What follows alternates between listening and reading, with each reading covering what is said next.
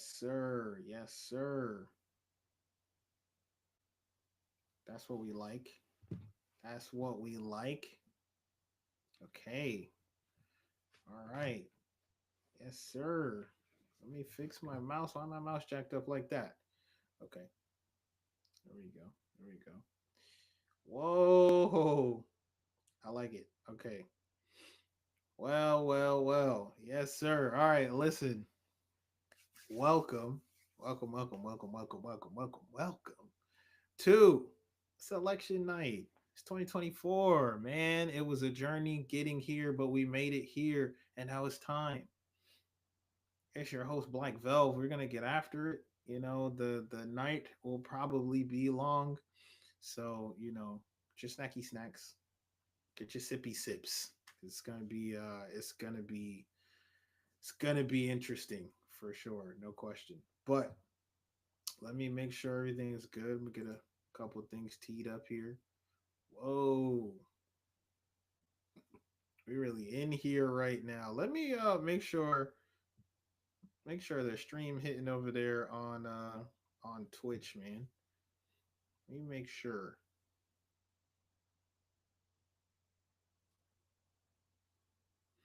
See what's going on over there on Twitch. We're gonna get this thing going. Yeah, that's crazy, man. Hey, there you go. There go the red. Now you got to see the red to make sure that you're live. That you're live.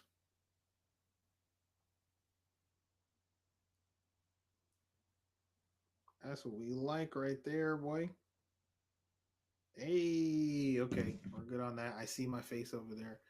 Oh, I was supposed to be checking Twitch. I was making sure that the YouTube was popping the way it was supposed to be popping. Let's make sure Twitch is good. How do I? I'm gonna figure it out. Hold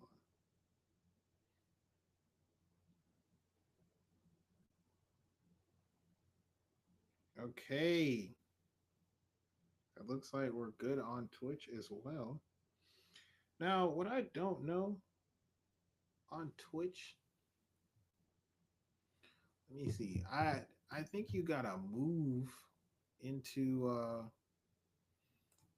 you gotta select that other category or something. Let me see what I got here. Yeah, because I don't know quite how that works, but we're gonna figure that shit out.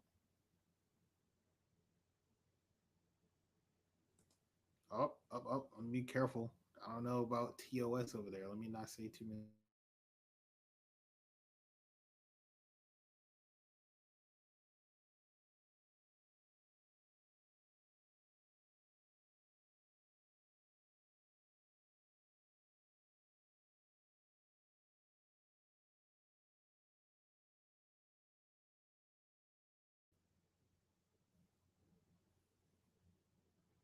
Okay.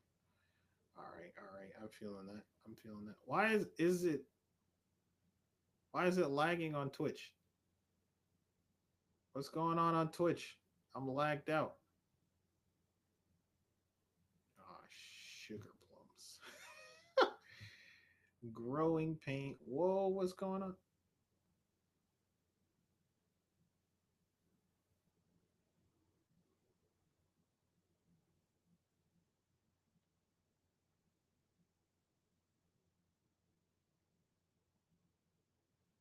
Yeah, it was lag. Okay, it looks like Twitch is back up. Okay, okay, okay.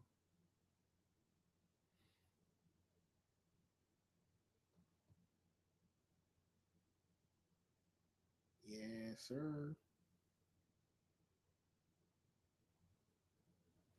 All right, cool. I'm trying to see how do you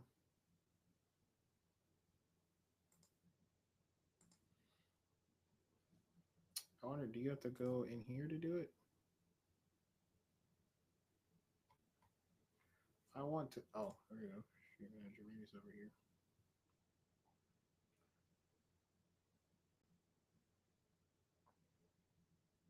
Okay. There you go. Now it's rolling kind of smooth now. That's what we like to see. All right.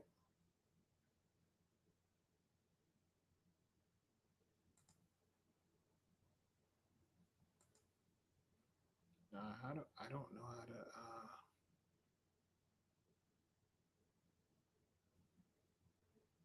oh, here you go. You can edit it right here. Oh, there it is.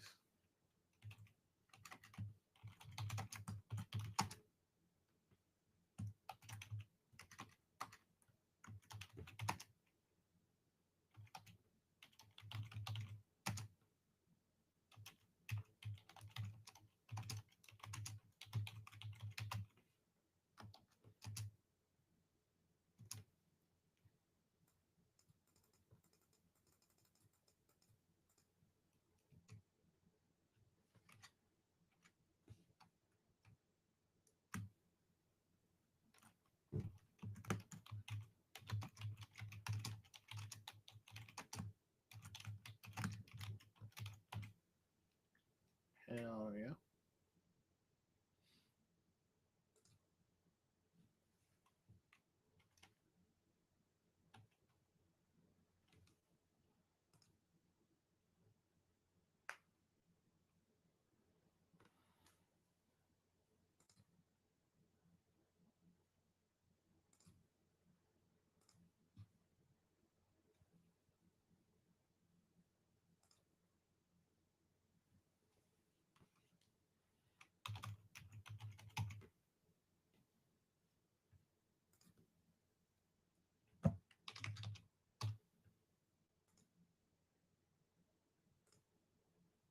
Oh, I added it twice. Okay.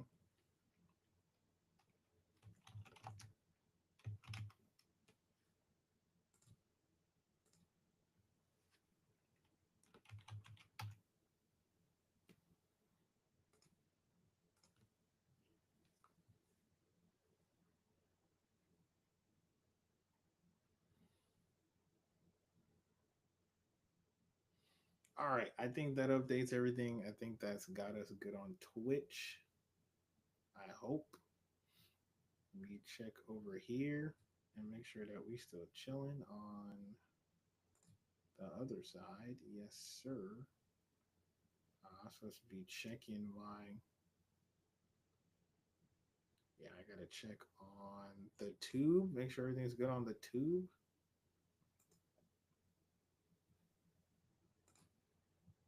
We like to see it. We love to see it. We love to see it. All right, so let me just do this last thing, and then we can stop looking around and looking like amateurs and sit up here looking confused with all this shine on my forehead. Boy, moisturized. Shoot, got that shine on that head, boy. Good Lord. Good God. All right. Okay. All right. We love to see it. Make sure we doing things, great things, great things. Okay. All right. So everything's looking good. All right. So let's get to it. All right. So again, once again, it is a time. It's decision 2024. It's decision 2024. Are you understanding? Like, come on, yo. It's that time. We really about to find out because it's been a whole lot of hyperbole. A whole lot of hyperbole. That this is the most crucial election, right?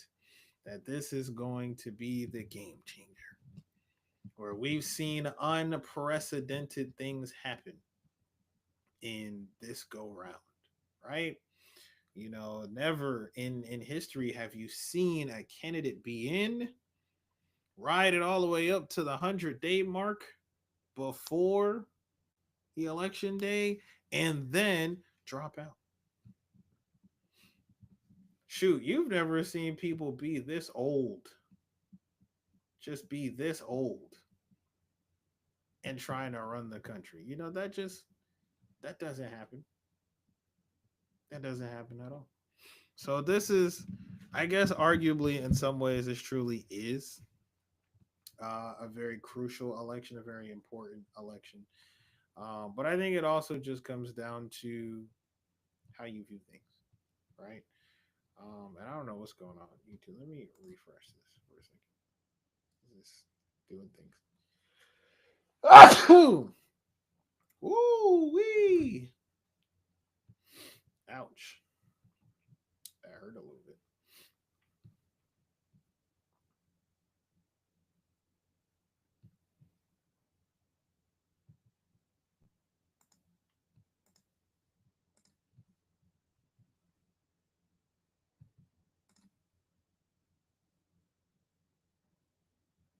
Okay. All right. I think YouTube is back up doing what it's supposed to be doing. I think it's back where it's supposed to be now. Gotta make sure it's got that delay.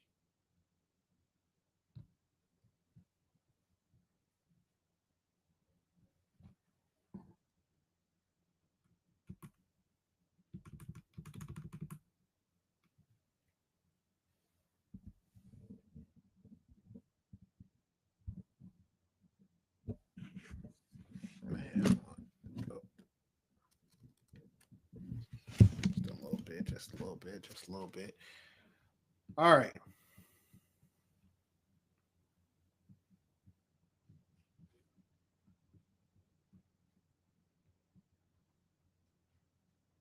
Gotta make sure the mic is doing this thing.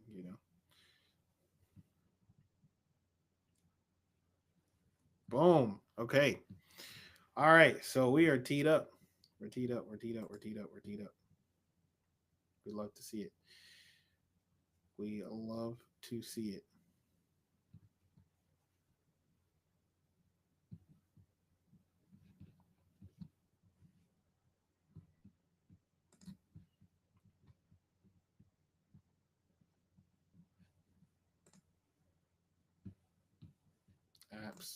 Freaking brother.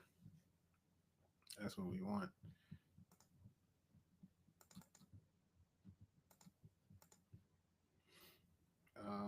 What? Why am I not able to change those things?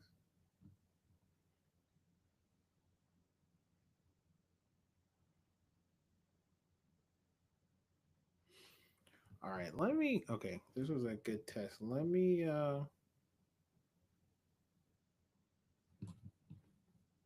see something there.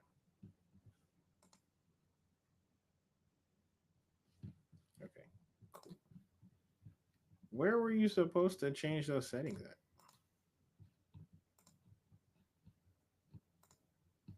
Ah, okay. So where do I have that shit open over here?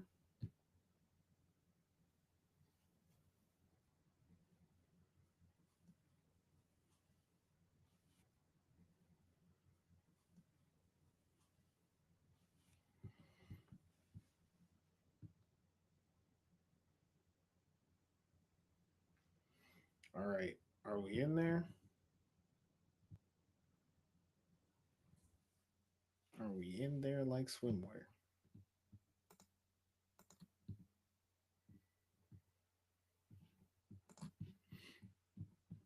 Let me check Twitch, make sure.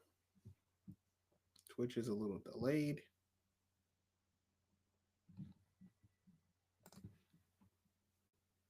Let me refresh on Twitch.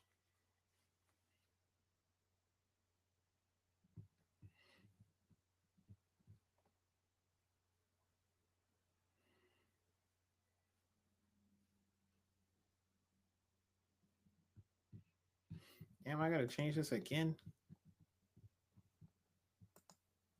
All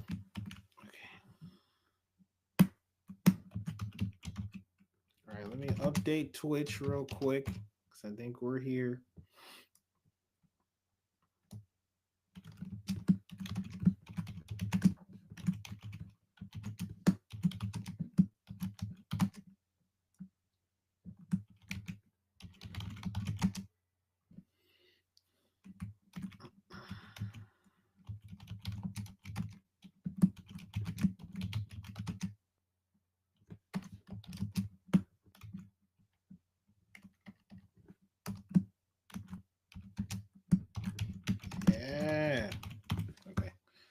Bam.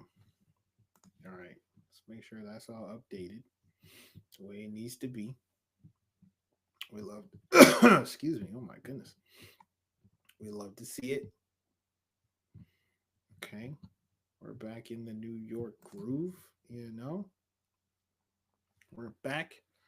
Back. I just feel like it's blurry, so I guess I gotta turn this light on.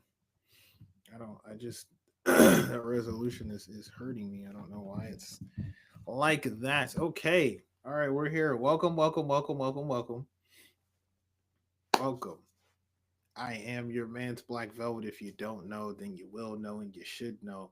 And it is time. We have made it here. The journey has been long, it has been difficult, but we're here. Decision 2024. What's it really gonna be?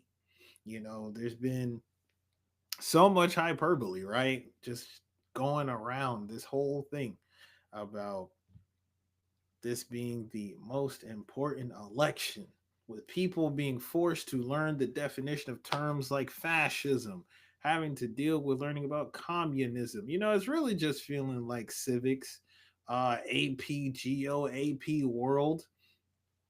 All of these things are really coming into play in real time. So for those of us that really did take those courses, right, or that were there during that time, you've seen it. This is actually, honestly, this is probably an AP Geo, AP World, AP History teacher's wet dream in the times that we're living in. You're really seeing the importance of understanding civics, your civic duty, public policy. Shoot, we're testing the integrity of the Constitution, right? But then at the same time, all the hyperbole, right? We're talking about it's supposed to be the most important election, supposedly, doing due to the existential threat to our democracy. But then it also really focuses back to something that we talk about on this platform all the time, which is understanding, recognizing, and remembering that the true power is within us, the people, and not so much about who the quote unquote leader of the free world is. That's just reality. Um, but just the same, people will, take things at surface level, and they're under the impression that presidents have more pull and influence than they actually do, right? And so we get so caught up in this popularity contest. Some of us are way too engrossed in the popularity contest of it all, right? And that's really what it is. So, anyhow, we're here, 20 decision 2024, man. It has been a ride, and now we're going to see which loop the loop are we going on. Shoot, right? Which ride do we really need to jump on? Okay. And we're here. So also for those that are joining us on Twitch, hello, hi. Welcome to the fam. Stay a while, jump into the I guess, how does it work on Twitch? So do you have followers, right? And then you have people that can like donate. I'm not sure how that works. However that works, um, stay tuned over there. Follow, subscribe. I guess I'm not exactly sure how it works, but do that. And then over there on the YouTube fam, what's up with y'all? I see how you all get down, and you know how we get down because we've been over here for a minute. Ain't too much changed really. Um, so y'all know the game. Y'all know the game. But if you haven't already, make sure you park yourself. You do that subscription on wherever you're listening and or watching from. We have so many things going on over here. The pod heating up. We just had an episode out not too long ago, so check that out if you haven't already. We have some more content coming down the pike, and then also this whole stream will be there available on the tube as well on the channel, so you can watch it back, and really get that live encounter, that live update that we had, and really relive it if you want to relive it. I'm sure most people are just trying to live through it and then get to the other side of it. I understand. That's truly where we're at right now. But let's take a look at and see if there is any updates on our maps. Let's see what we're looking at so far. Man, it's gonna be a long one. Now I know that there are some maps already that are considered to be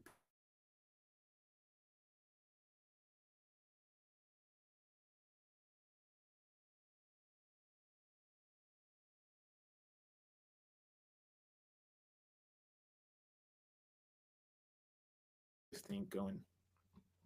I lost my map, but see, there's certain things that are kind of givens, and there are certain areas that we probably do have to look out for. The battleground states are ultimately what they're saying is going to come down to, which I indeed is why they're called battleground states. There are what, seven in contention, and so as the polls have supposedly been showing thus far, uh, it looks like they're leaning. Majority of said battleground states are probably leaning towards the Harris Walz campaign. But that doesn't mean that we know how the rest of things are going to shake up.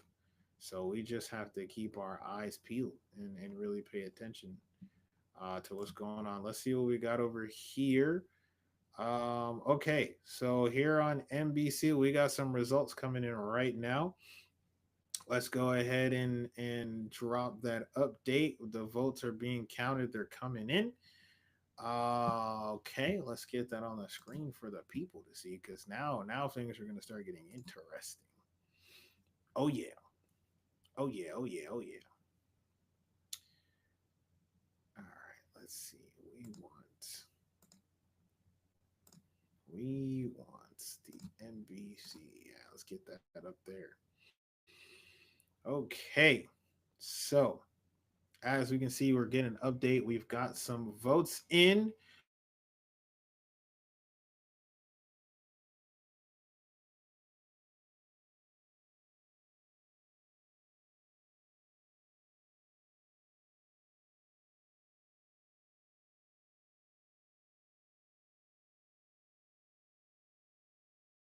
Indiana called so far.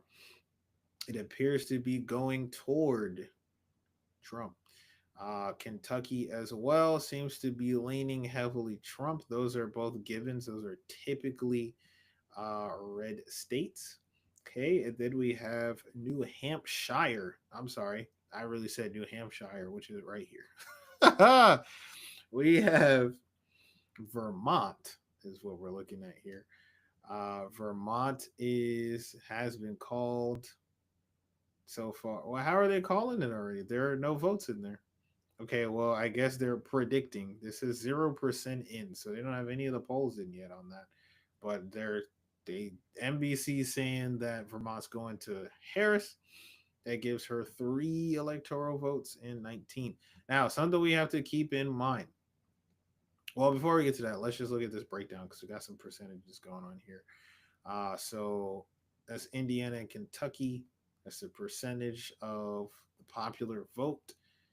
And those are the only three. Oh no, we're getting some more results in right here. Georgia, we've got now. Georgia's going to be a toss up for sure. We have 51 going towards the Trump campaign right now, and we have 48.5%. But that is what percentage is in right now. That's only 3% in Georgia now. On Florida, we got 53%, and so they're already counting it up. Florida is not as close. 53% going to the Trump Vance campaign, 45.3% over there. That's more than half. So Florida maybe going to Trump. If that's the case, 30 there are 30 electoral college votes going in there.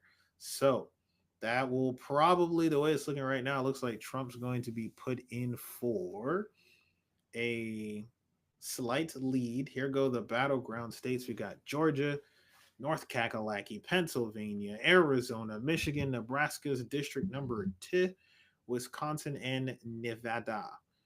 And the only one that we're getting some sauce on right now is Georgia. Looks like it is going towards the Trump campaign. And we got our districts broken down. Of course, your brothers and sisters out there in HBCU Atlanta area. Of course, they're leaning more blue. Of course, over here, Burke County. I don't know what's out there in Burke County, but shout out to the Burke Countians. And then, of course, we got so many other districts, but there's so many other districts that just haven't been stated in here yet. So much to see, but we're starting to get some things. So it looks like so far we're getting a small lead, if you can even call it that, for the Trump side of things for the Trump campaign. They are up with a predicted 19 electoral votes. Craziness. Shouts out to the man Chase Oliver. What's he, the libertarian candidate? He got some votes in there too. But it is still too early to call. Of course it is. Let's go back to up here. What else were we looking at? Okay.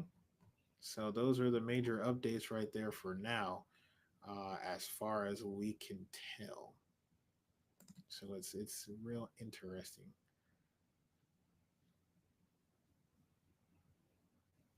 Okay. All right. Okay. Cool. Cool. All right. Let me make sure. Let's check everything. Make sure all the streams are running the way they need to be running right now. All right. Make sure everything's good. Hold on here. Check, see what's popping right here. You go back over here. See where we're at. Okay. It's looking pretty good right there. Bang. Okay. Good. Just making sure. Are we looking on Twitch right now? All right. Twitch is looking good. Fantastic. All right. So, too early to call anything, but this is where we're at right now. Now, what I do want to say is, well, hold on. Before I say anything, let me let's jump over here.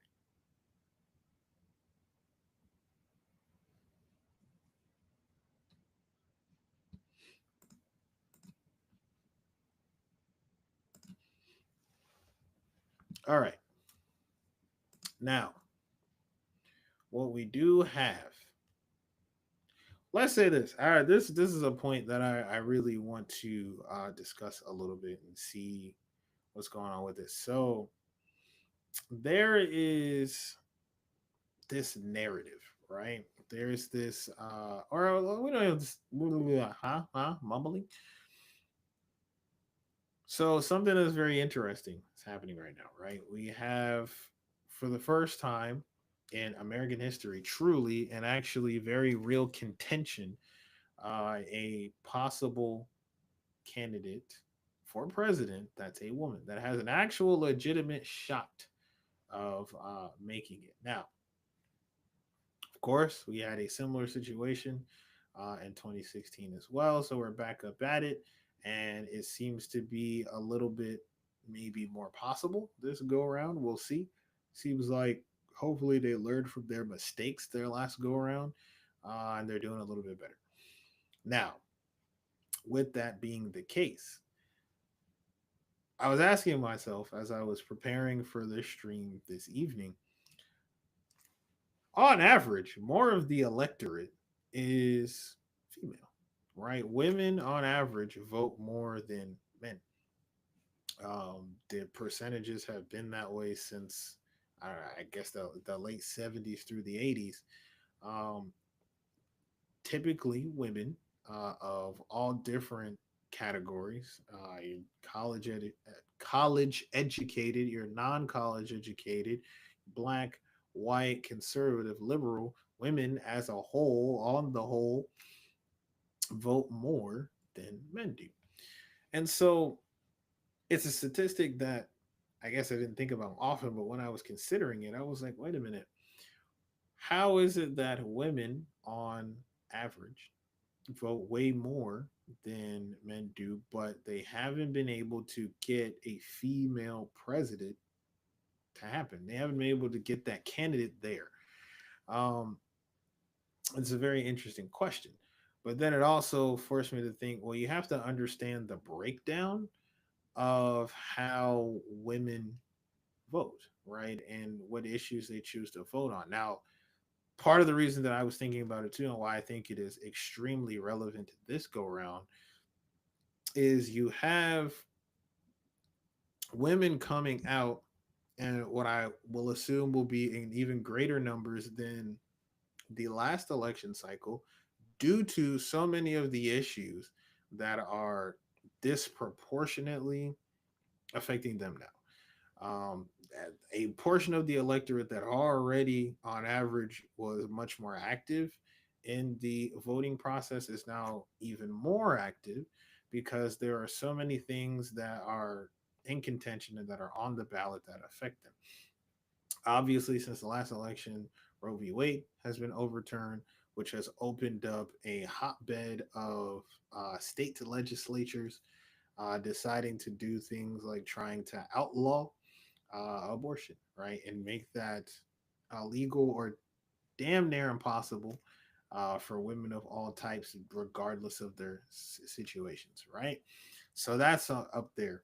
Then you have matters like, well, things that kind of are the offshoot of that, right? So then you have the economic portions that come into that, where now you have, on average, you're seeing an uptick in the income of women and their earning potential versus their male counterparts. So now you have certain people who are trying to step in and put policies in place, or really trying to further exploit and extort the male electorate with those kinds of things and saying, well, hey, look at what they're doing. They left you behind. They're making more money than you. They're belittling you. So there's that hatred, right? So now there's that misogyny that's being rolled into so much of the policy that's happening now, to even when you get to the extent of where we're talking about in this election.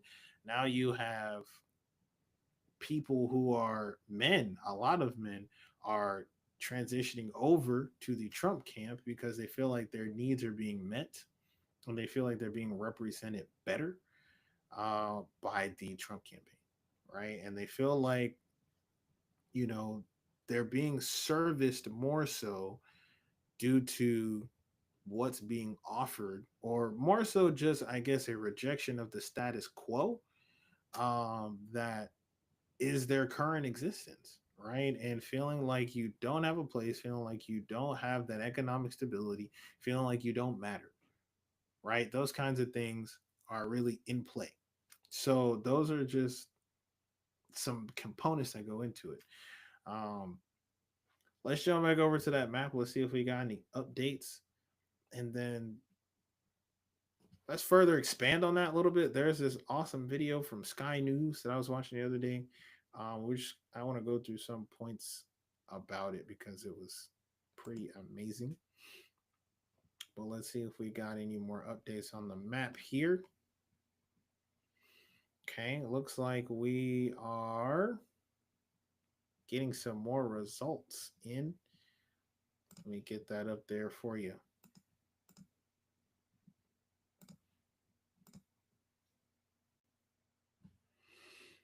Okay, so it looks like there are some predictors being put up for West Virginia, which is only 4 electoral votes.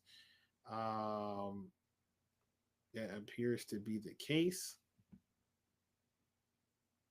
Yep. I guess it has been called already. Okay, so yeah, the ones that are already cut, those have been called, it looks like, based off of the amount of the votes that have been tallied and that have come in.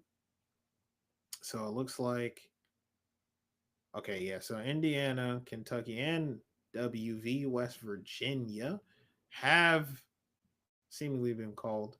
So that brings the grand total for the Trump Vance campaign to 23. And the Harris Vance campaign is still sitting tight at 3. Georgia is still in contention right now. It still seems to be leaning toward Trump Vance, although there's now 8% in, and there's what's that, 58% leaning that way right now. Let's see. We also have some results coming in from South Kakalaki. 4% reporting. That has Trump up again 60% to the Harris 38, basically 40% there.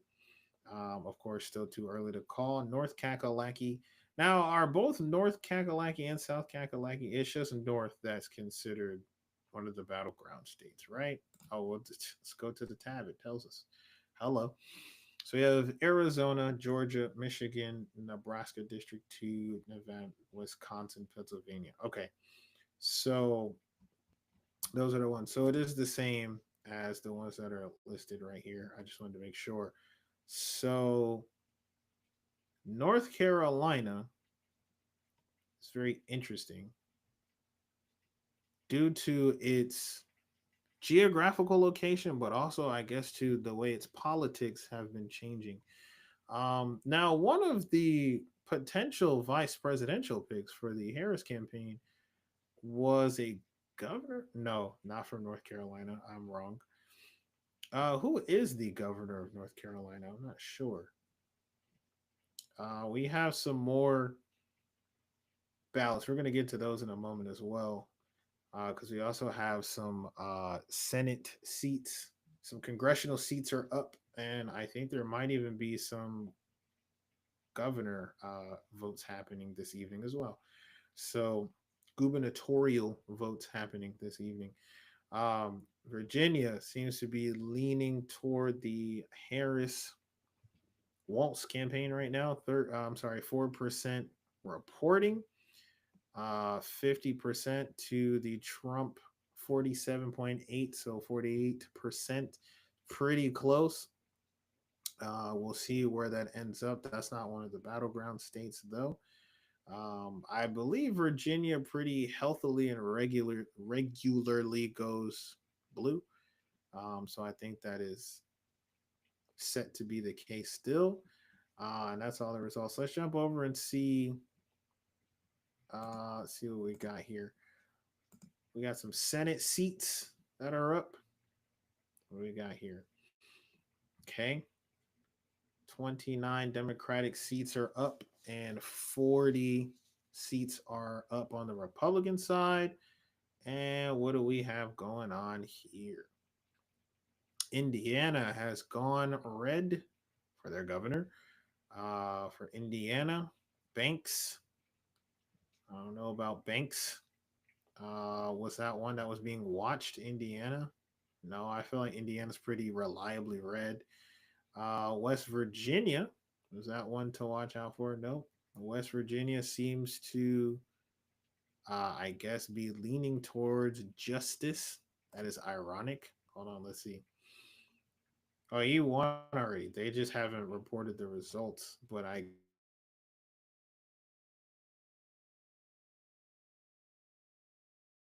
guess the West Virginia Senate race, okay. In the West Virginia Senate race, Republican Jim Justice has won. The race was between Jim Justice and Democrat Glenn Elliott. The contest was for an open seat after Democrat. Oh, that was Joe Manchin. Okay, that's right. That's right. That's right. Joe Manchin most definitely was the senator from one of the senators from West Virginia. So he left that seat vacated, and it was flipped. It went to a Republican, which honestly is probably not going to be all that different for how things go down in the Senate, because that man was basically a Republican in his own right. Um, so that's how that turned out. Let's go back. Let's go back to where we were.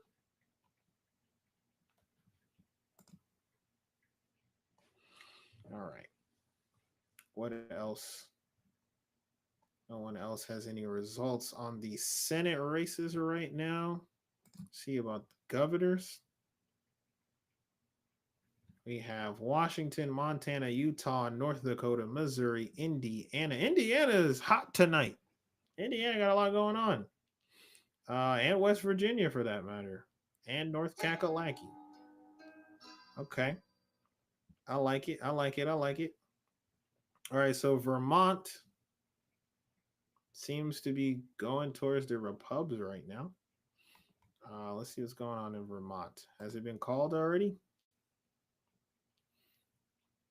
It's between Republican Phil Scott and Democrat Esther Charleston. Okay. The incumbent. So he is the current governor of Vermont. He seems to be taking a pretty healthy lead. So he is probably going to win that thing. Okay. Let's see. Hold on.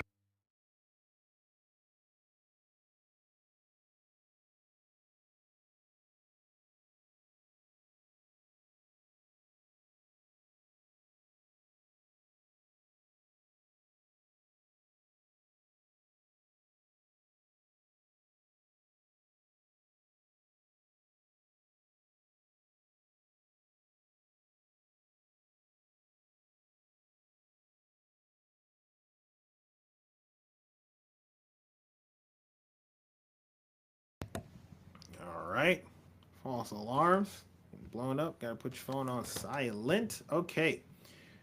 Esther. Now I don't know about Esther Charleston. Um, but I don't know. Her chances aren't looking too great right now, I guess, in the state of Vermont. But although they have a Republican governor, can we not see that Vermont is going to the Democrats, right? Let's look at that. Let's look at that. Yeah. So that's really interesting. If we're looking at these districts here, most of them are have gone blue. You got Montpelier near the capital area that went to Trump and some surrounding areas, but it still seems to have gone blue, which I'm pretty sure Vermont does very reliably does very reliably go blue. So since in 2020, Biden won with 66%. 2016, Hillary won with 61%. And it looks like Harris has won with 62%. So it seems to be fairly reliable in that regard. Let's jump back over to that Senate side, see what else we got going on here. Let's see. Indiana. Let's see. The Indiana Senate race for Republican Jim Banks has won. The race was between him and Valerie McCray. And there was a Libertarian. It was an open seat after Senator Mike Braun opted to run for governor. Okay. All right. So I went to Jim Banks. You know, look at this. Look at these black women running for these Senate seats. Okay. All right. The tides are changing. We see Valerie McCray up here trying to get that Senate seat out here in Indiana. And we just saw not McCray. That's what we were just talking about. I forgot the woman's name already, but what we were just looking at, she seems to be trying to make a run for it too, up there in Vermont. All right, black women, we see you. Keep doing your thing. See about these governor races. Nothing new there. Anything new? Nothing new on the presidential front. All right. So what I want to do is I want to jump back over to this video from Sky News. Now, Sky News did a video. See if I can pull that up here.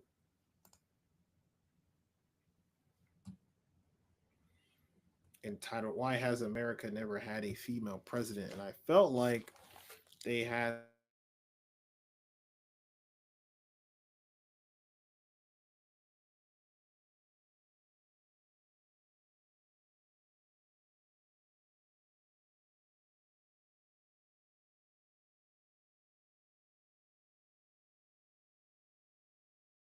5-year history.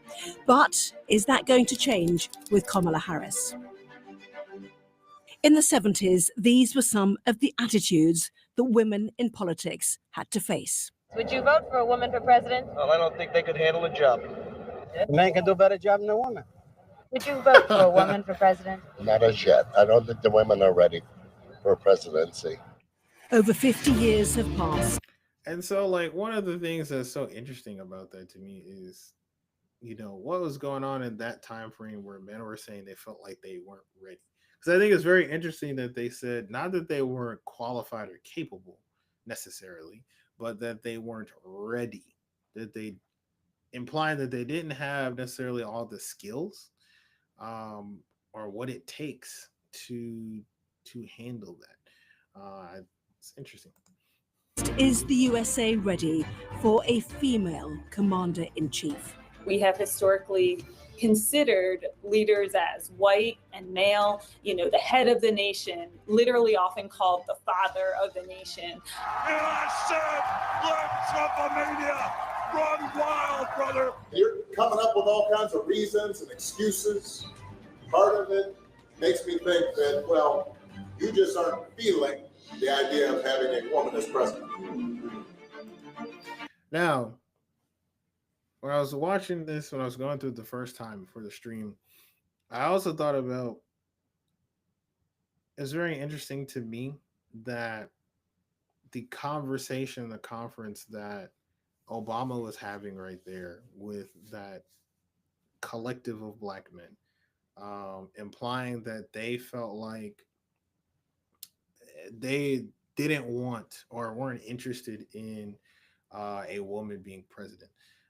Now, I didn't watch the entirety of that conference, but from the pieces I have seen, one of the things that I haven't appreciated about the commentary and just the overall tone of it is it seems like there's this essence of trying to shame black men in that instance into, supporting Kamala Harris for president. And I felt like the commentary was really tone deaf because it's like you're saying that where I don't necessarily think that it's apprehension, right? I don't think that these men feel like or they're in a position where they don't desire or they feel like a woman would be incapable of handling that position. I think it's more so of apathy, right? I think it's being apathetic to maybe the electoral process, but also more specifically, just how important and crucial the politics that we are dealing with right now and possibly this election can be for women and issues that affect women directly. As I kind of alluded to earlier, there's so many things that are much more prevalent and much more pressing for women at this point in time versus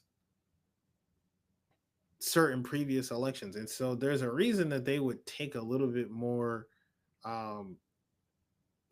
take it a little bit more seriously and be a little bit more involved when it comes to the process. Whereas in general, from a male perspective, some of the issues that we are concerned about and that we're dealing with are less so related to those things and more so concerned about our economic stability, which kind of seems to be the crux, in my opinion, of all the other issues and displacements that are happening. If we're talking about the loneliness epidemic, if we're talking about the political shifts, if we're talking about the radicalism, if we're talking about some of the violence, if we're talking about some of the rhetoric that is just spewing out of all different types of men, even black men, I think that goes back to that. So I feel like it was a bit tone deaf and is kind of missing the point of what's really the core there. But I mean, I guess his heart was in the right place. Let's keep going. Taylor Swift has endorsed Kamala Harris. And that's the type of courage we need in America to stand up. Many democracies have elected female leaders, but not the United States. Kamala Harris is no stranger to being the first. from becoming the first woman to hold the position of California's Attorney General to the first female vice president. She might have what it takes to be America's first female president, but are voters going to back her?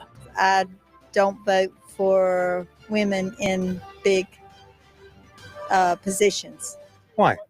Because I believe the Bible, a man should be over a woman. It is about winning the narrative battle because little girls are listening to see what is possible. We have still not shattered that highest and hardest glass ceiling, but someday someone will, and hopefully sooner than we might think right now.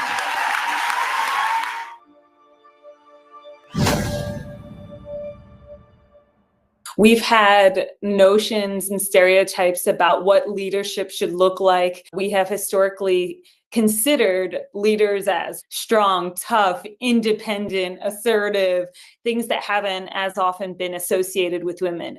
But throughout history, some women tried to challenge this. Let's go back to 1964. Meet Margaret Chase Smith.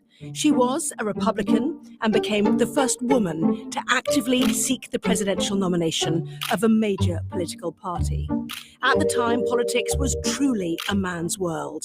She didn't become the presidential candidate, but it was an important moment.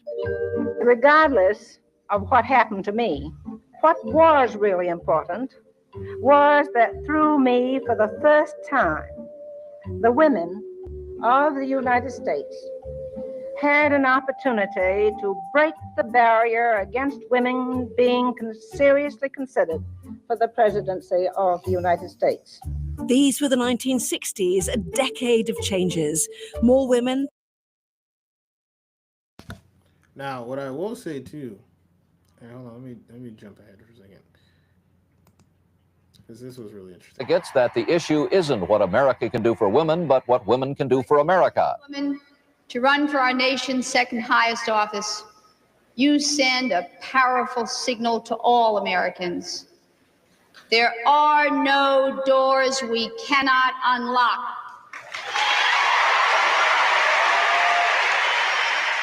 But the Democrats lost, and Ronald Reagan was elected president. Another defeat, but also another step forward for women's representation. And so you see that there's kind of process of women paving the way. Of course, they're going to bring up Carol Moseley in here as well. But then they even go all the way back to what they consider to be one of the pioneers, being Eleanor Roosevelt, who arguably technically was the first female president, realistically, and who definitely carried a lot of things out. Now, what I was trying to find here are some. I had read an article, and I wish I had saved it. And it was stating just how certain issues that are really facing women right now, and how men on average are kind of apathetic to some of those issues, and kind of why that might be the case. But I'm trying to see if I can find.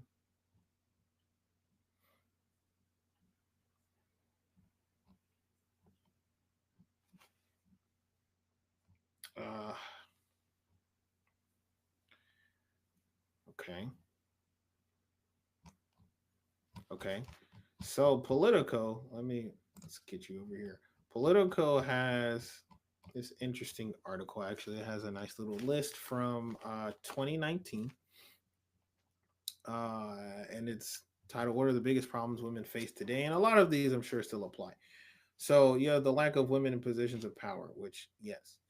The patriarchy, we're aware of, not enough women at the table, right? Which is all kind of what we're talking about. But I'm looking for more specific issues.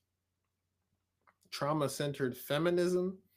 The threat of harm is a human constant, but by any reasonable measure, American women are among the safest, freest, healthiest, and most opportunity-rich women on earth. In many ways, we are not just doing as well as men, we are surpassing them. Right. But everywhere, especially on college campuses, young women are being taught that they are vulnerable, fragile, and in imminent danger. So that's interesting. And I guess that is more or less true. Access to equal opportunity. Of course, that still needs to be addressed. The lack of respect for caregiving. Now, this one is interesting. Women in the United States who are caregivers for children, parents, spouses, siblings, or extended family members have 2 full-time jobs while trying to compete with men who have one, and over half of us are the primary breadwinners. As I was saying earlier, that's why I feel that, the difference in opinion and perspective when it comes to women and men going into this election and who they're voting for and the direction that they're moving in, I think it's going more toward those economic differences, right? And that inequality that's there.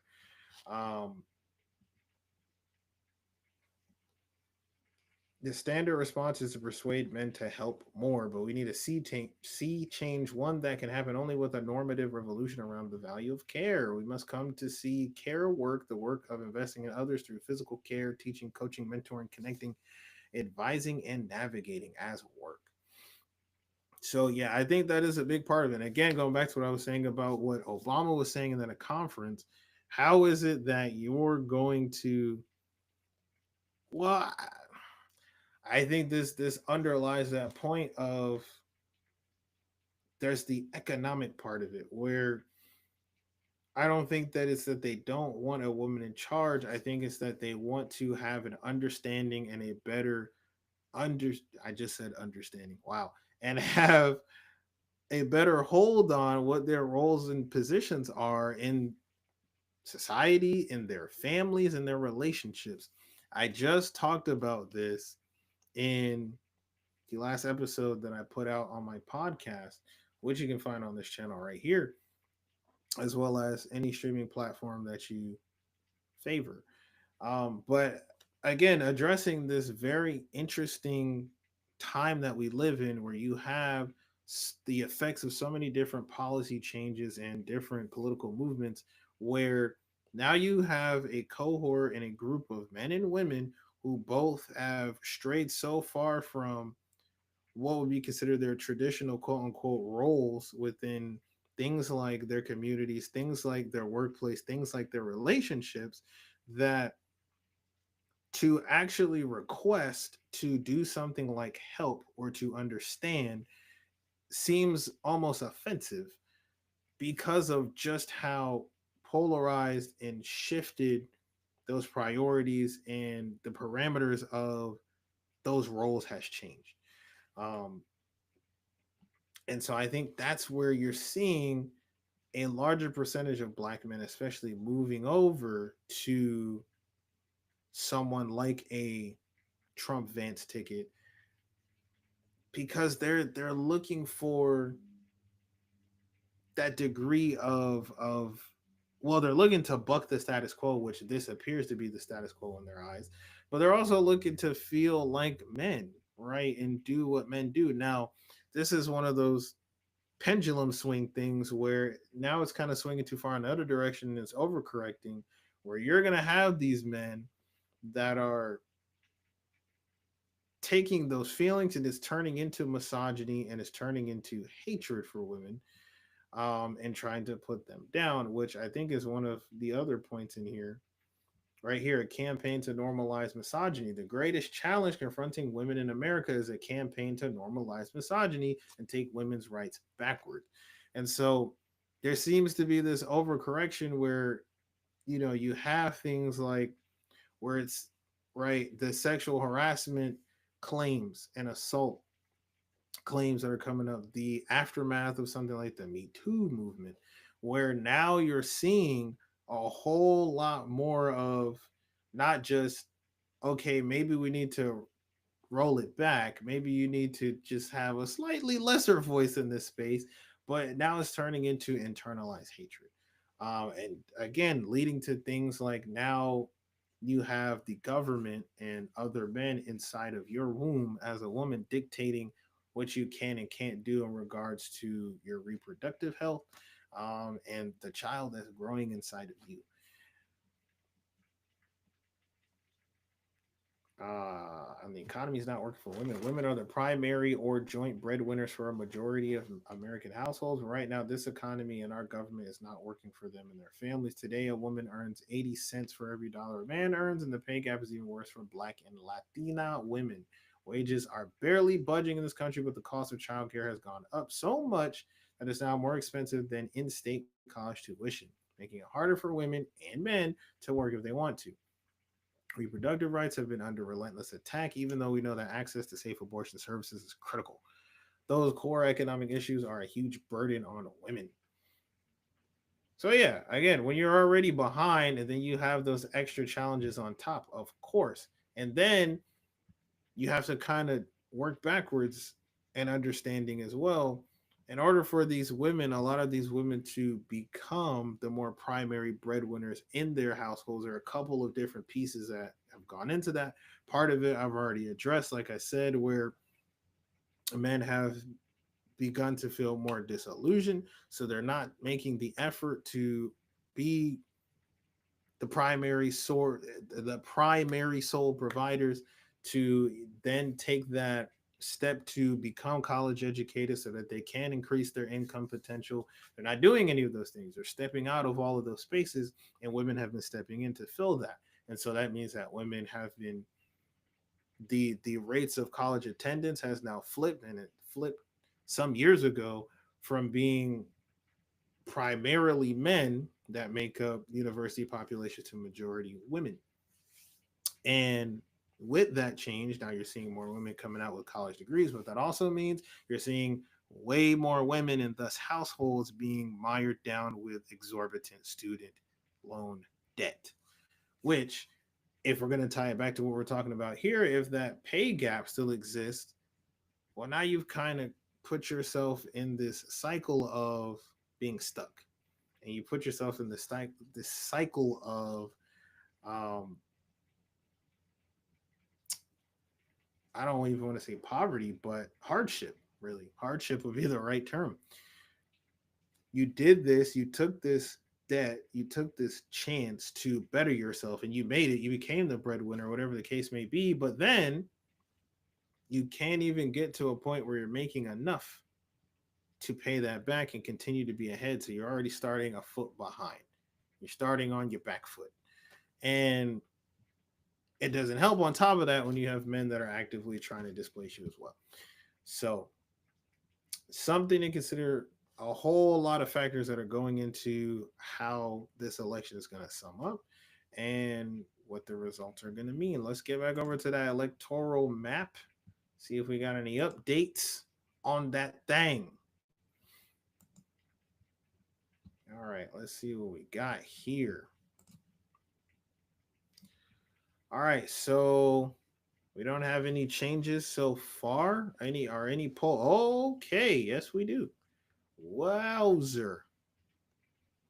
Dang. Did somebody click that button as soon as I said we don't have any updates? All right, let's see where Georgia's at. Georgia is, we now have 33% reporting. I don't remember. Was it like 5% last time we looked? We have 33% reporting from Georgia. It is 54. Okay, looks like Florida just got called, but hold on. Georgia is 54.8%, so almost 55%, leaning towards the Republicans. And so that would be leaning red. And Georgia is indeed one of our battlegrounds. How many electoral votes are you getting from Georgia? 16. Okay, so that seems to be the case. Kentucky, I think something else just lit up here as well. Okay, so it's not as close. The margins the gap is starting to widen a little bit with between the two in the Trump direction.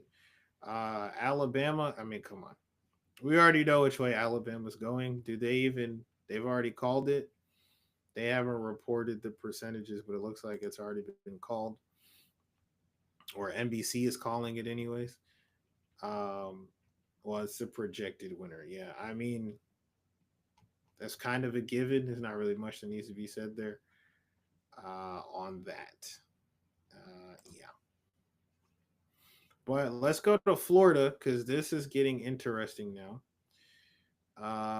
Let's see what we got. Okay, they have 77% of the vote in for Florida. I'll see what they got for the abstract.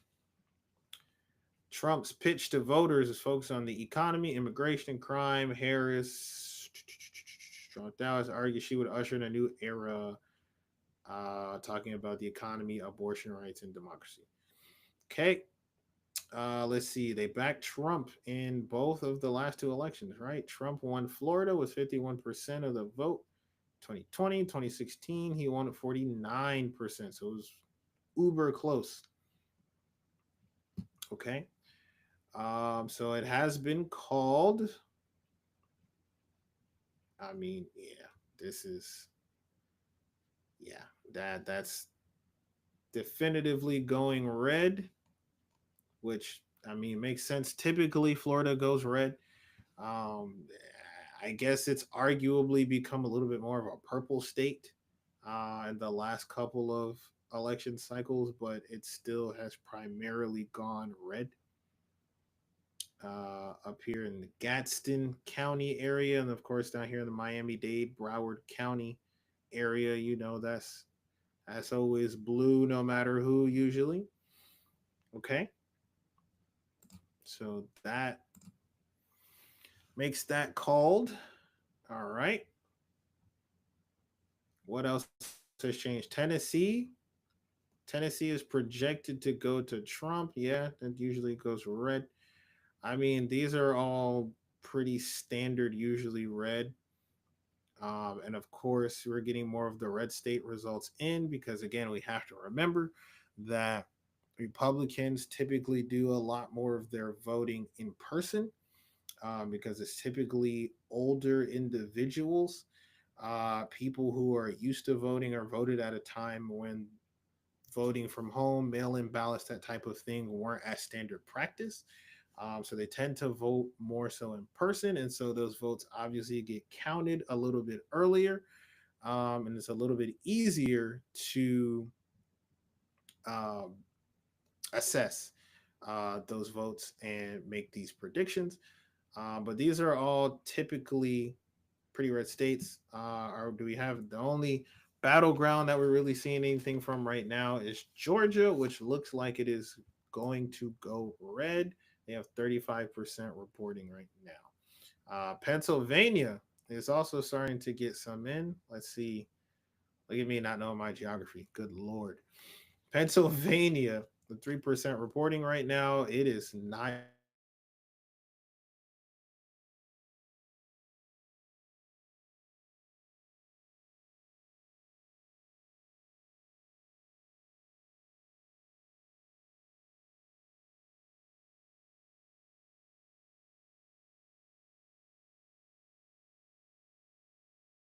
What do we have here? Jersey is also probably going to be blue. That's pretty stable.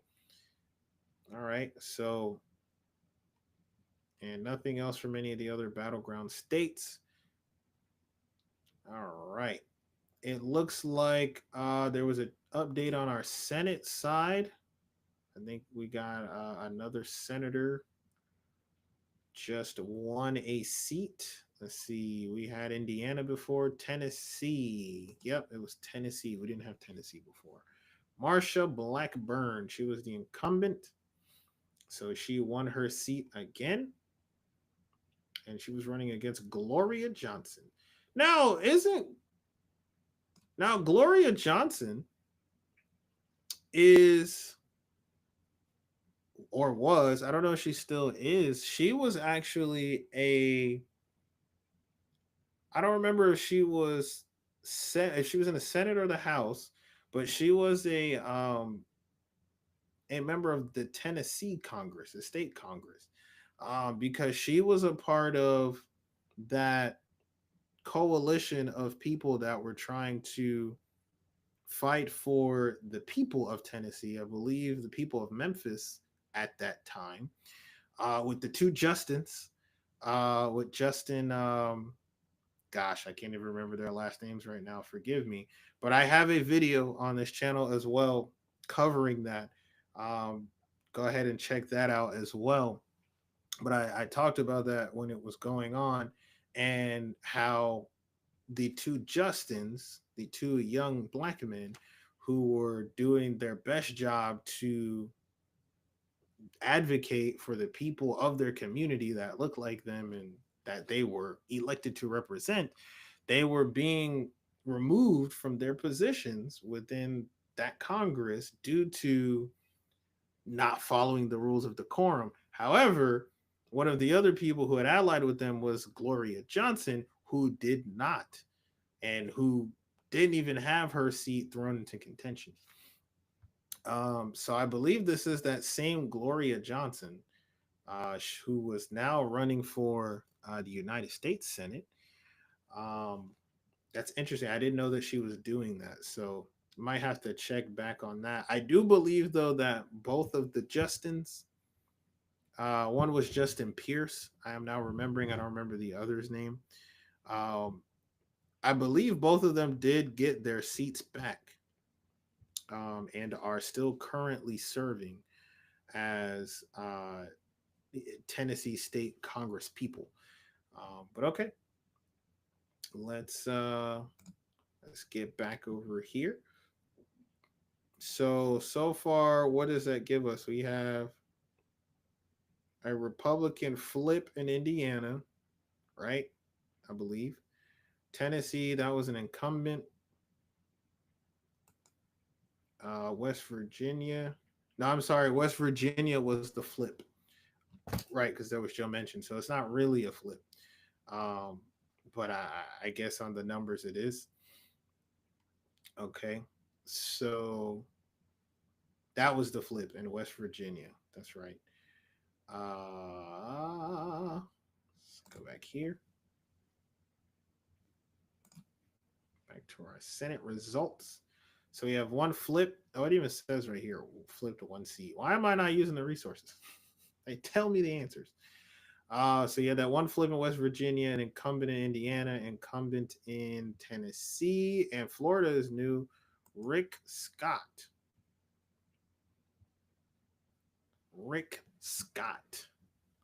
versus Debbie Markercel Powell. Okay. Debbie Wasserman Schultz. No, stop. So it looks like she put up actually a pretty decent fight. I guess there wasn't a million vote difference, but I mean, that's a pretty reasonable margin. Honestly, to be running in what typically ends up being a red state and running against an incumbent, that's not terrible. Okay. That's pretty good, man. So far, okay, and we had some more. What do we have here? Senator Warren is holding down her seat in the great state of Massachusetts. I don't think anyone was worried that she was going to lose that. And Senator Chris Murphy from my home state of Connecticut is also holding down his seat, or is projected to, which again, I don't think anybody was too worried about that being lost. Let's go over to our government, our governors, the gubernatorials. What do we have going on? Nothing new here. No, this is new. I don't think this was here before. Phil Scott. Did we look at this last time? Yeah, we did, because we were talking about Esther. So Scott is the only update we have there. Doing his thing. No other results are in. No, that's not true. We're getting some in New Hampshire and North Kakalaki. All right, let's see what we got going on in New Hampshire. You have Kelly Ayotte. Forgive me if that's not how you pronounce your name, madam. And Joyce Craig. And it is actually pretty close right now with 11% reporting. There's about a almost 2% difference. It's pretty close. Let's see.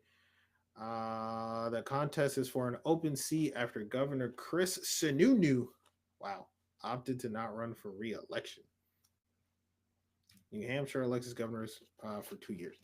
Okay. I don't. Is Chris Sununu?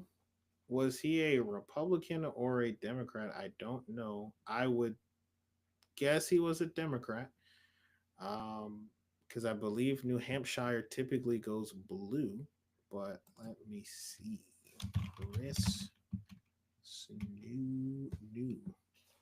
What a last name, man, huh? Snoo. I can't even. Okay.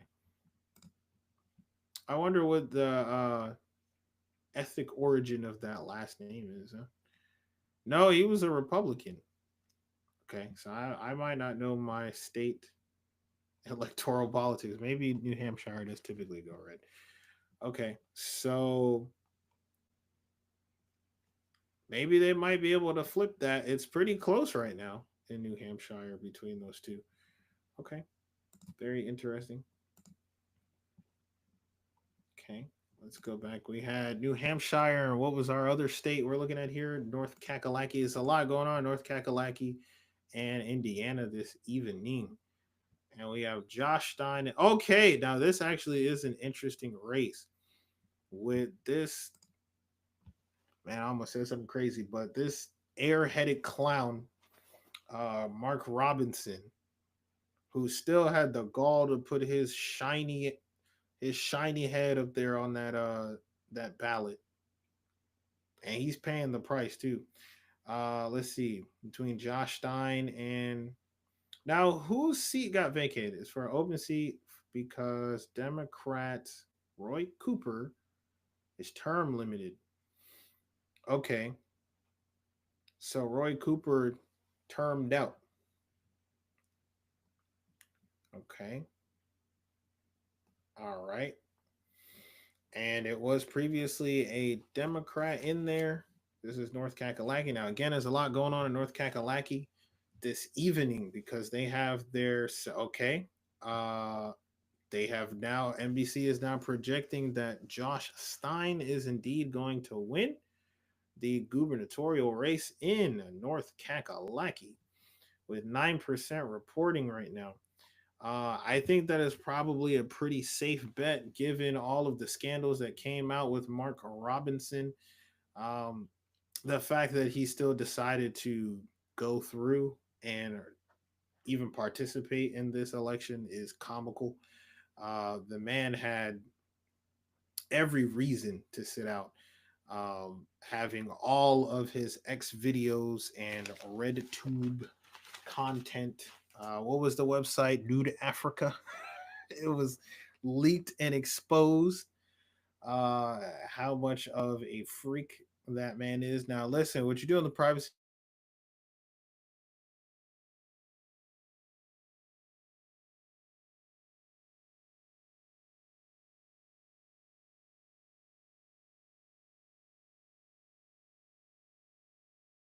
Lieutenant governor of North Carolina, and to be in a position where you have the ability to dictate things for the people of your state, like what kind of companies can operate there, internet providers, and thus the point I'm getting to, the ability for your constituents to consume their own freak and adult content. And for you to stand up there, a man who very clearly has said things against the trans community, said things against the gay community, and honestly has probably said enough things about the Black community just in the way that he has presented himself. Actions speak louder than words. It's the hypocrisy is the problem. When it is exposed that from your own keyboard that you are invested in trans adult content and that you enjoy that, and even the the personal things about whatever that story was about him admitting for some reason that he was into watching women in locker rooms, gym locker rooms, and wishing he could go back to that time. Like, these are things you keep to yourself. And more importantly, these are things that you shouldn't even be attempting to share or let get out when you're in a position to dictate the freedoms and abilities of other people to have their freak on, as you do. So Mark Robinson paid the price. There's no way that he should have ever thought he wasn't going to pay the price for that. And the fact that he was even in reasonable contention in the first place is insane.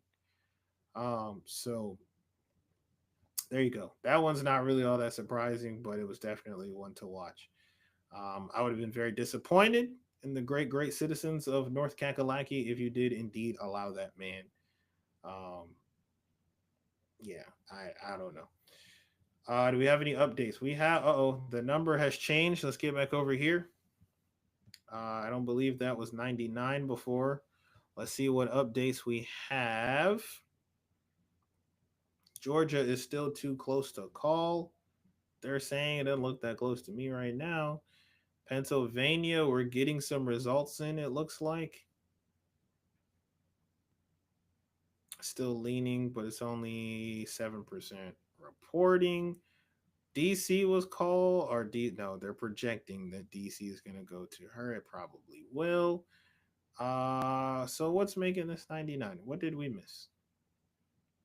Oh, Alabama. Yeah, I don't think. No, we went over that before. Maybe Oklahoma. Okay. So, yeah, still looking like an early lead there with the 99. But again, we have to understand and take into account the voting habits of Republicans. Let's see what we got here. Connecticut. Yeah, Connecticut's going to go blue. We're probably pretty sure of that. Maryland is probably going to go blue. Massachusetts. Has Massachusetts been called already? No, they only have 0.2% in. But, I mean, yeah. We know which way that's going. Oklahoma, Virginia. Yeah.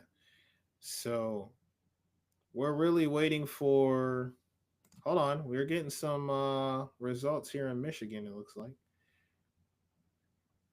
We're getting some results in Michigan. The state has become hotly contested as a battleground state, and it will be critical in deciding this year's winner. Let's see, Biden won it by 51%. And Trump won it in 2016. Okay, and Michigan is very close. It was 51% for the winner, 47% in 2016. So this is typically a very close state. So we're definitely going to be keeping our eyes on this. As of right now, it appears to be leaning in the direction of Harris. However, we only have 4% reporting. So it's still too early to call. But starting off with a pretty decent margin so far. Okay. You have ballot measures too? What ballot measures are up? Abortion is big in several states. Arizona, Colorado, Florida, Maryland, Missouri, Montana, Nebraska has 2 abortion ballot measures. Elections and voting. Okay, let's look at these. Okay, they're right here. They're listed. Immigration, marijuana, elections and voting.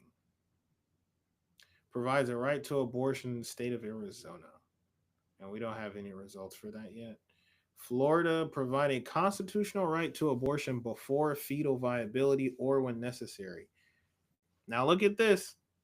Now we just looked at the breakdown of the voting population in Florida, which has seemingly gone to, I believe it's going to Trump. And we saw just how red those counties were. But look at this. This is why I'm saying, as I said at the top of the stream, it's not so much about who's getting the spot, but what the people are really saying.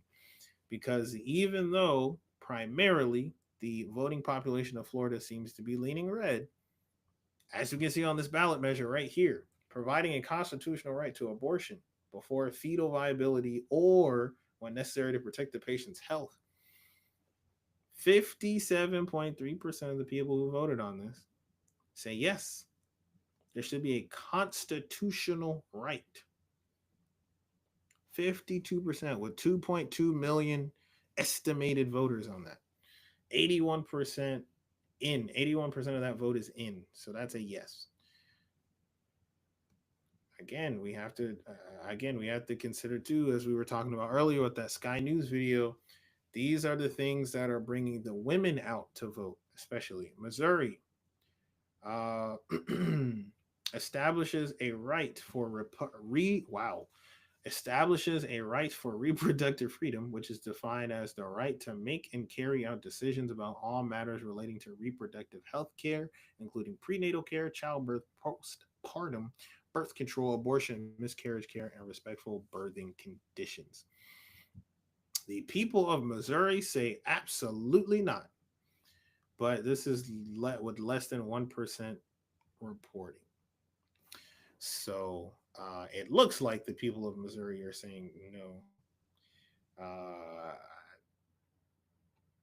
I'm not sure why the people of Missouri would not want a right to reproductive freedom.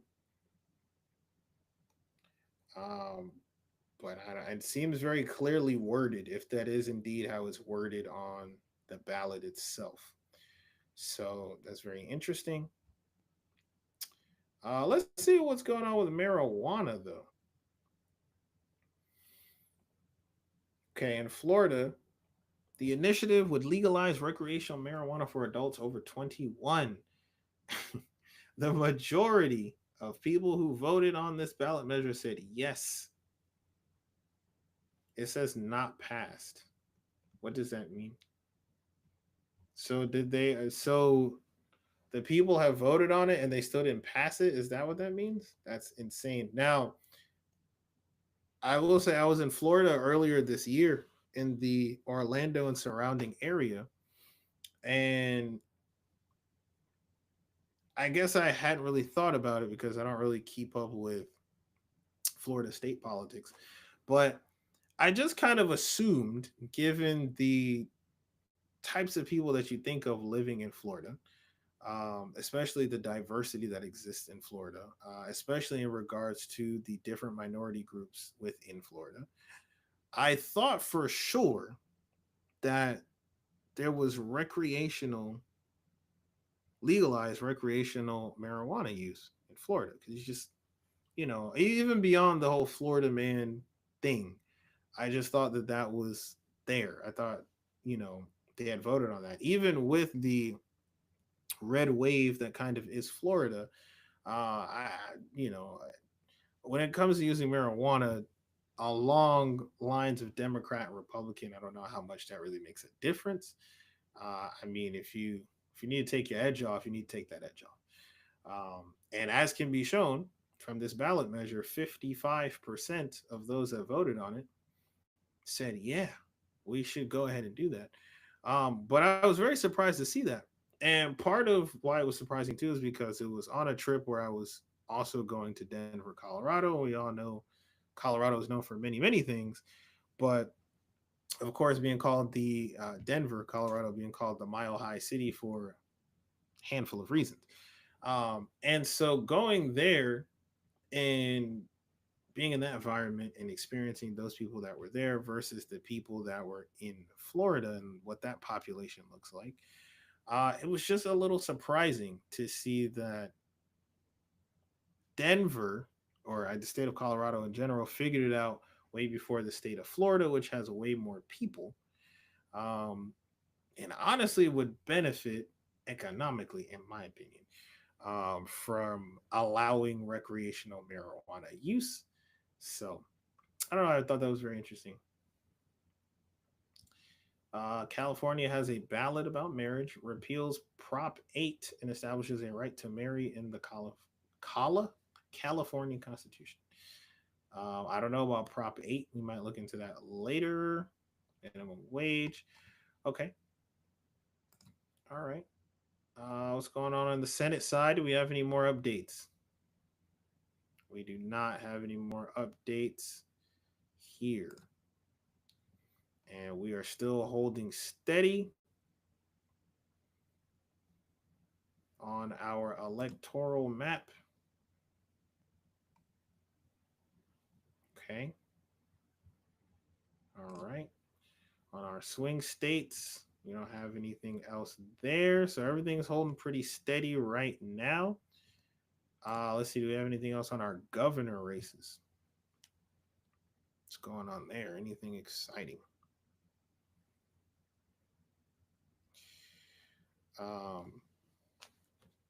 Anything exciting there?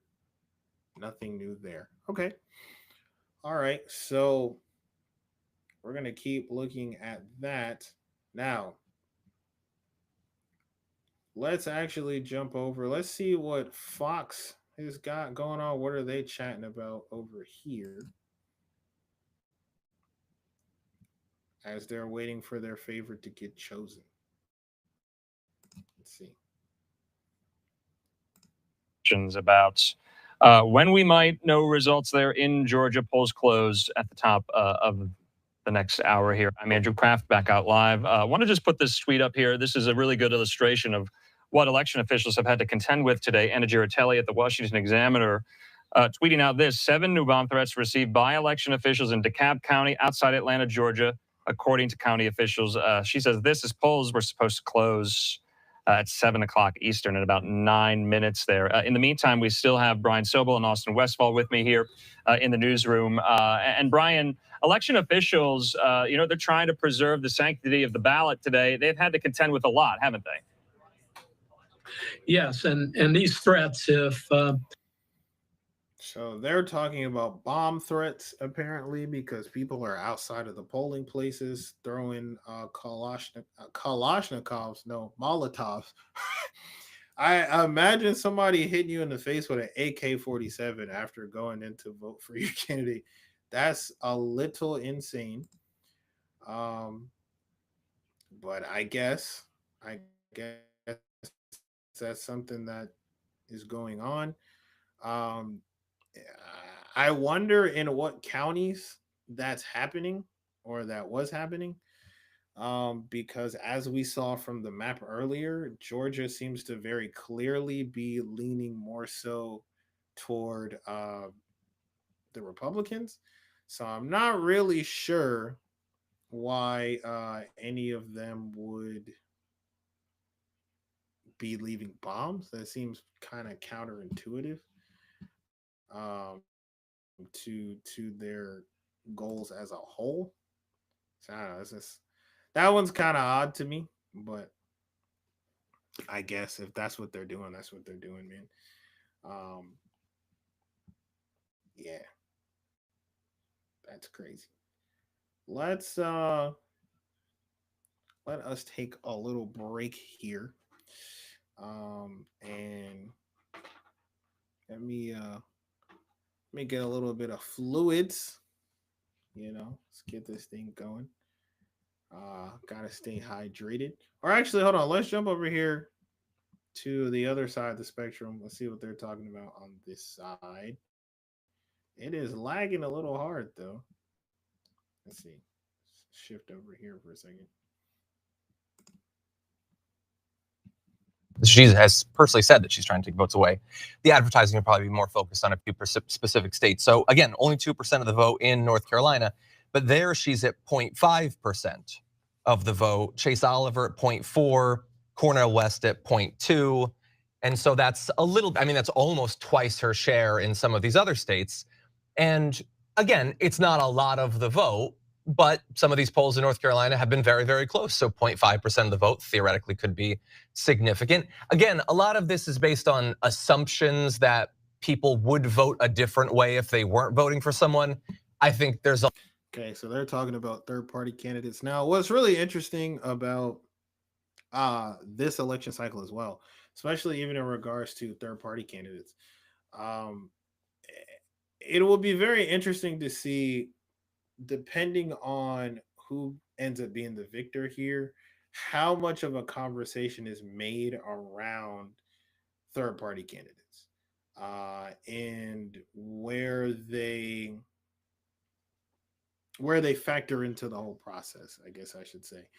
It's very interesting, because there definitely seems to have been, at least in my lifetime, as far as I can recall, the most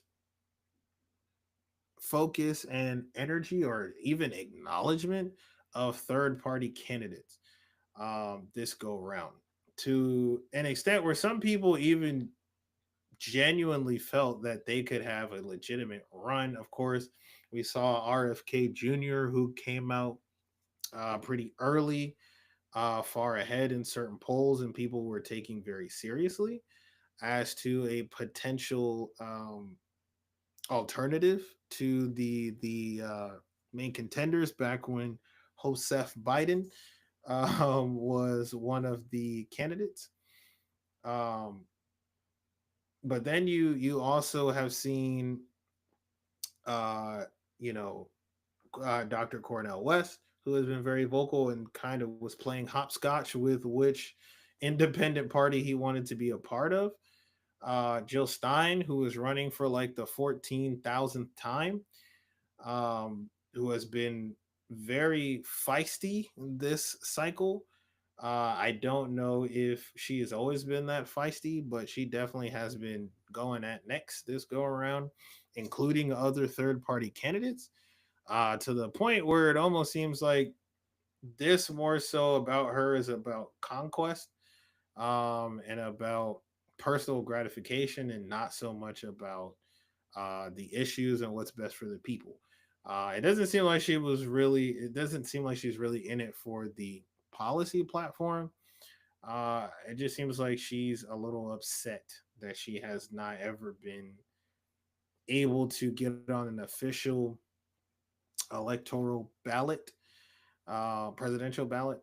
I personally think, and I think some of those on the left probably, or I've heard some on the left agree, that she should have taken her platform and the little bit of clout and coalition that she built, and she should have morphed it with one of the major parties to really help bolster a tenet of their campaign. And in playing good politics, there should have been a deal made there. Like, I will suspend my campaign and I will back you if you make this position a large part of your platform, and you let me be the advisor, or you let me head that up, or something along those lines. I think that she would have way greater influence and actually do a lot more to help her cause, whatever cause that is, instead of the way she's playing it. Because as of now, it really just serves more as a distraction. And as much as people don't like to acknowledge it, for those that support third party candidates, you're just taking away from the primary candidates' votes. Not that, I mean, we don't know quite yet how close this election is really going to be, but in the event that it comes down to being very close, those votes on the margins are really going to make a difference.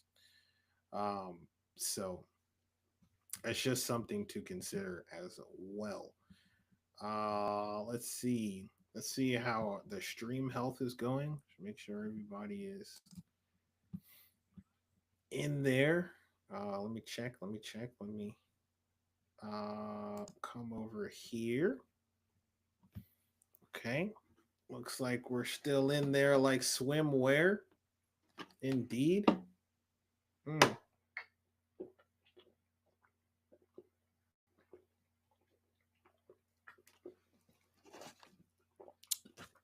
We just staying hydrated. That's all it is. It's going to be one of those nights. Keeping that thing hydrated. Let's see how we do it over here on the tube. Make sure everything's looking good. Okay. For sure. We like to see it. All right. Fantastic. I love that. Okay. So let's get back to our map. Let's see what we got going over here. If anything has been updated just yet. So I'm not sure yet. Let's see. Let us see.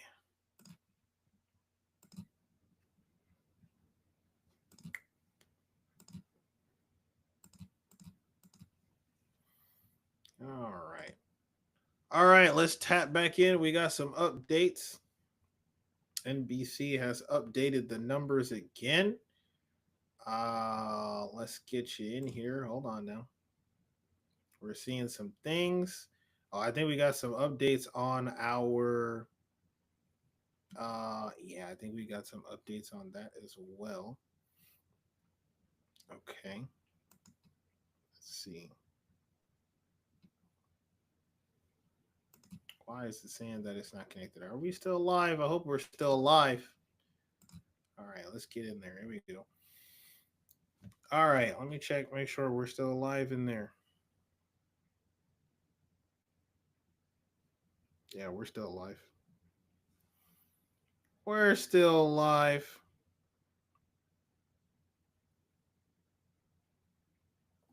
Okay. All right, so we have some updates. What we got? They're still saying Georgia is too close to call. It looks like it's gonna go in the Trump direction, though. Has Alabama been called yet? I mean, we kind of already know what it's gonna be. Yeah. Okay. All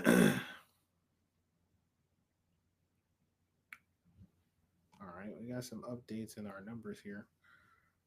Let's see what has changed. Indiana, we already knew about. Massachusetts, we had. Missouri. Did we talk about Missouri before? Let's see. I think we skipped over Missouri before, but we knew that was pretty solidly going red. New Jersey and New Hampshire both seem to be going to leaning towards Harris with 20% and 26% in respectively. North Kakalaki has 21% reporting now, and it is currently pretty close, 52% going to Trump, 46 to Harris. Let's see where we're at.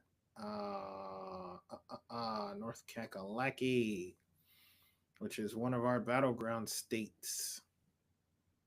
16 Elora. What is going on, man?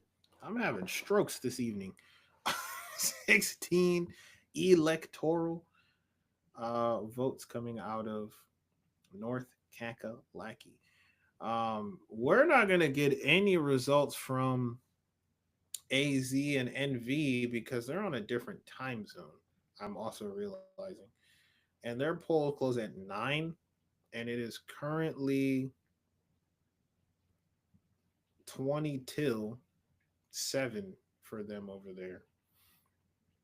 So we're not going to see any results from any of those. Wisconsin, what's going on in Wisconsin? Their polls don't close till 9. Okay, so yeah, we still got some time to go. And Michigan. Are Michigan and Wisconsin not in the same time zone? How are there already results for Michigan? With 7% reporting. Okay, so it appears as of right now, the polls close in 18 minutes in Michigan. So Michigan is on Eastern time. No, they're on Central. Okay, so she's taking an early lead with 7% reporting. 56%, basically 57% to 41%. Jill Stein got almost 1% of the vote. All right, Miss Stein. Okay. She got 1% of the vote in there. And then RFK, Dr. Cornel West. I don't even know who those people are. Okay. Now, Michigan is tight. This is what we were reading earlier, right? There's usually a very tight margin. It's usually pretty close to being 50-50. So far, she's coming out with a pretty sizable lead. We will see if there's going to be any catch up with as we go on, because it's only 7% reporting there as of right now. All right. Okay, so we got some updates there. Nebraska. All right, let's see. What do we have? Senate. What's going on over here? We got any updates? We saw Chris Murphy. We saw Liz. Is her name Blunt? We didn't see this in Delaware. The Wire. Just kidding. I know that's Maryland. Delaware Senate race between Lisa Blunt Rochester and Republican Eric Hansen. It was an open seat after Tom Carper. I don't know who Tom Carper is. Okay. Man, the black women, let me tell you something, man. The black women are not playing this election cycle. There's a whole lot of women running in these Senate races. That's what we like to see. Golly. Look at how small Delaware. It only has 3 electoral counties. That's got to make electoral politics here either extremely simple or ridiculously difficult. Look at that. Wow. How many, does it say how many people voted? 265,000. With 47% reporting, and she's at 56%. So yeah, she is more than likely going to take that one. Now I don't know.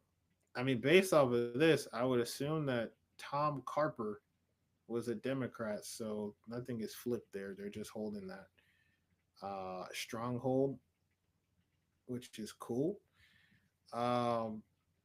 Good for Lisa Blunt Rochester. There was a blip over here on this. Oh, here it is. Becomes first black woman to be elected. That is not what I pressed on. What in the hell is this? Go back. Did the story change as I went to click on it? It probably did. It probably literally updated as I went to click on it. Hold on, let's see if we can find it real quick. Oh, it takes you back to this anyways. Okay, hold on. All right, here we go. Becomes the first black woman to represent the state in the U.S. Senate. Democrat Mayor Meyer won the state's governor race. Okay, so they also had a governor's race in Delaware. Okay. Man, okay, this is now these are the parts of the election to me that are much more important and much more worth being excited about and getting up in arms about. Seeing, first of all, as we've already seen, a number of black women running in these U.S. Senate races is already huge in and of itself, just as a means of representation, like we were looking at in that political article, that Politico article. It's kind of hard to say. In regards to, again, with this election being so crucial in regards to issues that affect women, to see women that are actually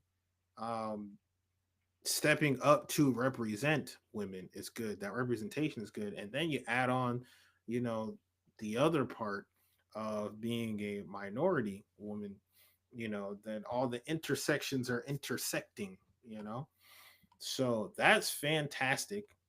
To see one actually win is even better. So that means there's now going to be another.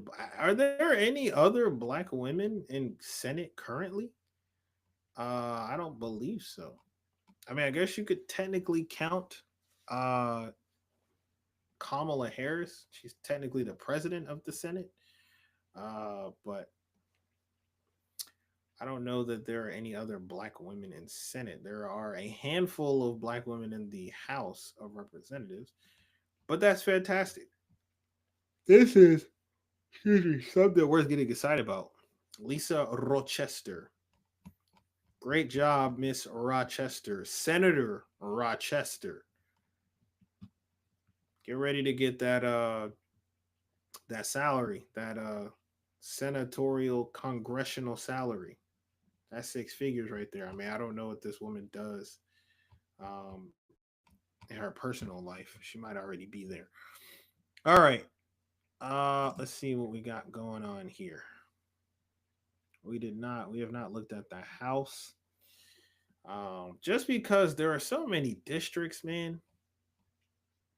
And there's just so many different things. It's just a lot to keep up with. We're just going to focus on the Senate because there's so many members in the House and it can shift so easily based on how many people there are versus the set 100, which theoretically should have an even 50-50 split in the Senate. I'm a bit more interested in that.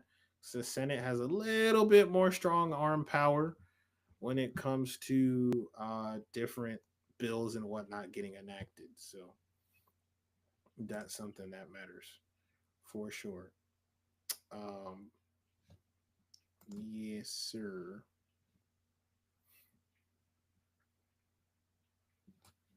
All right. Let's see here. Let me check and make sure everything is rolling with the stream nicely. All right. Someone said on Twitch, are we concerned about Georgia? Fulton County, 72%. Really hoping my state would come out.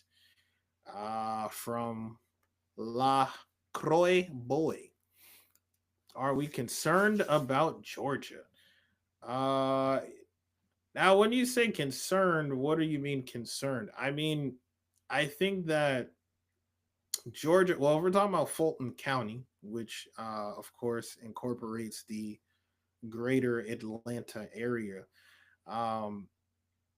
there definitely is that is a blue stronghold, right? So that holds down the liberal, quote unquote, liberal portion of the electorate for the most part, a very significant part of the liberal electorate in Georgia, specifically in Fulton County. Let's go back to our map and see what it was looking like. Now, Georgia is one of the swing states. I don't know why I can't do 2 things at one time. I can't click and speak. Georgia is one of the swing states for sure. Let's jump back over here for a second. Get to our battleground states. And where were we at? Come on down here. All right. But in the last, what was it? In the last 2 elections, I believe Georgia went to the Republicans. So I don't know how much concern there really is about which direction it's going to go in. Now, I also feel, let's look at how many votes that is. There's 16, and it's, oh my gosh, 64% in. Yeah, it's looking like it's going to lean red for sure. Let's go here and look at the counties. Yeah, see right here in the Fulton County, Clayton County, Cobb County, a blue stronghold, right? And then out here on the outskirts in Chatham and Liberty, Terrell, Calhoun County, right? So those areas still came out and did their thing, but realistically, overall, it still seems like it's going to lean more red. I don't think that, I mean, I think it's very clear that Harris is not going to win this one. I don't think she necessarily needs to win it. I think that she can afford to lose Georgia if she can basically scoop all the other battleground states. I think most of the pollsters were kind of predicting that she was going to sweep 6 of the 7. So if this is the one that she doesn't get, which is Georgia, which I think was more likely that she wasn't going to carry, then I think, if Harris is who you want to win, I think she's going to be okay if she sweeps the rest. Now, if we go back and we look at our other battleground states, North Kakalaki, now that one's looking like that's also leaning red as of right now. There's also a lot going on in North Kakalaki because they also have, what was it? I think they have a Senate race, or is there a governor race going on there right now?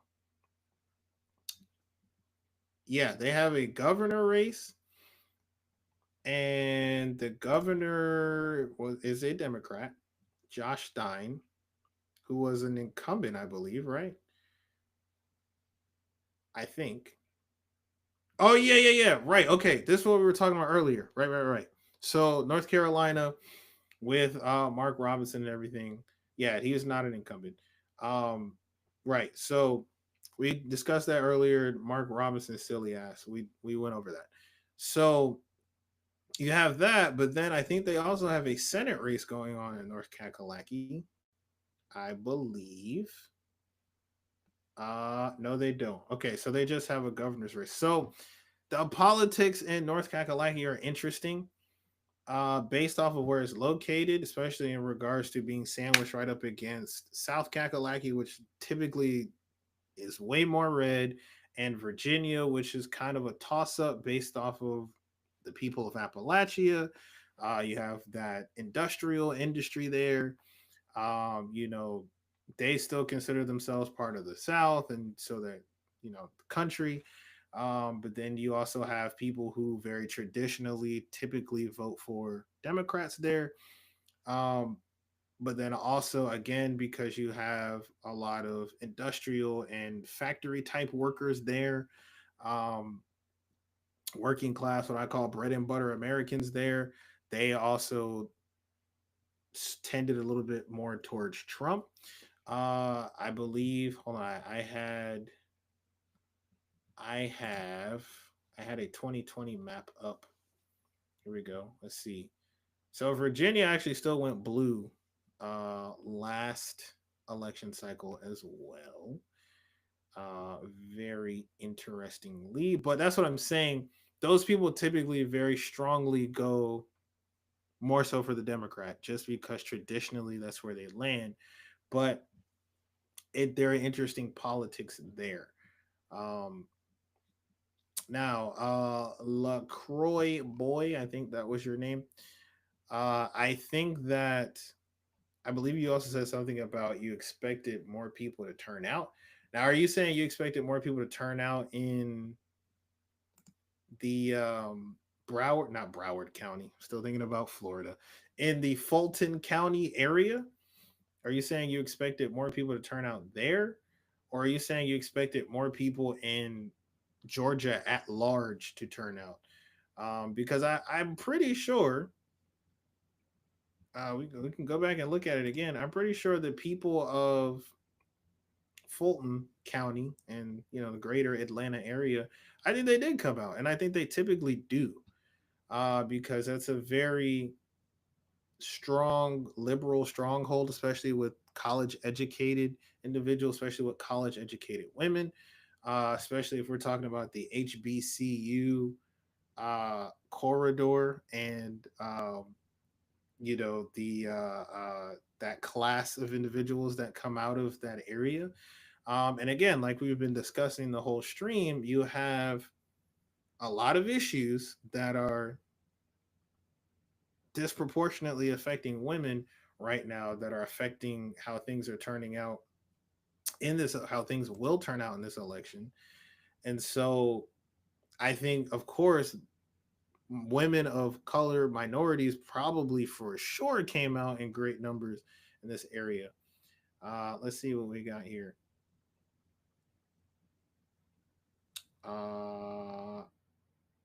53%, 74%.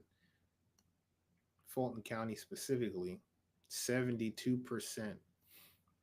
Okay, so is that what you were talking about right there with that 72%? So I'm assuming what you're saying is you expected, I guess, a greater number of the people that we're talking about to come out.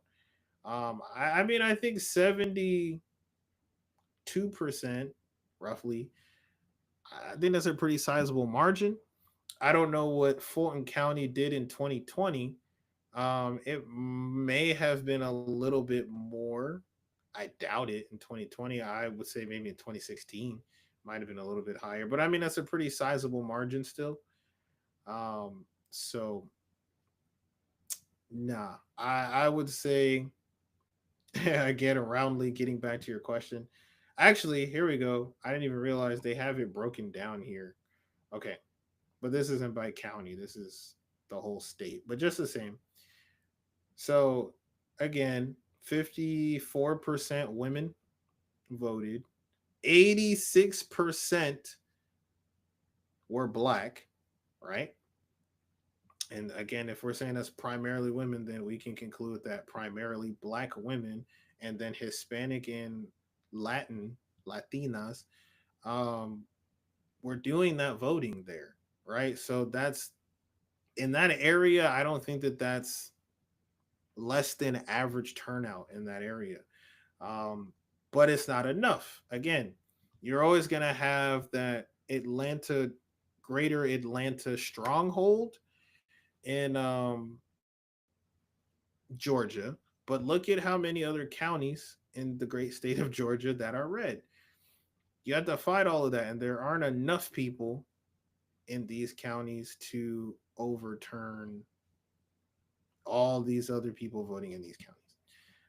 So I don't know. They keep saying, they're still saying that Georgia is too close to call. I think it can be called at this point.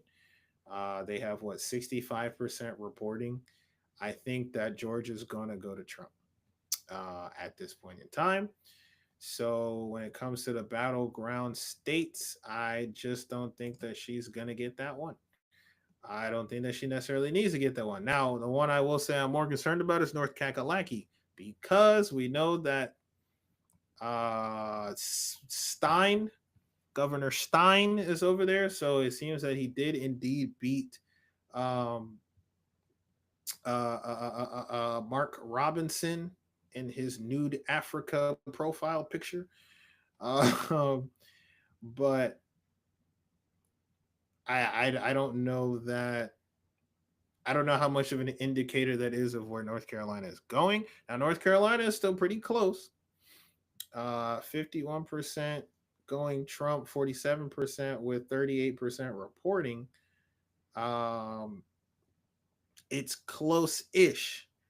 But again, now this is a bit more concerning because North Carolina is a state that I don't believe she can't lose both, right? If you're looking for Harris to win here, she can't lose both Georgia and North Carolina.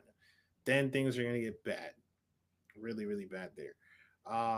So let's see about.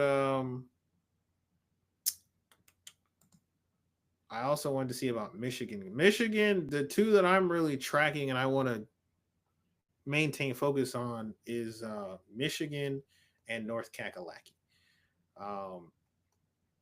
And Michigan right now seems to be leaning more so towards Harris, but there's only 8% reporting. So she might be able to pull that out. But as we've seen both in 2020 and 2016, Michigan always comes out to be really stinking close. So whether or not it's actually going to turn out that way and it's going to go in her favor, I don't know. Now, this I will say, and it's too early to call, so I'm not making that prediction. But if I'm going to go ahead and say that she's not going to get Georgia, even though they're still saying it's too close to call. But I think Georgia's gone for Harris. North Kakalaki.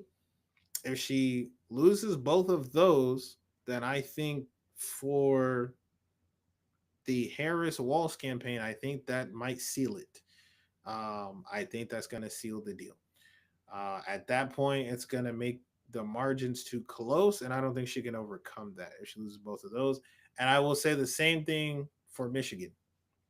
If she doesn't get Michigan, then it's just not going to happen. It's just not going to happen. So, like I said, she can afford to lose Georgia. They're still saying it's too close to call. We'll see where it ends up. I don't think she's going to capture it. But if she's not going to capture Georgia, she has got to capture North Kakalaki, and she's got to capture Michigan. And those are the next two closest ones that I truly would be tracking just to determine where things might be going. Let's check in on governors. We got any updates there? I think we do.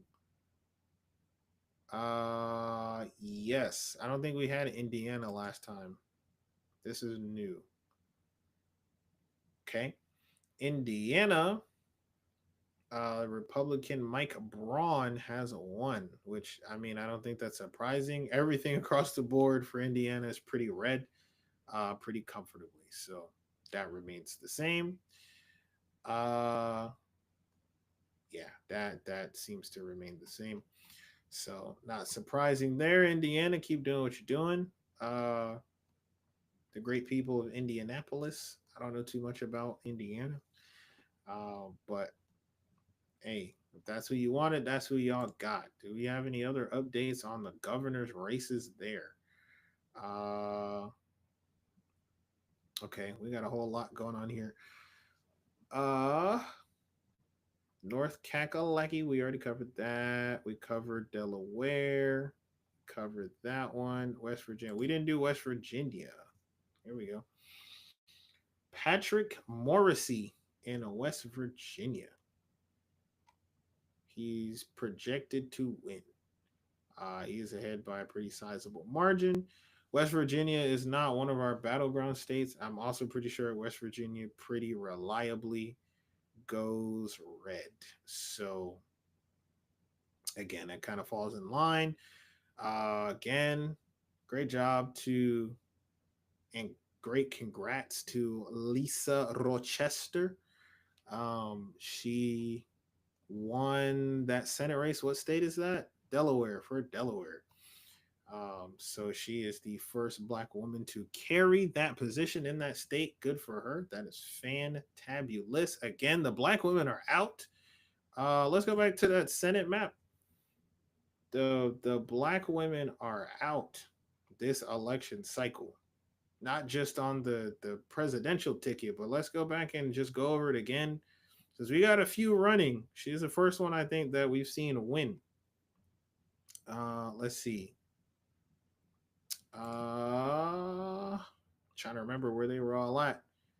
Jackie Brown. Jackie Brown sounds like a Black woman's name. That's fantastic.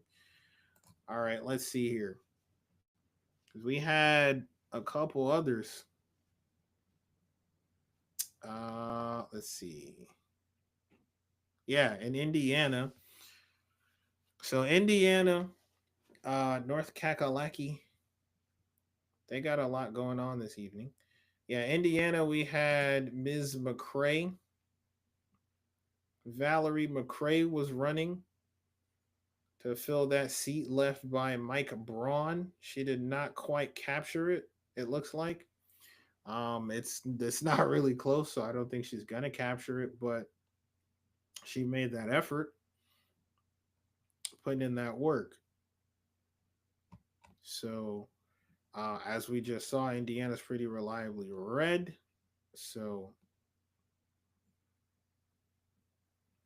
governor, Indiana was doing a governor's race as well. Yep, Mike Braun. Okay, so Mike Braun left the seat vacant that they were running in, and he ran for governor and won.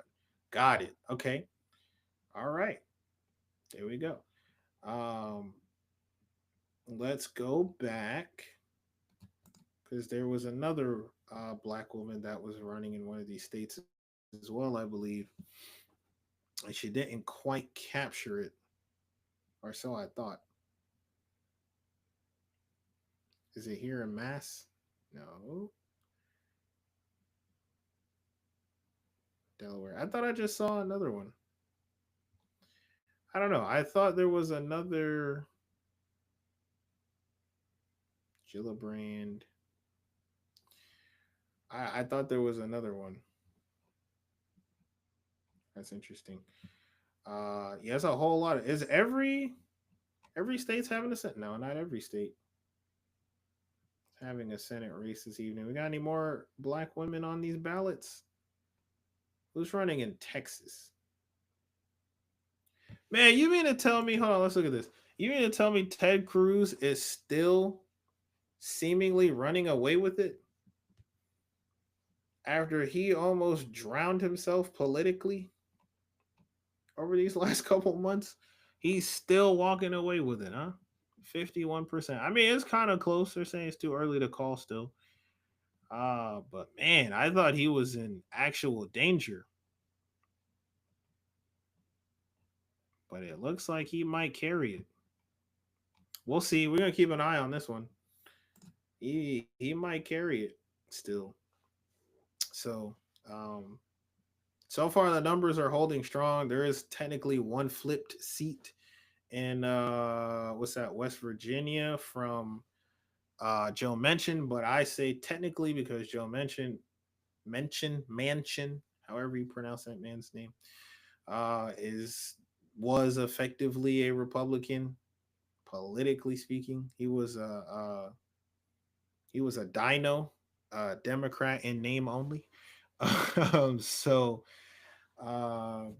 Yeah, so it going to a Republican to me isn't really all that much of a difference. So, but beyond that, we seem to be holding strong on the rest of the numbers. Somewhere over here had some numbers in, I thought. Texas, Nebraska. There's oh, look at this. Man, Nebraska's politics, interesting. There was an independent. Hold on, look at this. There's an independent running against the incumbent Republican. There are no Democrats in this race. What's going on in Nebraska? What is the capital of Nebraska? They don't have a blue. Oh man, okay. And the independent is kind of kicking her ass a little bit. Look at this. Wow. Amazing. And she's the incumbent, Deb Fisher. 25% reporting. Nebraska. Wow. Okay. I guess so, man. All right, we're going to keep an eye on this one as well. That's very interesting. There is an independent running for Senate, and he looks like he's in a good position to win. Now, this actually is, let's stop stuttering. This actually is interesting because what is that going to do to the senatorial numbers if he does indeed win? Because he's an independent. Now, the Senate isn't that close right now, right? It is, or I guess it is fairly close. Let me look.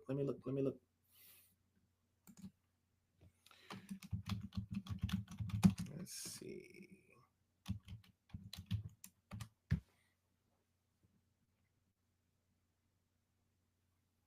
Okay.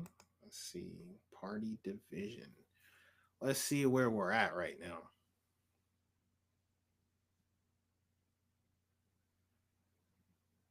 Wow, it's bringing me through all the years.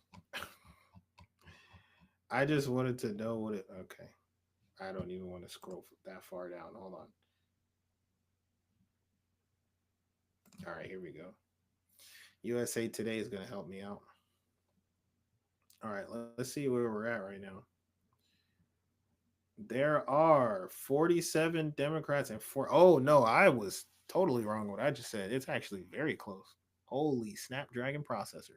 Okay, hold on. So 40, and this was, when was this written?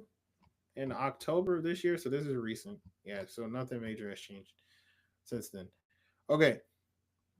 47 Dems, 49 Republicans in the Senate. Hold on, something about them numbers ain't adding up. 49 and 47. That's not 100. What about the rest?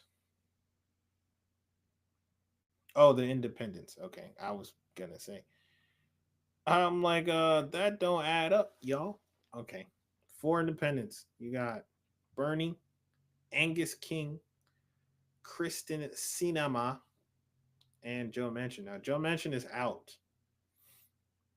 He was replaced with a Republican. So that means the numbers become 50. So right now, the numbers are 50 Republicans, 47 Dems, and 3 independents.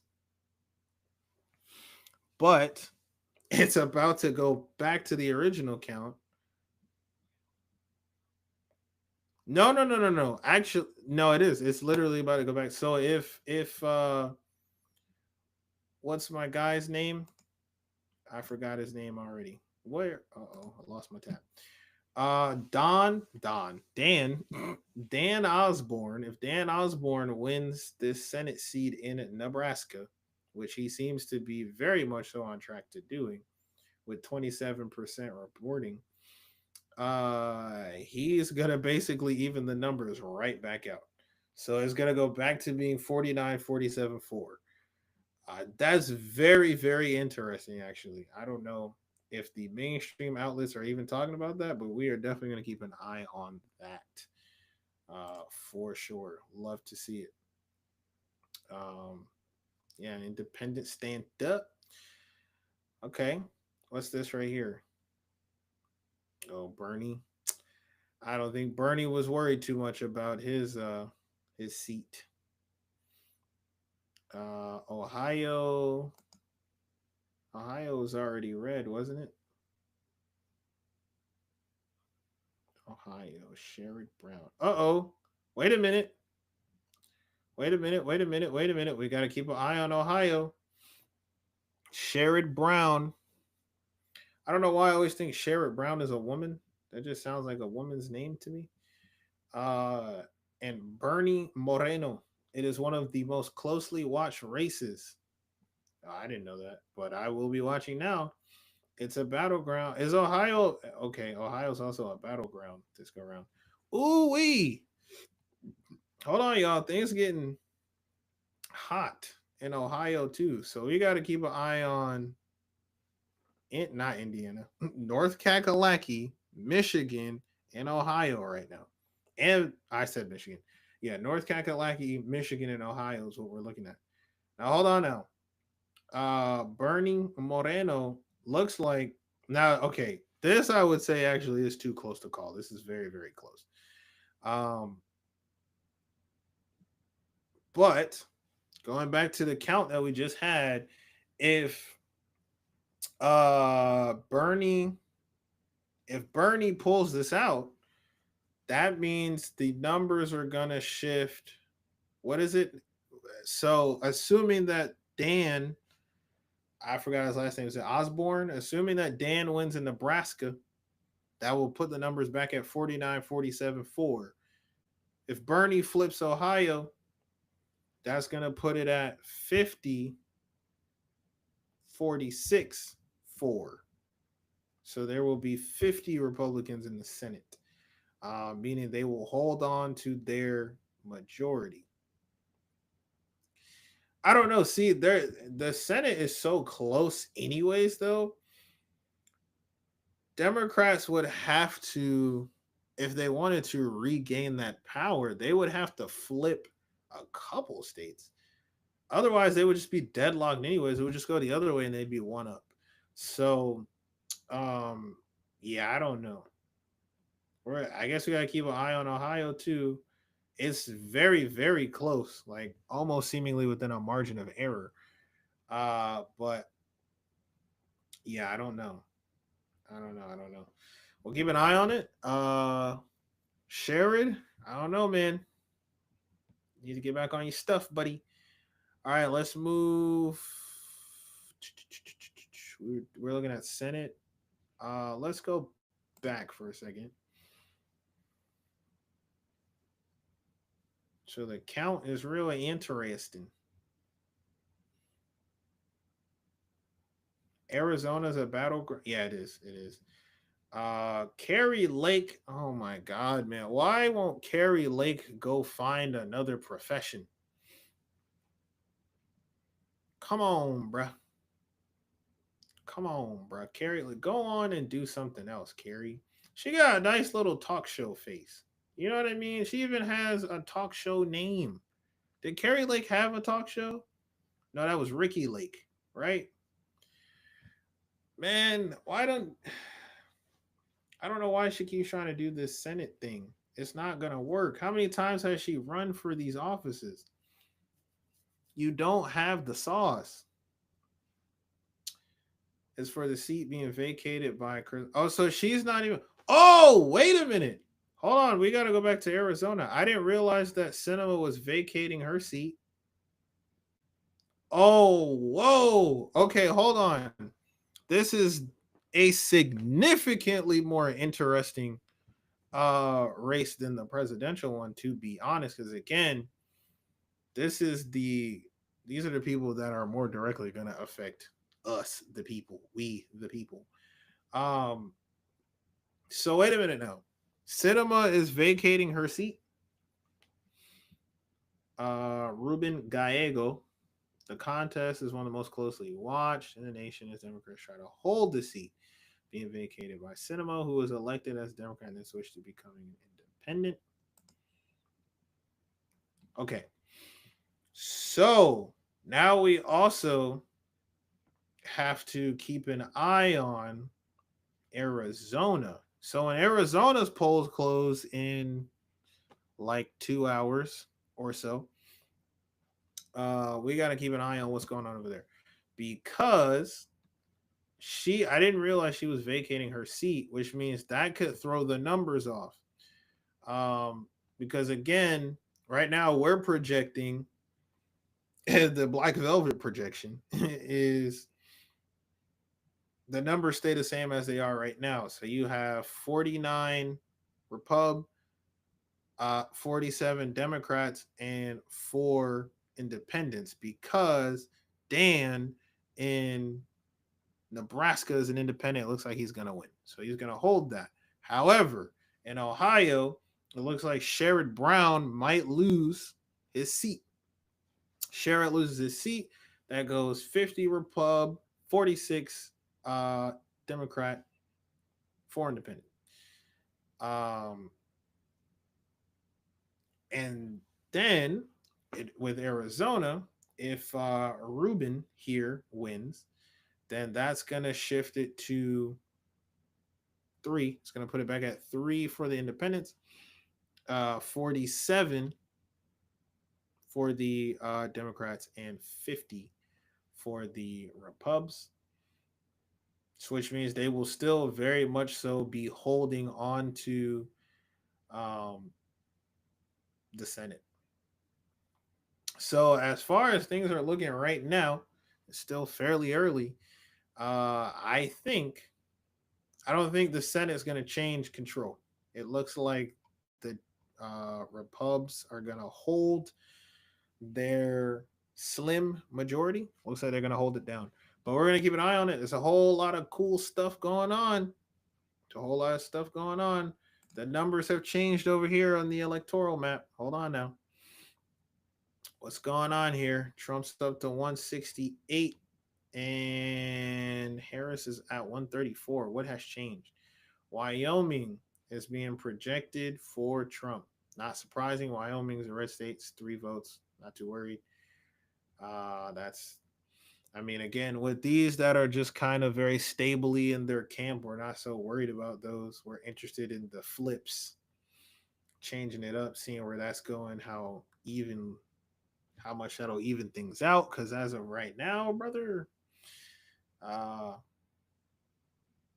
it looks like as of right now, Trump in both metrics has a pretty decent lead. The Electoral College, he's up projected. And in the popular vote, he's also up. So we'll see. We'll see. Those battleground states are going to be serious now. Again, like we were saying before, Georgia, I think, is a lost cause. They're still saying it's too close to call. I don't think it is. I think Georgia is going to the Trump camp, which, okay, that's great for them. If Harris wants to have a chance in this thing, she cannot lose North Kakalaki. And as of right now, it is very close, but it is currently leaning towards the Trump camp. So I don't know. Ohio. And Ohio. We got to keep an eye on Ohio and Michigan. Is Michigan also a swing state this go around? Ohio is not considered a swing state right now, but Michigan is. So we got to keep an eye on Michigan. It looks like she's going to hold down Michigan, at least with 12% reporting. It's too early to call it, though. If she can hold that down, that's good for her. Ohio, she's going to have to hold that down, I think. But it's not a swing state, so I don't know. She might be okay if not getting Ohio, but you're probably going to want to scoop Ohio just to be safe, to be honest. I don't know if she's going to get that. Can't lose North Kakalaki, though. You can't lose both Georgia and North Kakalaki. If she loses both of those, I think this thing might be over. Regardless of whatever else comes into play. But we're going to keep an eye on it, and we're going to keep an eye on the Senate races because they are starting to get real interesting. Ballot measures. Let's see if we got any updates on those ballot measures because there's some interesting stuff up there. Okay, Colorado's got some stuff in. Amendment 79, right to abortion and health insurance coverage. Creates a right to abortion in the state constitution and allows the use of public funds for abortion. Okay. And the people of Colorado overwhelmingly said yes. They want it. Florida. Is this the one we were looking at earlier? Provides a constitutional right to abortion before fetal viability. Yeah, this was the one. And they overwhelmingly voted yes. This is not passed. I'm still not sure what that means when it says not passed. Because the people voted that that's what they wanted, but it says not passed. So I don't know. Missouri, we looked at that one. Nebraska. Okay, hold on. We didn't look at Nebraska. Now, Nebraska is where Dan is at, right? Dan Osborne, who is beating the Republican, right? I think. Prohibits abort. Oh, uh-oh. So numbers just came. Oh, no, that was already there. Prohibits abortions after the first trimester unless necessitated by a medical emergency or the pregnancy is a result of sexual assault or incest. Prohibits abortions after the first trimester. Interesting. And the people of Nebraska say, yes, we want prohibition. So they are seemingly on the pro-life side of things. Interesting. Oh, excuse me. Establishes a right to abortion until fetal viability. Oh, okay. So they have an amendment and an initiative that directly go against each other. Amazing. But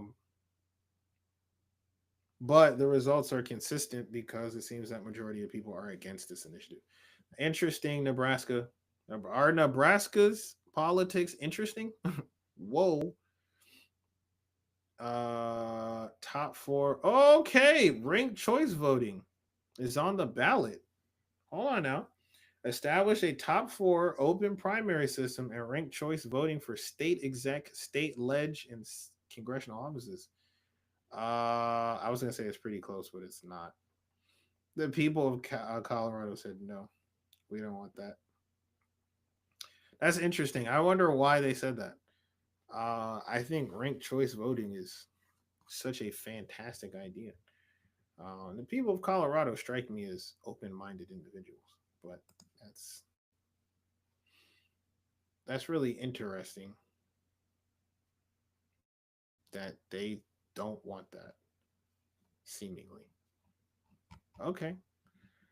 All right, Colorado, I guess. Maybe they said we're just not worried about that, man. Everyone just chilling with their weed chocolate bars. Dispensaries on deck. All right, authorizes the state legislature to provide by law for no excuse absentee voting.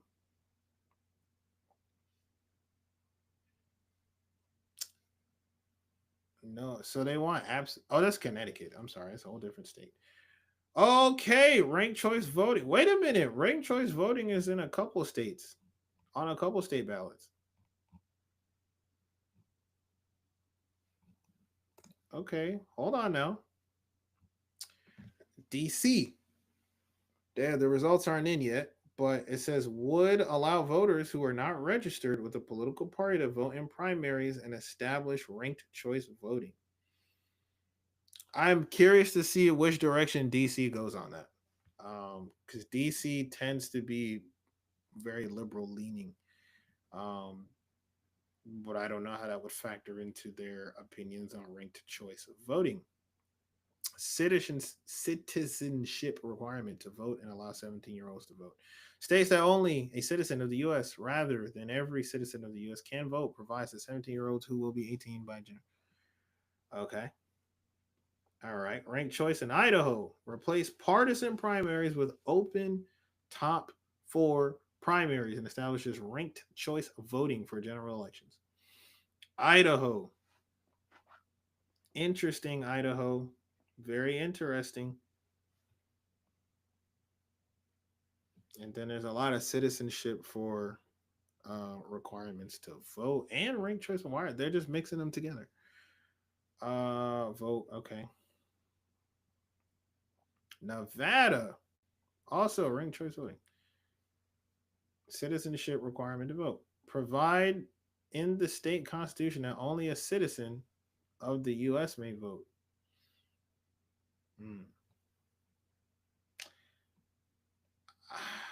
I mean, I don't know that that's necessarily an unpopular opinion. I think that makes sense that individuals that are U.S. citizens should be able to vote in elections. I guess non-citizens maybe would want to vote also. I'm not sure why. Well, I'm not going to say that because arguably whoever wins would still affect them in their lives. But how many, I guess the greater question is how many non-citizens are actually voting in elections? I don't even think that really happens like that because I feel like those individuals are concerned with so many other things and not our electoral process. So I don't even know how big of an issue that really is, but I guess it is because it's on a lot of ballots. Citizen requirement to vote and ranked choice voting.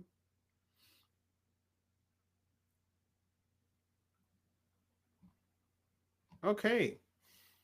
I'm actually, so we're going to come back to check on these two. I'm actually very impressed with how many ballot measures there are about ranked choice voting.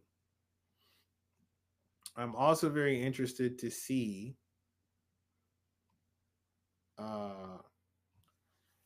what was the one in Nebraska we were looking at?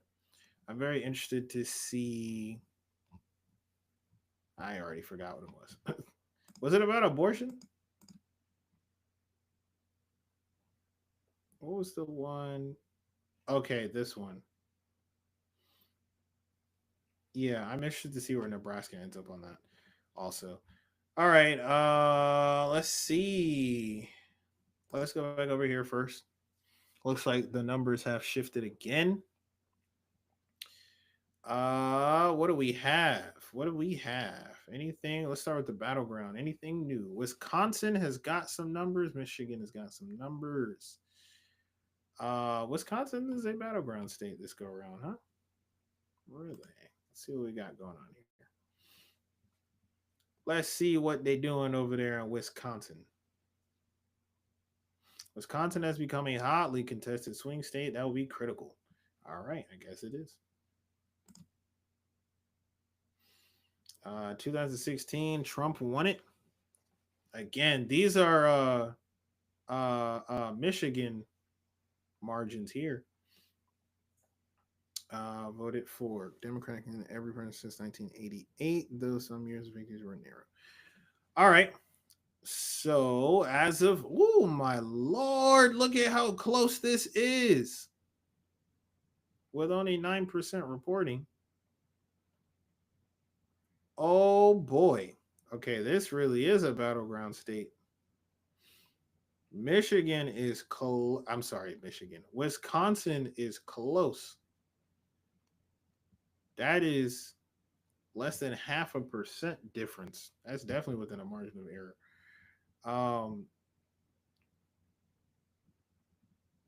Damn, RFK, you kind of messing it up, brother.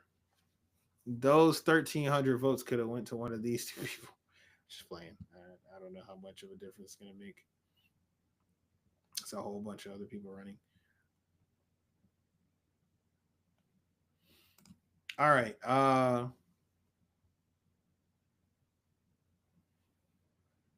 Yeah. Oh, wow. It literally flipped in front of my eyes. Look at that. It went from Harris being up to now Trump's up by like literally hundreds and it's changing in real time. All right. So we're going to keep an eye on Wisconsin. Wisconsin is submitting the numbers.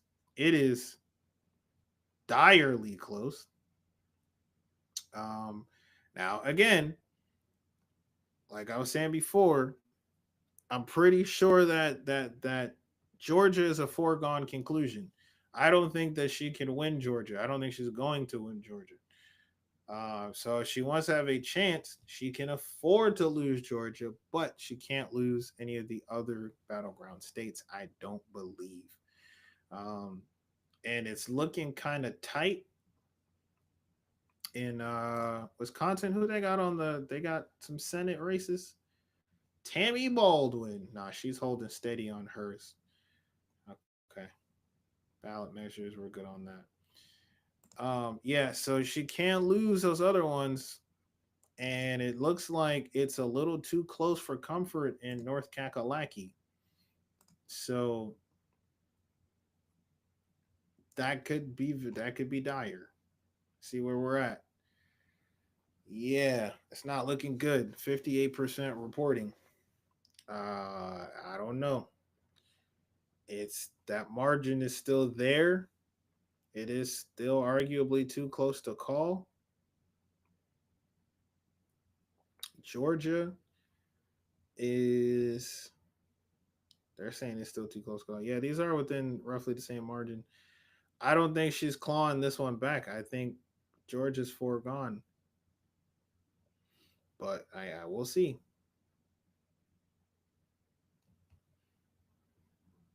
What about Pennsylvania? Is Pennsylvania getting some stuff in? PA is coming out seemingly pretty strongly for Harris. So she might be able to lock that one down. It's only 28% reporting. But it's a pretty decent margin. So I think she probably, okay, I said that the margin immediately went down. But she might be able to lock that down. It's still too early to say.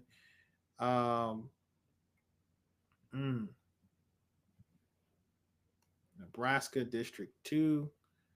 Wisconsin is Michigan. Let's look at Michigan. See what's going on in Michigan. Okay, so Michigan, it looks like she's holding down with a pretty reasonable margin. So I think she might have that locked as well. 13% reporting, though, is still too early to say. Still too early. Look at Jill Stein, though. She's still trying to hang in there like that, I guess. But it's still too early to say. Still too early to say. Let's see what's going on with our Senate. What do we got going on here? Nothing has really changed. Gillibrand kept her seat. Mississippi, here we go. This is new. Roger Wicker. That is a name. Roger Wicker. Wicker. I barely. All right, don't do that.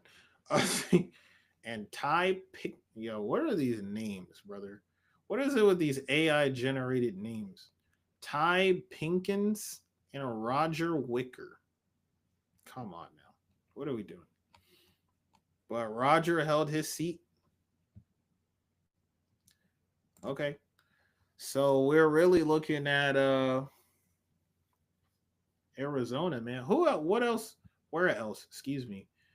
Is okay, hold on, New Mexico. Hold on now. Oh, hold on now. We gotta look at New Mexico. New Mexico looking kind of tight. Oh, these Senate races looking tight tonight.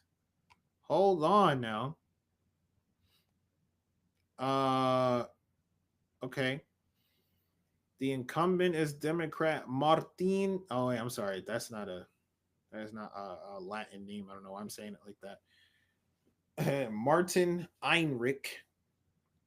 And he's running against Nella Domenici.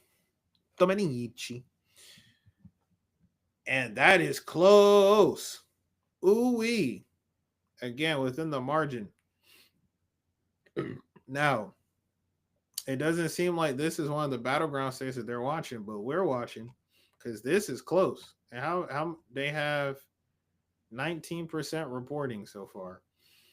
This is close now. Now, if she flips this, seat, that's it for the Democrats, honestly, for Senate, for getting the Senate majority. I don't think they can grasp it if this seat gets flipped, because I think that they're probably going to hold down, what's that, Arizona? Kari Lake is definitely not going to win there. I'm fairly certain. So they're going to hold down Arizona. But like I said, going back to, that's going to put the count back at 50 47, 50 Republicans, 47 Democrats, and 3 independents. Because that other seat, I think, is going to flip. The one, what was the other one we were looking at? That's going to flip. Hold on. What was the one that's going to flip, I said? Ohio. I think Ohio's going to flip for, that's Indiana. Ohio. Oh, no. Oh, Sherrod. Sherrod, what are you doing? Okay, that margin is increasing in the other direction. I think Bernie Moreno, I think he got you, buddy. I think Sherrod is out of there. I think they're flipping Ohio. So if they flip Ohio, that's 50. That's 50 right there.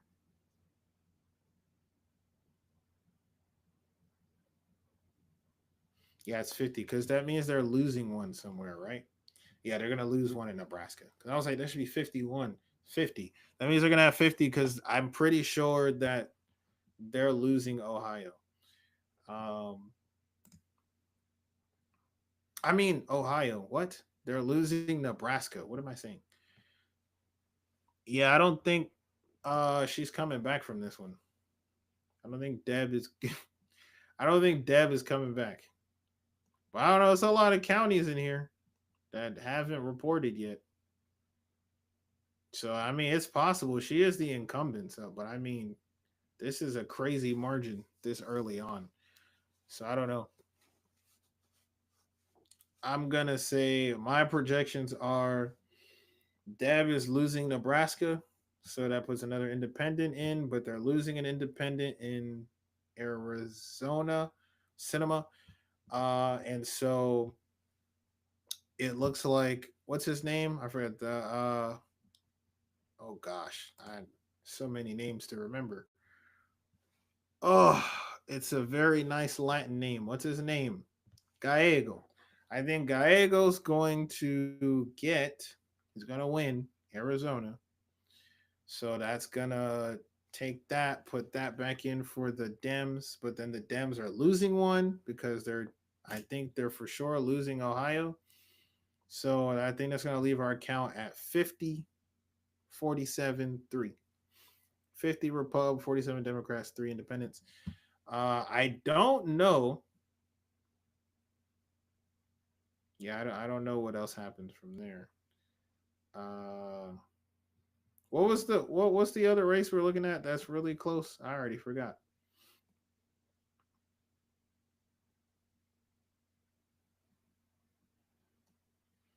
There's another race that's super duper close we're looking at.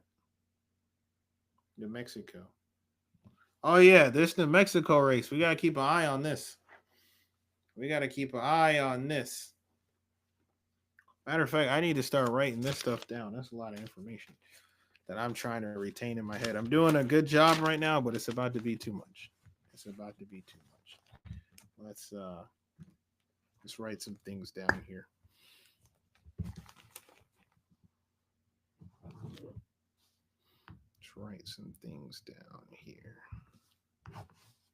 So I got my projection, which is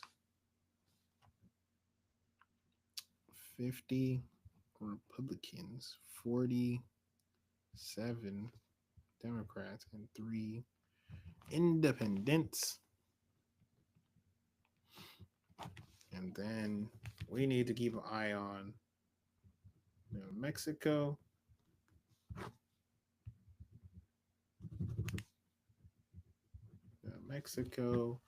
We're keeping an eye on Ohio, even though I think Sheridan lost that. Arizona, we need to make sure we keep an eye on Arizona. And those are the major ones we're watching out for right now. Oh, and Nebraska. Because I want to see if Don Osborne gets Deb up out of there.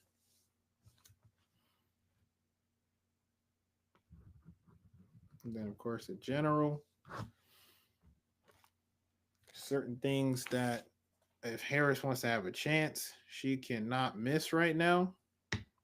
She just simply cannot miss if that's the case. She's gonna have to keep the thing in line now.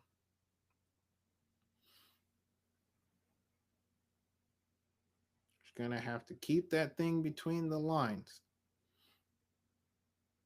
And part of me, I'm just making sure that everything's still running smoothly over here. Making sure we're running smooth. All right. All right. Looks like everything's good. All right. Love that. All right. Let's see. We got any updates? Whoa. Why are you playing? What's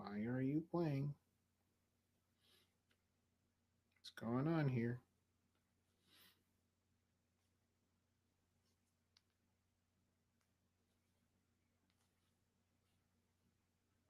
All right. Don't know what that was about. Okay, here we go. Back at it like a bad habit. All right, let's see what we got over here. Looks like we got some more shifts in the numbers. Look at this. Fani Willis won her re-election. I don't know how. She seems to be doing a bang-up job over there. All right, what we got going on here? We got some more things filled in. So Trump's projected to win Missouri, Arkansas, Oklahoma, and Texas. All pretty much expected. Illinois is projected to go to Harris. Okay. Battlegrounds, where we at? We got anything for Arizona yet? Still nothing. Pennsylvania's coming in. North Kakalaki. Ooh, Georgia. Ooh. I don't know, man. Those margins are damn near identical in both of those states. I just don't think she can afford to lose both of those states. Now, let's see. If she loses both of those states, what's going to make the numbers? So you have 16 here and 16 there. That's 32. So that would project to put Trump over 200 right there. That would put him at what, 207? Did I do that math correctly? No, I did not. That would be, hold on. What did I say? 32? 5, 215. And then another 6. So 221. I don't know why I'm acting like I couldn't do simple math right there. That's so sad. So a lot of things going on in my head. Get off me. So that would put him at what, 221? If he gets both of those, which it looks like right now he's on track to do. Man, 221 is a lot closer to 270 than she is. So I don't know. Now it's a whole lot of results. See, we are now waiting for this time zone to hit over 10. Oh, it's Montana. Nobody cares. 11.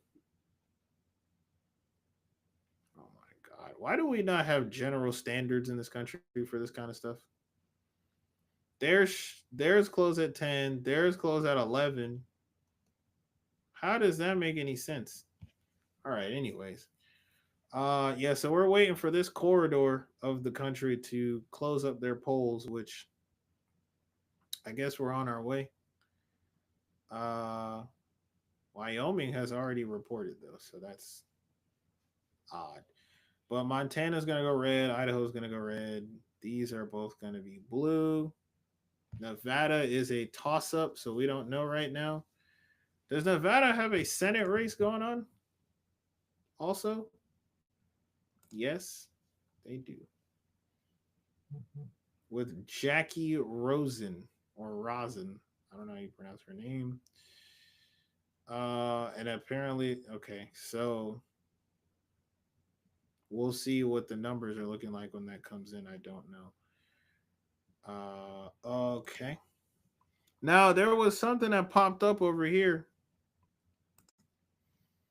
about somebody that won an office, but I didn't catch it in time. Let's see if I can go back and find it.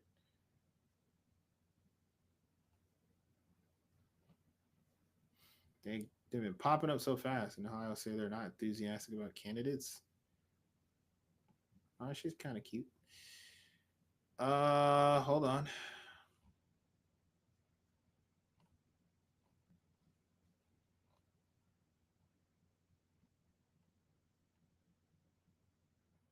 Polling sites in Arizona County with glitches can extend voting hours. Oh, Lord Jesus.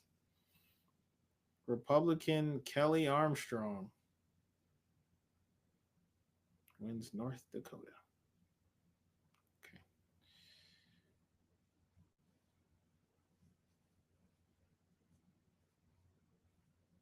Oh, here we go. I think I didn't see this. Is this it? Sarah McBride becomes first transgender woman elected to Congress. Sarah McBride wins the House seat in Delaware. Her victory makes her the first transgender woman elected to Congress. She beat John Whalen the third. The vote with 63% of the vote in. Okay. I think that was the one that I missed. Okay, yeah. Pennsylvania. All right. That's awesome. Progress being made. Did we get back to our list? I feel like we haven't looked at our governor's races in a little minute. Let's see what's going on. That's because there are no updates. Or no, Armstrong, that wasn't there before, was it? Kehoe. I don't know who Kehoe is. North Dakota. Vermont. North Carolina. Okay, so North Dakota is holding on to their governor, right? No, it was an open seat. Oh, Dick Bigham. Dick Bigham is out of his seat too. Golly, it's a lot of people vacating their seat. I didn't even realize that. So many people were vacating their seats this go around. So Dick Bigham is out in North Dakota. And so they're filling his seat. Another Republican. Kelly Armstrong seems to have won it. All right. Dick Bigham got termed out. All righty then. Cool beans. Let's go back over here to the Senate. Or actually, we're going to get back to these ballot measures too, because I want to see these. See if we got any more updates on those. Oh, we just looked at this, right? Yeah. Let's go ahead and look at our ballot measures. See where we're at. If anything new has come up.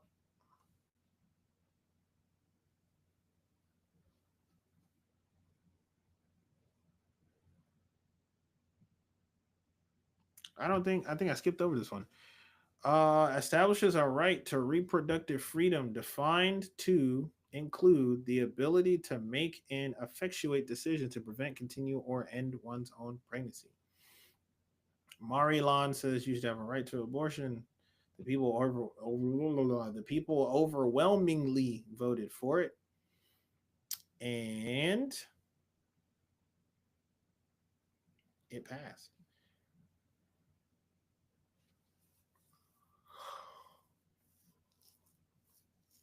So what happens in situations like this where people overwhelmingly vote for something and it doesn't pass? How does that even work? If the people voted for it, how did it not pass? Provide a constitutional right to abortion. That's so crazy to me, but I guess that's just how things go. That's just the name of the game, really. Yeah. Yeah, man. That's odd. That's real odd. But okay. I mean, that's how it works. I'll have to research more of that process. I'm going to try to keep up with some of these things and see where these things go.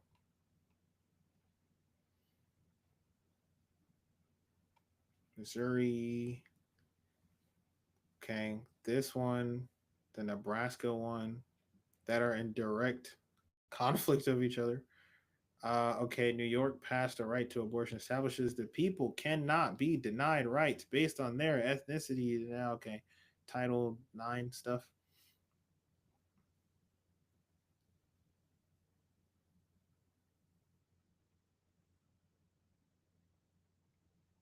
Okay.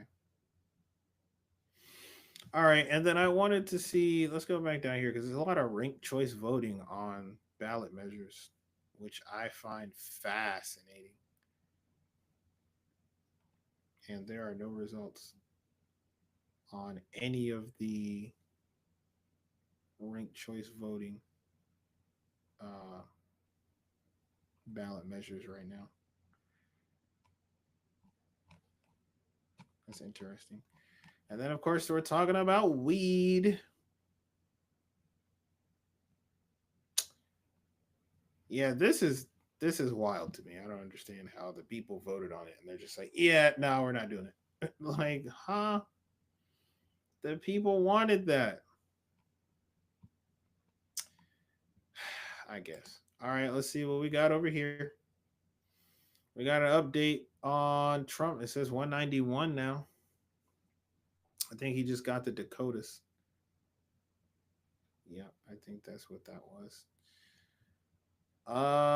Nebraska, Michigan, okay, North Carolina, okay, Georgia. I how much percentage is reporting? 79% reporting in Georgia. I think it's over, man. Georgia's over. She's not getting Georgia. They're still saying it's too close to call. Maybe though. I mean, no, it's 200,000 votes. I don't think you can get that back. I really don't think you're coming back from that. Excuse me. I really don't think you're coming back from that. So I think that's a wrap. I think Georgia's over. Now, North Carolina, 66% reporting. I think that might be over. Oh, man. And then Michigan, she's holding steady. Ooh-wee. Oh, Wisconsin is tight with 34% reporting. Yeah, Wisconsin is tight. Michigan, not so tight. But it's only 15% reporting, so it very much so could end up being just as tight. Oh, boy. Oh, boy. Oh, boy. Oh, boy. Oh, boy.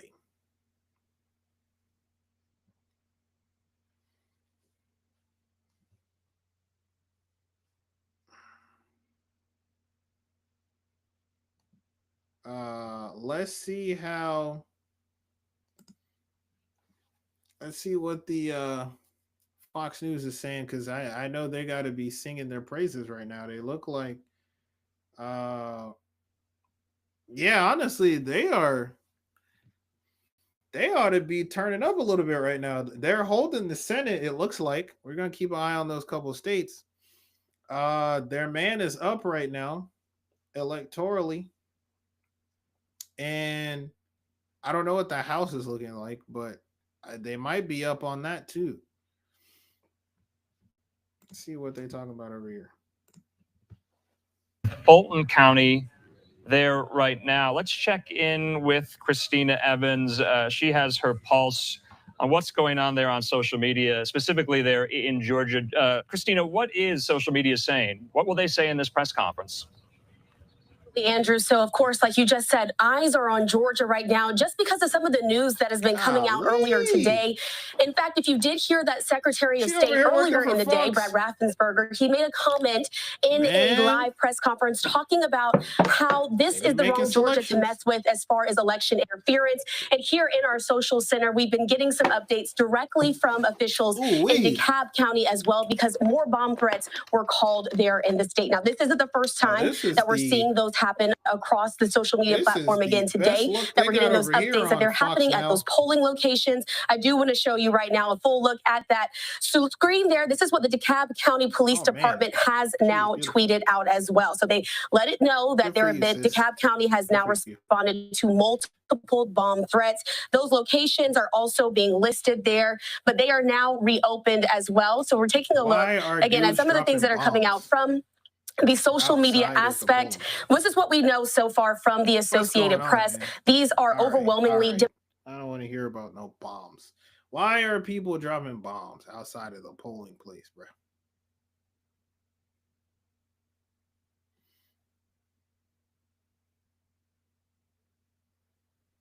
I don't even understand that. That's crazy. Y'all doing a lot over there. I don't understand that. I'm sorry, we didn't see what that young lady's name was either, did we? He said her name at the beginning too. That shows how much I wasn't listening. Russian interference. Those threats, though, did turn out to be false. So, again, we're continuing here on Live Now from Fox to track some of the latest updates that we're having here in our studio with some of those updates, again, from Georgia, as we're looking at those bomb threats, whether or not they were credible or not. But we do know that now they are seeking to keep some of those polling locations in DeKalb County, one of those counties that was really looked at in the 2020 election, open a bit longer so voters can make sure that their voice is heard. All right, Christina Evans there. Thanks so much. We do have officials there in Fulton County stepping up right now. Christina, we'll check in just a moment here. Christina, don't be looking in the camera like that. It's supposed to be focused on electoral politics right now. Don't do that. All right, they're on commercial break, so I can't see how the left is reacting right now. The progressives, the home of progressives. I was trying to see, but they're on an ad break. So let's get back to our map. You know what time it is. Okay, actually, we got an update too. Let me get y'all back over here. All right, so Donaldo has cracked 200. He's cracked 200. Well, by the projections. I don't know how many of these states are actually called, but by the projections thus far, he is leading in both the popular vote as well as the Electoral College as of right now. Wow. Okay. What a time. So what? I guess he added Montana. Montana is now reporting. Okay. Okay. All right. Anything change on our Senate races? Man, come on and call Nebraska, man. Let's do it. Let's do it. What are they waiting on? Too close to call. Man, Deb, you're out of there. You're not getting that one.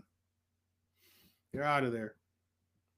Deb is out of there. I don't even understand why they're talking about it's too close to call, man. This is ridiculous. Absolutely ridiculous. Well, seeing how things are going right now, I don't know how Democrats are feeling or those that lean in the Democratic position. But Sky News earlier today had some thoughts and some predictions on that front earlier, and they were stating, see if I can get it to come up here. Shows Republicans outperforming. Yeah. So they were kind of talking about this earlier today, or actually that was yesterday. Yeah. So let's see what they got. This you look like a MP. Let's see what he's talking about. The polls. Sean Spicer, who was Trump's first White House Sean spokesman. Spicy. Sean Spicer, great to see you on this last day of the campaign, which has been extraordinary. I've thought that the Donald Trump's campaign in the last couple of weeks has been a little bit undisciplined, ragged, that I thought that he was throwing away what should have been an easy win. There's some better signs today. How do you see it?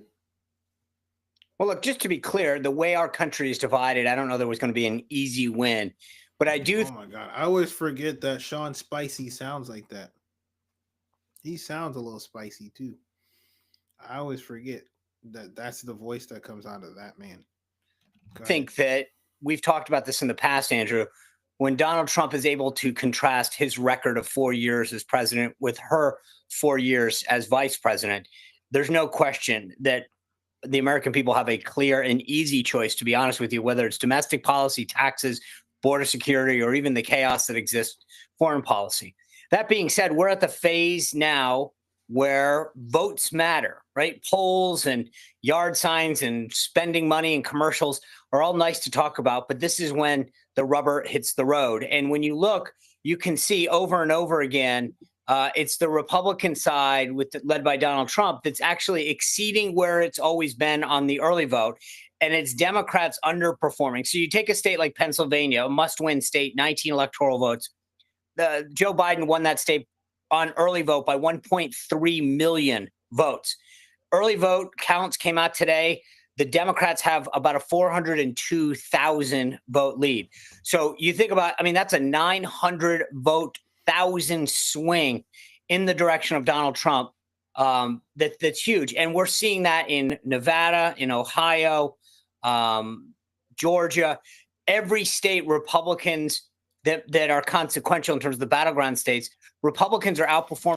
So they were talking about this earlier in the day / last night with Sean Spicy, which I guess kind of goes back to that whole red wave illusion.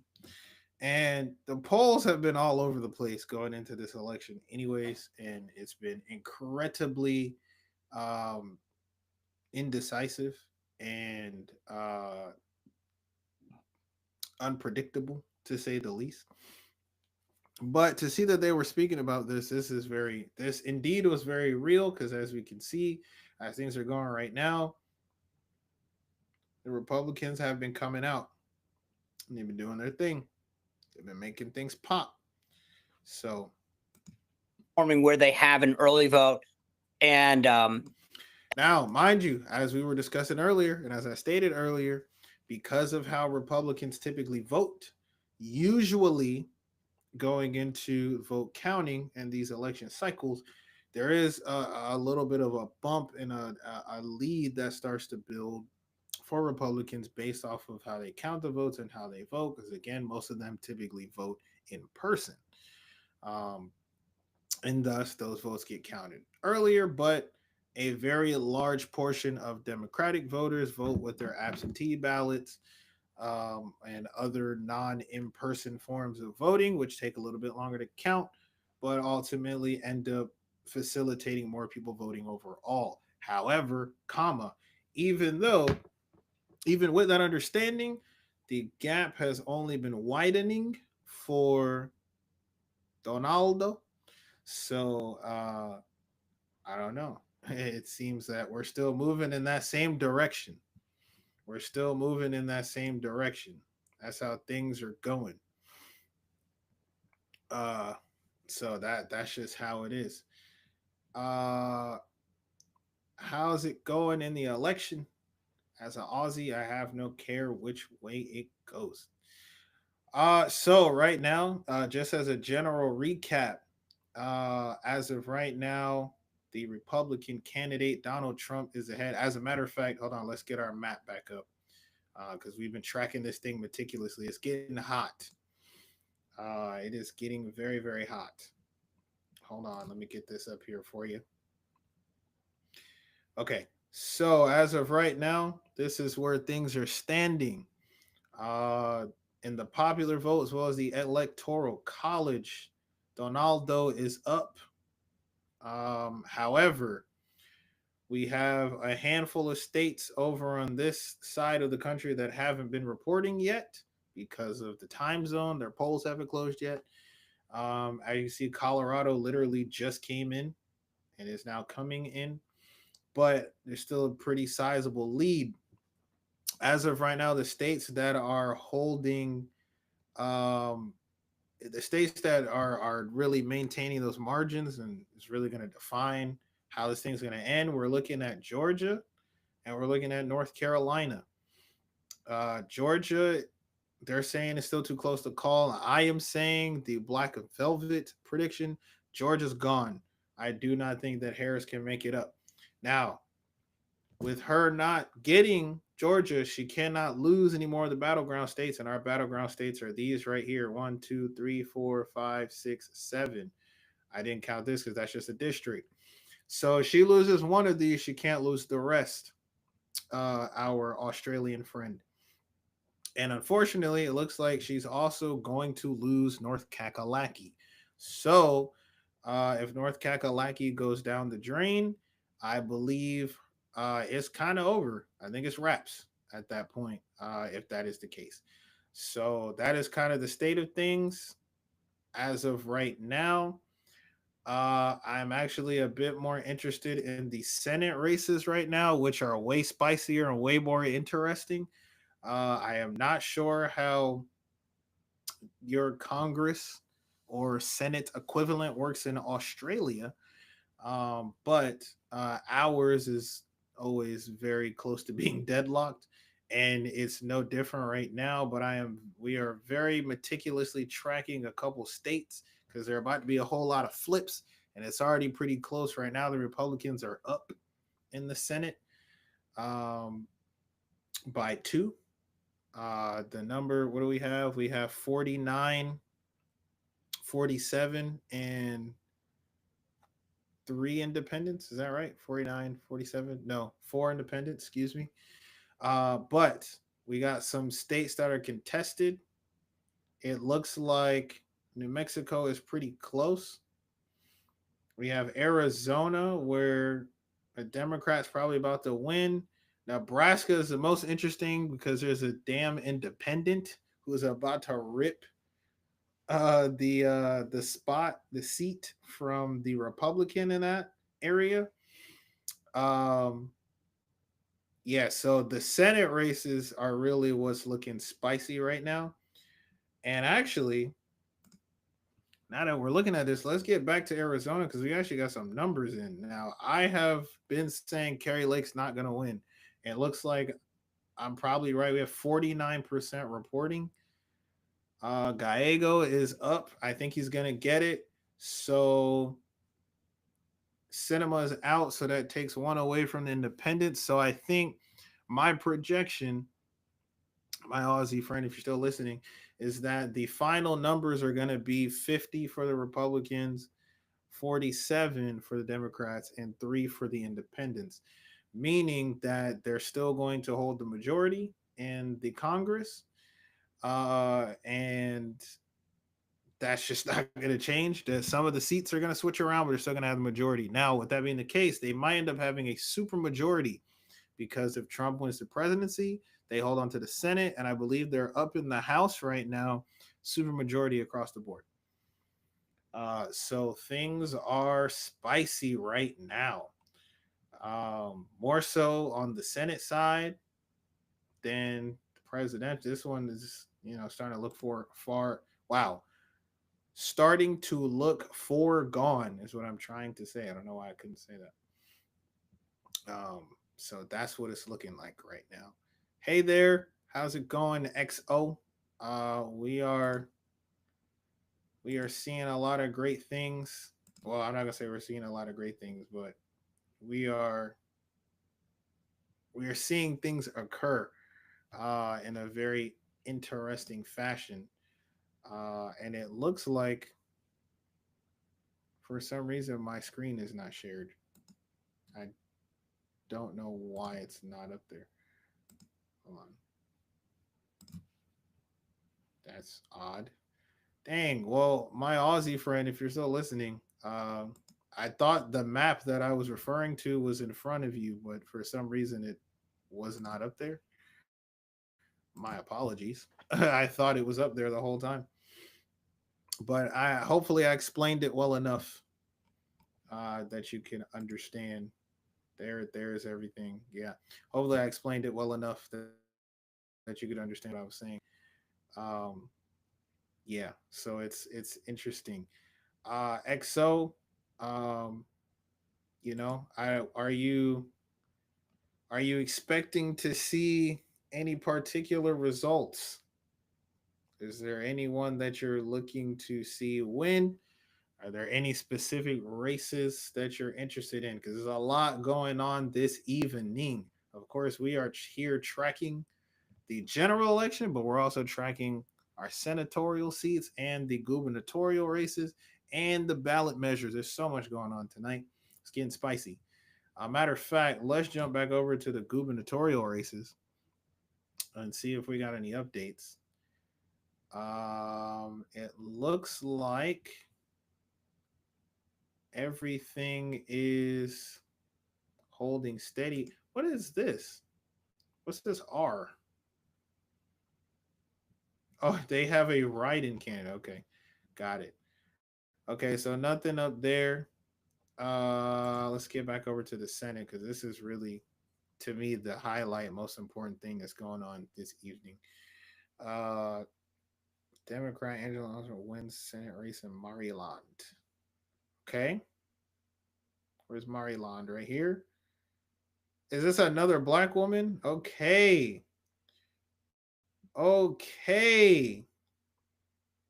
That's right. So for those that are tuned in still, as we have been lamenting all evening, the black women have come out in effect this election cycle for Senate.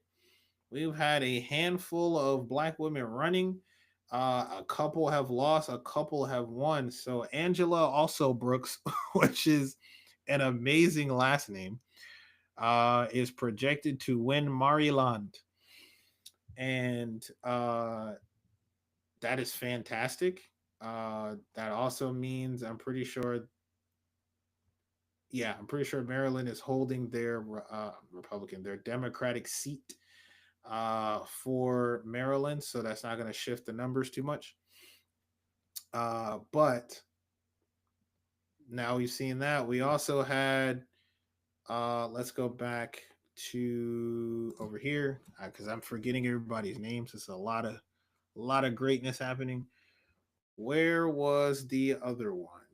That one, I think it's right here in Delaware. Delaware, we have Lisa Rochester.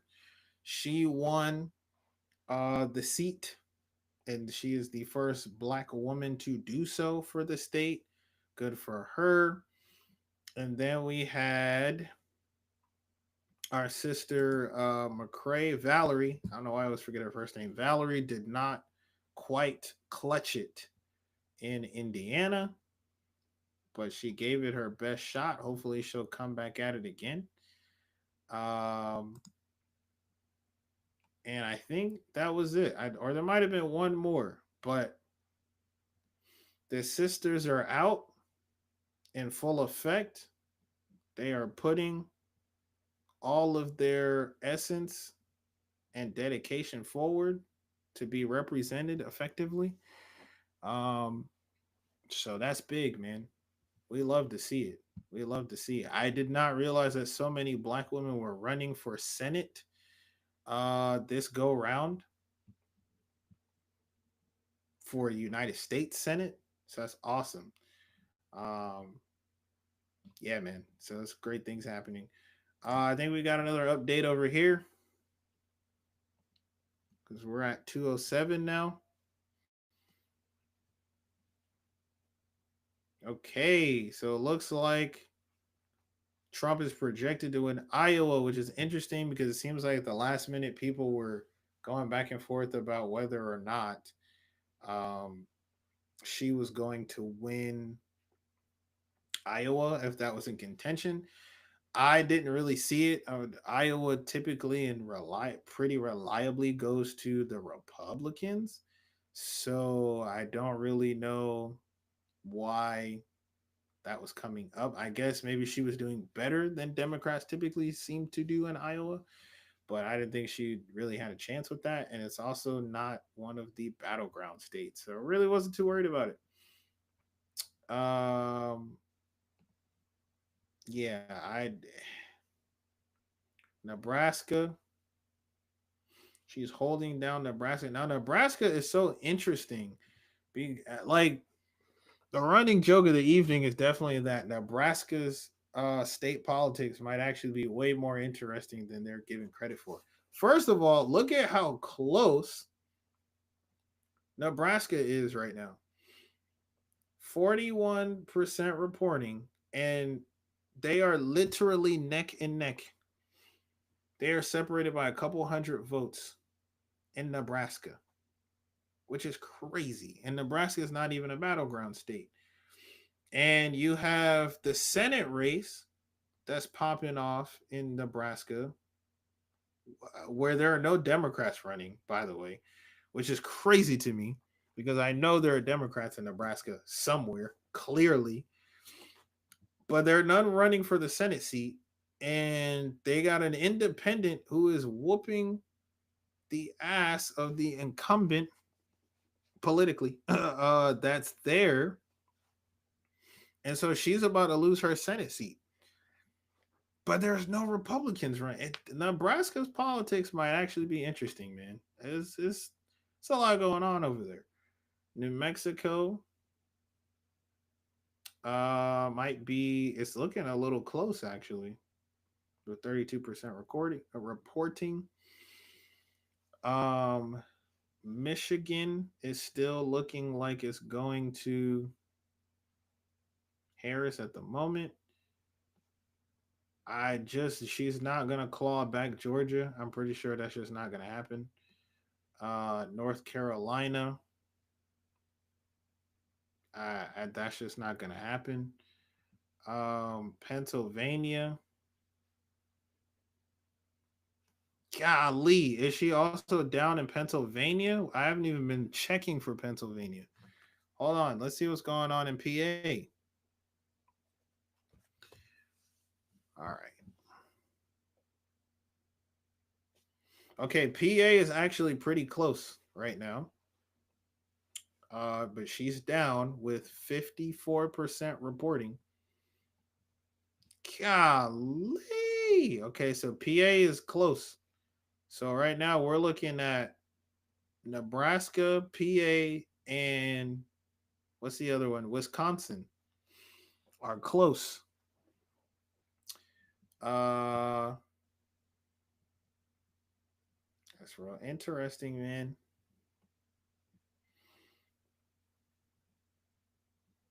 Kamala. Let's see what we got here. We'll face off. This day has become blah, blah, blah, blah. Same thing. Does it say the same thing every time? Pennsylvania. Biden won Pennsylvania with 50% to 49. So again, the margins are razor thin in these states. Trump in 2016, Trump won Pennsylvania by 49 to 40. You see, that's how close. Again, those are Wisconsin margins or Michigan margins. Well, same both, really. So this one's tight. Now, Pennsylvania is another swing state. Now, again, as we were saying earlier, let's go back and look at this. Georgia, I think, is a foregone conclusion. If she loses Georgia, that's one thing. She can't lose another battleground state. North Kakalaki, 75% reporting is not looking good. Now you got PA. It's close, but she is still down.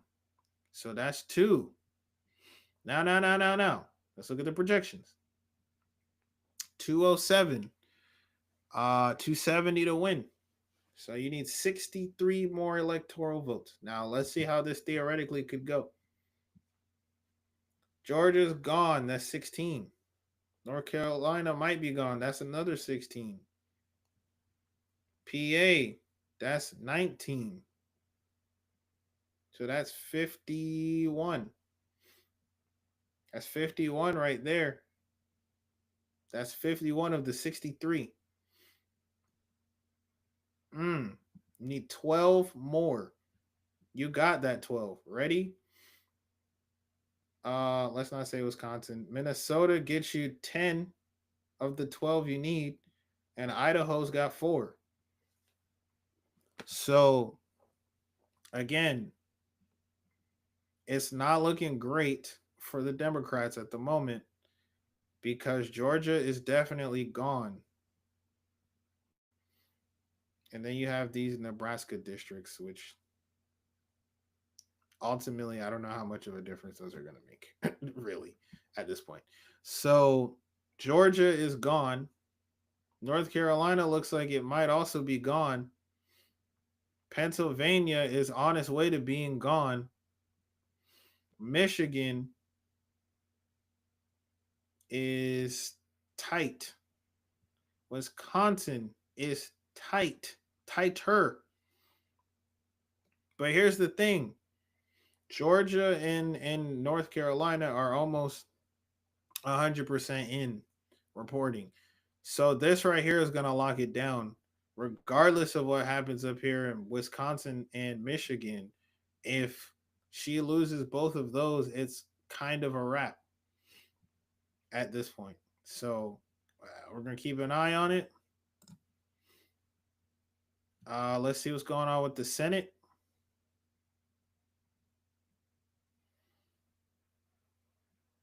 All right. Let's look at so also Brooks won.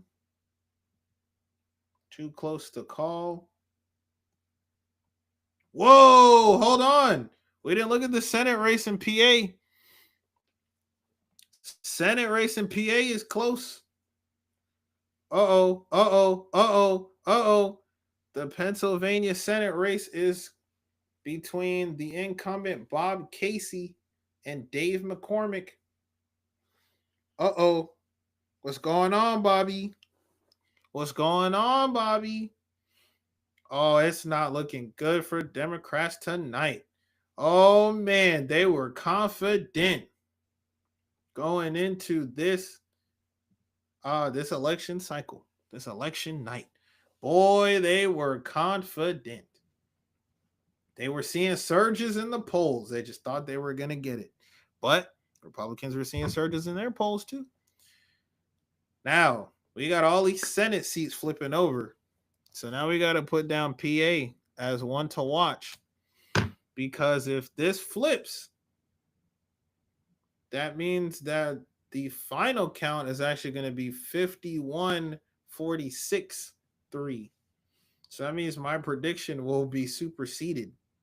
There are going to be 51 Republicans in the Senate. Oh, man. Oh, man. It's not looking too good right now, man. Ooh, look at how close this is. Oh my God. The Senate races are looking crazy. Man, I'm going to try to see if I can understand what's going on the House side. The Republicans have flipped 2 seats already, and they already had a majority, I believe. A party must hold 218 seats to secure the majority. Currently, Republicans hold a narrow majority. There are currently 220 Republicans and 212 Democrats. Holy schnauzers. Bro. Now, I'm not saying this election actually is one of the most important of our lifetimes and all that hyperbolic nonsense.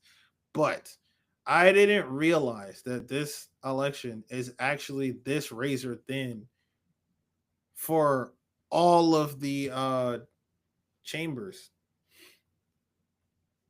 You got the presidency, which is tight right now in those battleground states. The Senate is tight right now because you got all kinds of seats flipping, and the House was already on razor thin margins. So it's actually looking kind of crazy all the way across the board. But it is also looking like, as of right now, that the Republicans are going to sweep everything. They're about to catch a supermajority. It looks like they're about to sweep it all. Good googly moogly. Oh my. Let's see what's going on with these ballot measures. Do we have any updates on the votes?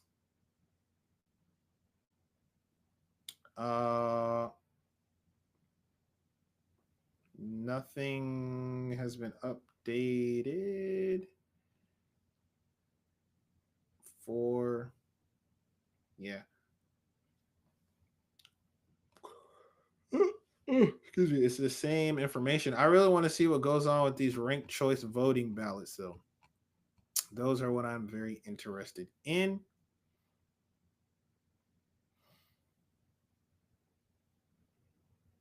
Now, as we wait for some more things to come in, I do want to go back to this video from Sky News about why we have never had a female president. And by the way things are looking right now, it looks like we are still not going to have a female president. It's just not going to happen. It's just not gonna happen, it looks like. See if I can pull this video up.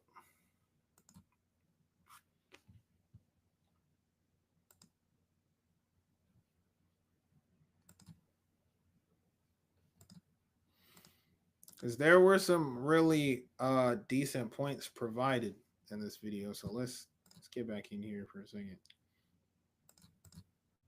In 1937, only 33% of people surveyed answered yes. By 1944, it rose to 48%. But from there, it took more than 50 years to cross the 90% threshold, which was finally reached in 1999. Willingness peaked to 96% in 2011, since slipped back to 93%. Now, what I would like to know is what happened in 99 that, and I guess what was happening leading up to 99 that made the sentiment for a willingness to vote, to have a female president run so high. I genuinely wonder. I'm sure part of it was just social change, where people probably just became more willing and understanding, and probably just seeing women do more in the workplace, in business, in politics. That's interesting, though. It's been 8 years since Hillary Clinton lost to Donald Trump. Although, let's not forget, she did win the popular vote. And perhaps surprisingly, Trump performed better with women than expected. Look at this graph. Far more women, 54%, voted for Clinton than for Trump, 39%. But when we consider ethnicity, Trump was slightly more popular with white women overall, while Black and Hispanic women voted overwhelmingly more for Clinton. White women have voted for Republicans for decades. So it was not surprising in 2016 that white women would continue to vote for the Republican candidate. What actually was surprising is that you started to see a shift among particularly college-educated white women. It started with Hillary Clinton in 2016, and it has continued in every election, midterm and presidential election since then, where that particular group of women has moved more towards Democratic support. This is why you might have heard that it is. So again, a great point right there to acknowledge, circling back to what we've been acknowledging for this whole stream.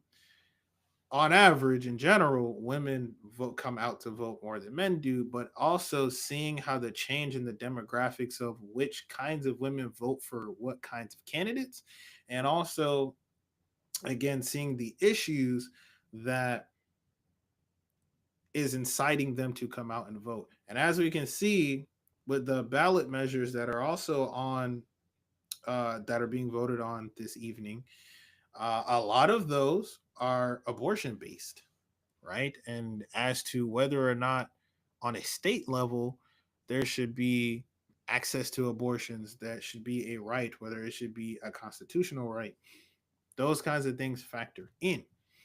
And to an extent, we're seeing the outcome of that in real time. It's going to be suburban white women in the swing states who will decide this election.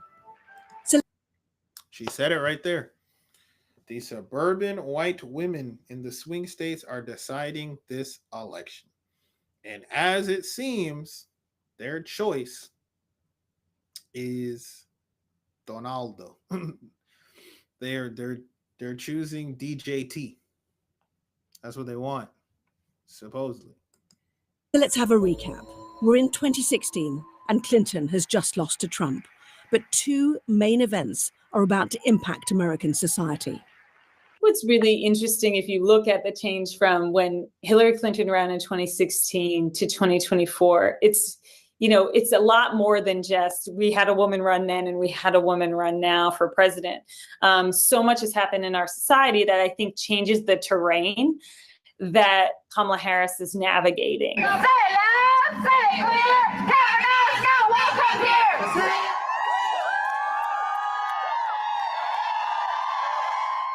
First, in 2017, the Me Too movement gained popularity, encouraging women who had experienced sexual harassment and assault to share their stories.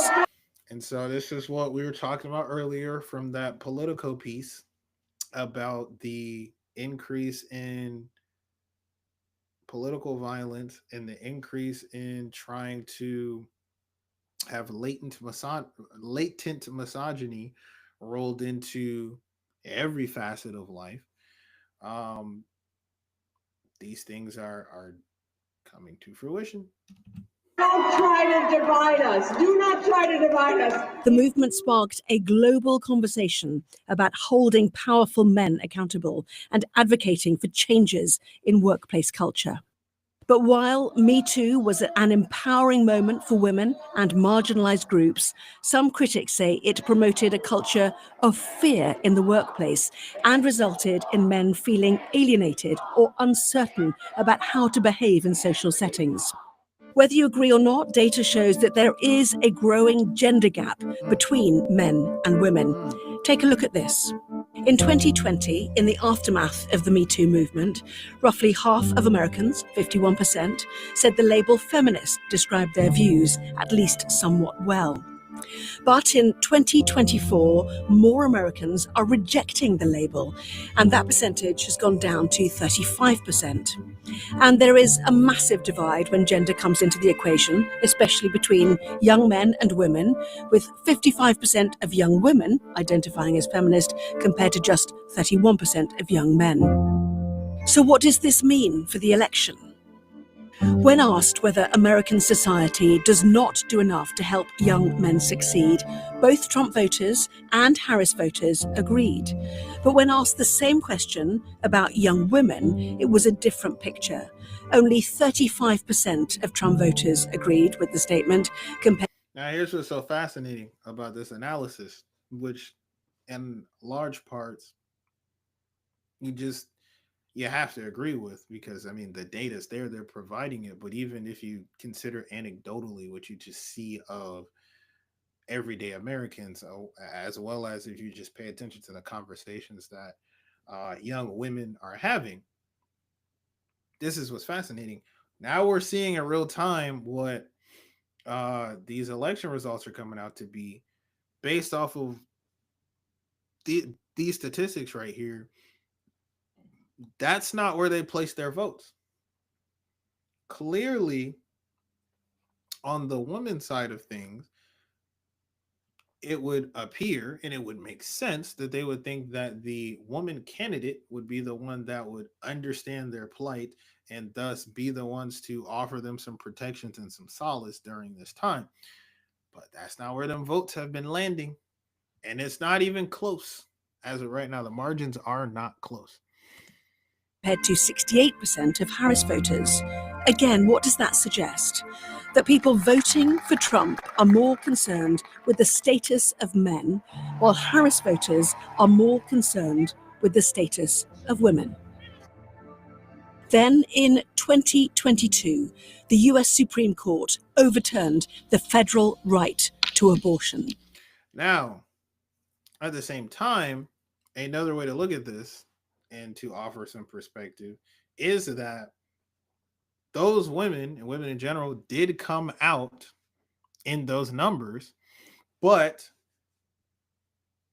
that hidden, overlooked majority on the right side, in the right wing, those rural voters, some of those suburban voters, some of those more factory, industrial, working bread and butter Americans, it's possible that they came out in larger numbers than initially anticipated.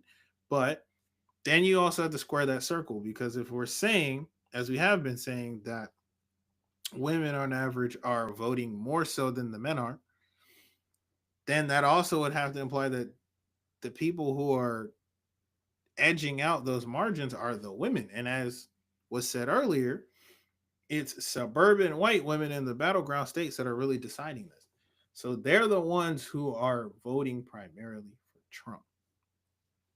Why is that the case? Now, there's another video we're going to get to that attempts to get an explanation and understanding as to why those women do vote for him, which we're going to get to. But we're going to get back to the result to see if we got any updates. But let's just skim through here because I think there was one other major point we wanted to get to here.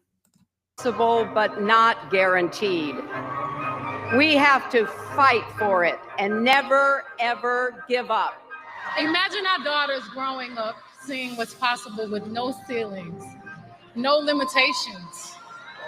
Imagine our grandmothers. Imagine what they feel right now. Those who have lived to see this historic day. But one thing is for sure, being the leading candidate among women is a great advantage. Since the 1980s, more women than men have turned out to vote in every presidential election. Women are the most reliable voters. They outnumber and they outvote men. And there it is. That's the point right there. And the data was shown right there since the 80s. And I'm quite sure the same is true in this election currently. However, if that was supposed to be the case and she was projected to be the candidate for them and they're the ones that vote in the majority and thus they're the ones who decide the election, what happened? So let's get back over to the map. Let's see where we're at. And then we're going to get into that other video from the Financial Times, where they seem to attempt to get an understanding and answer that question that we're asking now.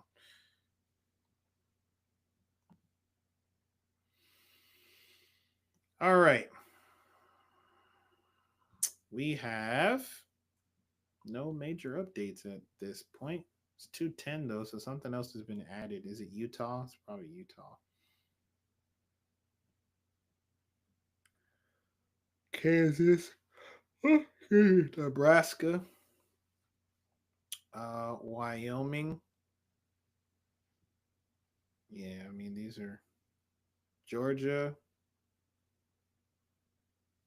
86%. I mean, that margin hasn't really changed. You're still at 48%. And move. And then North Carolina, 84% reporting. 86% reporting. I don't know. I think it might be a foregone conclusion, guys, for the Democrats. I don't know if they can come back from this. I think this might just be foregone. I mean, if she loses both of these, there is no path back. That's really it. And Pennsylvania on top of that.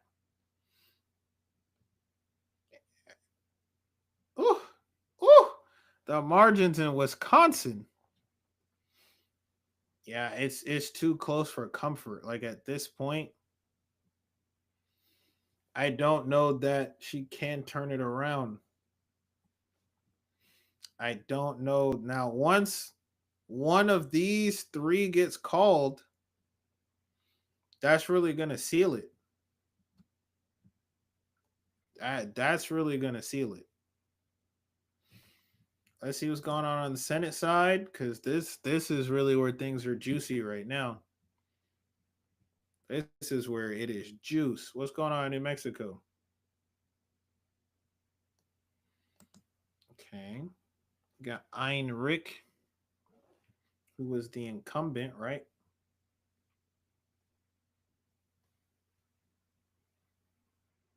Okay, it looks like Heinrich's going to hold it down. They're saying it's too early to call, which 64% reporting, but okay. Heinrich is holding it down. Okay. Ohio, what's going on in Ohio right now? Oh, it's wraps. Sherrod lost his seat. 84% reporting. He lost it.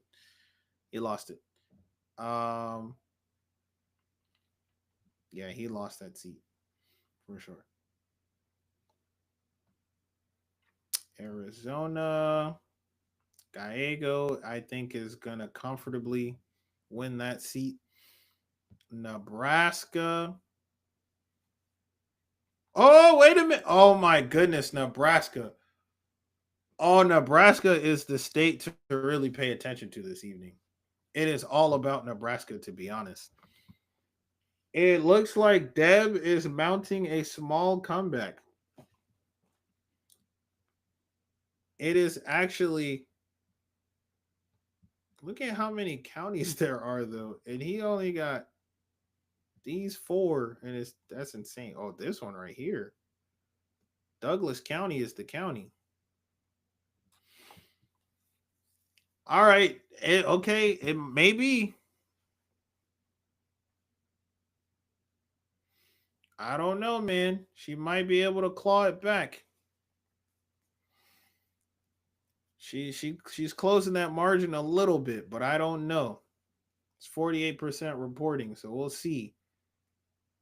We'll see. She might be able to turn it around.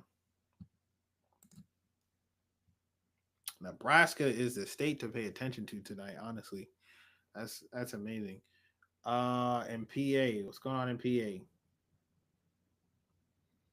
Oh my God, PA is so close. Wow. And Casey is the incumbent, right? So he's supposed to be trying to hold on to that seat. But he might lose that thing. Oh, man. Oh, man. He might lose that thing.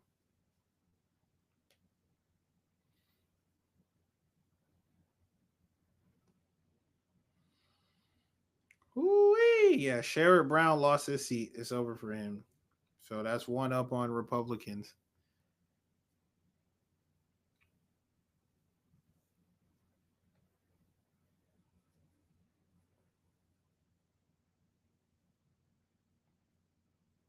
Yeah, so I think my final count of 50, 47, 3 is not going to be right. You got one flip. You're about to have 2 flips. Oh, my. Woo-wee. Yeah, buddy.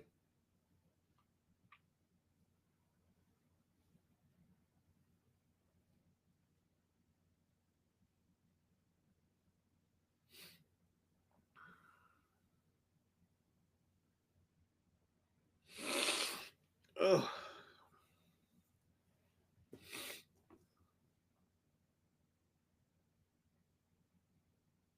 In Michigan? What's going on in Michigan?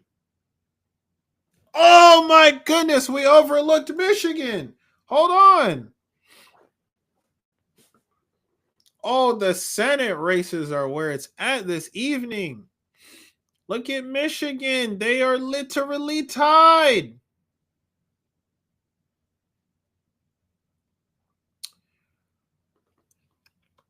Another seat being vacated by Debbie Stabenow, which is an amazing last name. So the Democrats are trying to, or should be trying to hold on to that. But holy damn, is it close? Okay, so it looks like we got to watch Michigan as well. That is ridiculously tight.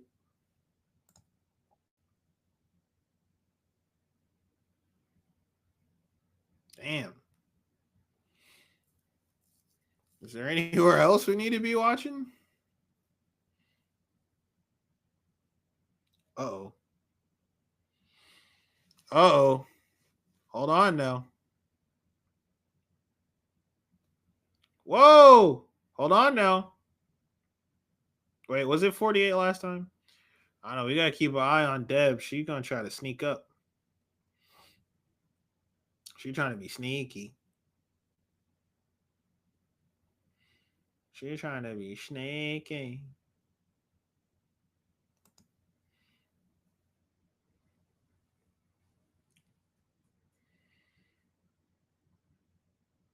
Man, Nevada's results we are waiting with bated breath to see what goes on in Nevada.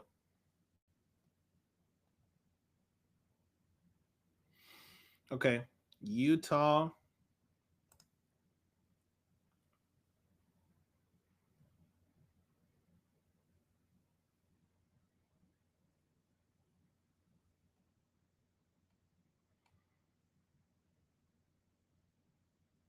Running as an independent.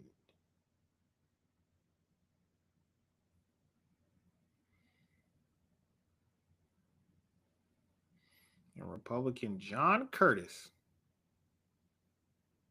Okay. I don't know. I don't think Utah's going to be all that interesting. I think Utah's just going to go red.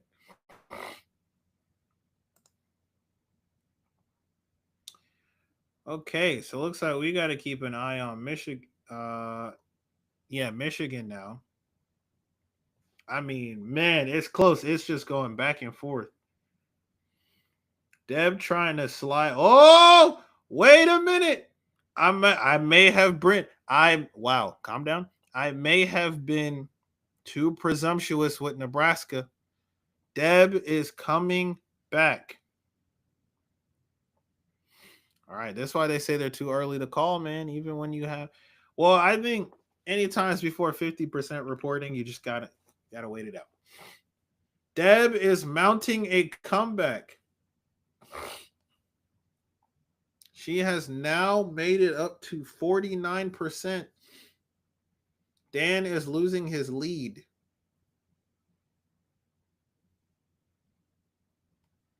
Oh, Nebraska is hot tonight. Nebraska is hot tonight. Whoa. Okay.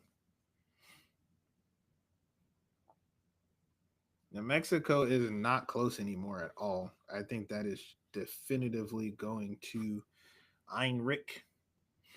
That's a wrap. Arizona was never going to go to Kerry Lake. That's a wrap. Ted Cruz is projected to win. That's amazing. That is amazing. Look at Michigan. They over here playing footsie. Oh, man. Look at Wisconsin. Yo. And this is over 50% reporting. Look at how close it is. Oh, my Lord. What's Pennsylvania looking like? It's close too.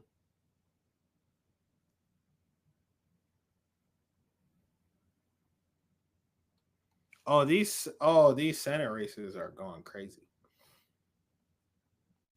Let's see what we got on the gubernatorial races. Any new information?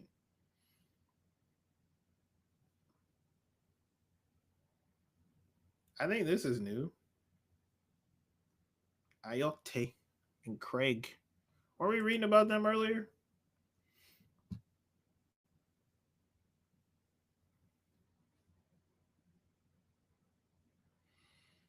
Yeah, Chris Sununu.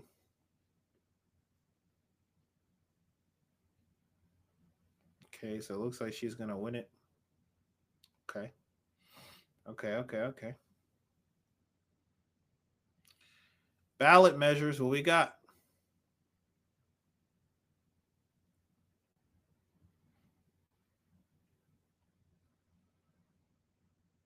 Excuse me.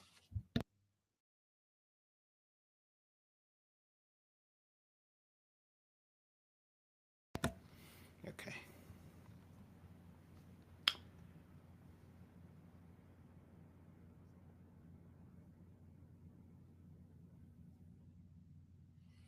Man, it's a lot going on this evening.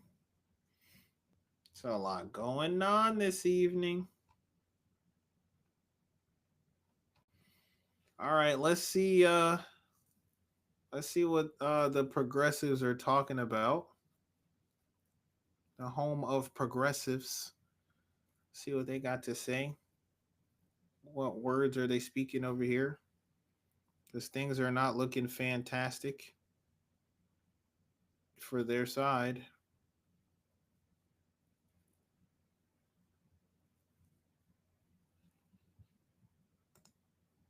They got a poll going. All right, let me show you guys this. So they got a poll going. Who's going to win the race? And even the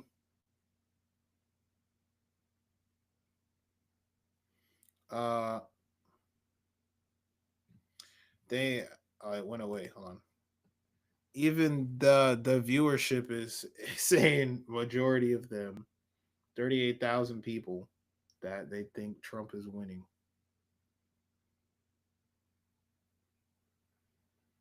Total. And so the percentage total is based on the reporting precincts, and some of these precincts are very small. Georgia has 159 counties, which means you got a lot of small jurisdictions that are able to tally that vote count pretty quickly. And then you have DeKalb, Fulton, Clayton, Gwinnett, Cobb, et cetera. Those counties, which are your metropolitan base, they're going to come in last. And so I don't have any concerns yet. Obviously, you want a head start out the gate, but you're not going to get it with this one. This election for Georgia, if the Harris team wins, they're going to win by way of the metropolitan vote primarily. Yeah, and Rashawn, you were part of the Democratic Party leadership in Georgia. So any sense of how Fulton County is going to come in? Because Fulton County, obviously where Atlanta is, actually Fulton County named a day after you. That's, you know, really well. So there was reports earlier that it was going to go heavily enough for Kamala Harris that it would swing things. But I don't know or trust really anything that those so-called reports are saying. But do you have a sense of it on the ground in Fulton County? Yeah, it's not going to go overwhelmingly for Kamala Harris in Fulton County. It will go for Kamala Harris. But you're going to be surprised by the numbers, and here's why. The population of Atlanta, which basically about gentrification and the unaffordable property taxes. Well, that's because rent is going up, property value is going up. Okay, so they're seemingly stating their case for how Georgia is not a lost cause just yet necessarily. It seems to be that they think you know, the rest of the counties that haven't been counted yet are possible and maybe likely to still go blue. Very vibrant and diverse population there, and definitely a very unique and sizable Black population there. And I was in the Atlanta University Center area, so the heart of Fulton County. You could still very much so see the gentrification, even to points where even to this day when I talk about that time in Atlanta, I'm like, yeah, there was Black Atlanta and there's white Atlanta, right? And you know, they're not necessarily mutually exclusive. So definitely, let's get back to our map. There are no major updates. Hold on. Whoa. No, we got a big update just now, actually. We got a big update, actually. All right. All right. It's getting spicy. Things get spicy. So I don't know. I don't want to cuss too much, but you know, Nas was snapping on that spicy. Okay. So, Georgia, 88%. I want to look at those counties again and see what they were saying. I don't think, why can't open? I don't know that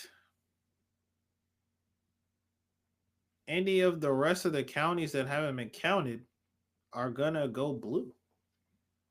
And even if they do, I don't know that there are enough votes there to make a difference.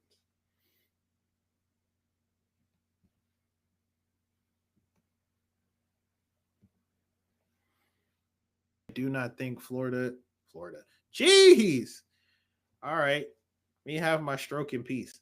I do not think that Georgia is going to land on the blue side. Now, North Carolina, excuse me, maybe there's a case to be made, but it looks like it's going the same direction, following the same patterns as Georgia. So I don't know that that's going to make a difference. And again, if she loses both of those, I am fairly certain is a foregone conclusion. Of course, now you're seeing the influx and increase on the Democratic side because those votes are coming in part because the polls are starting to close over here in this part of the country, but also because, again, of how the votes get tallied and how Republicans vote versus how Democrats vote. So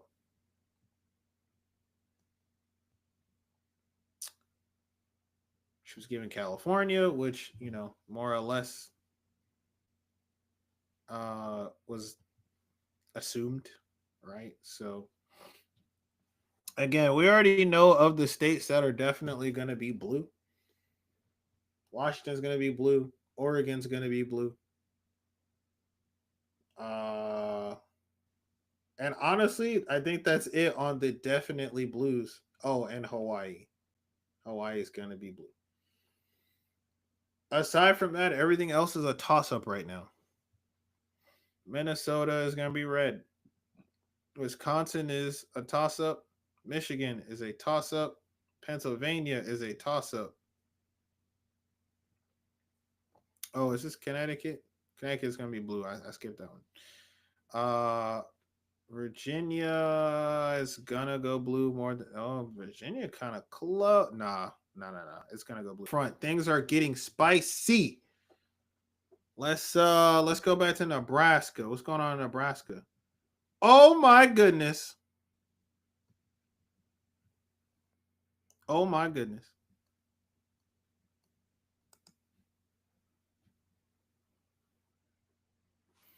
Deb is making a comeback. It is now almost neck and neck. She is off by less than 0.5%. I may have called it too early. And I should have known better because there are like 10 million counties in the state, and this man only has these 4 over here. So I guess I should have known better. I don't know, man. My projection might be wrong. She might pull it out, but let me tell you, even if she does, shouts out to Dan for pulling out that early lead and giving her a real fight.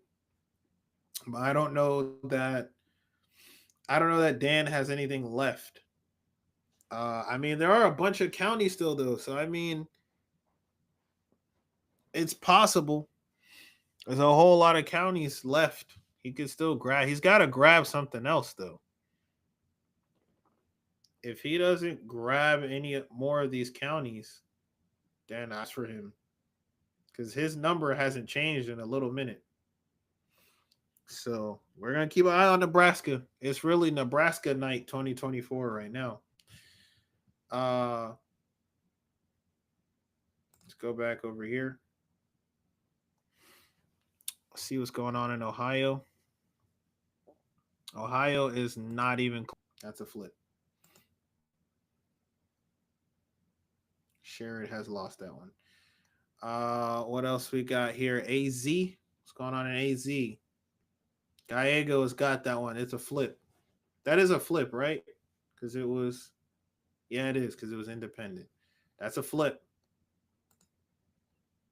What else we got? The Broward, we just looked in the Pennsylvania. Ooh, it's still kind of close, but the gap is starting to widen. I think Bob Casey has also lost his seat. I think he's also losing his seat. Now, this one I will say might be too close to call, though, because it's 71% reporting. There's one county that hasn't reported yet. I don't know. If it goes blue, he might have a chance. If that goes red, I'm pretty sure it's a done deal. So you got to call that one.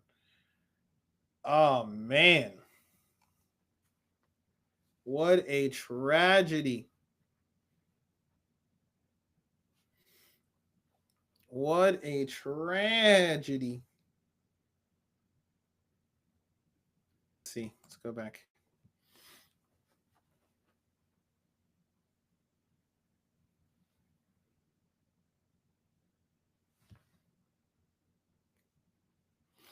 Ooh, there's my bank agent right there.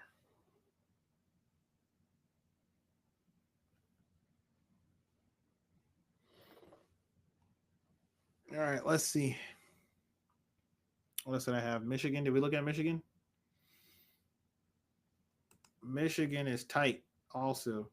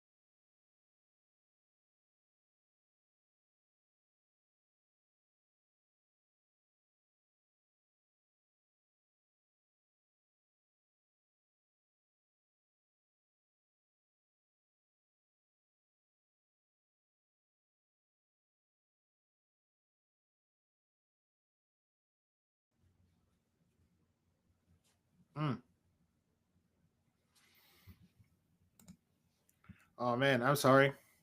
I thought I was sharing what I was watching with y'all. My bad.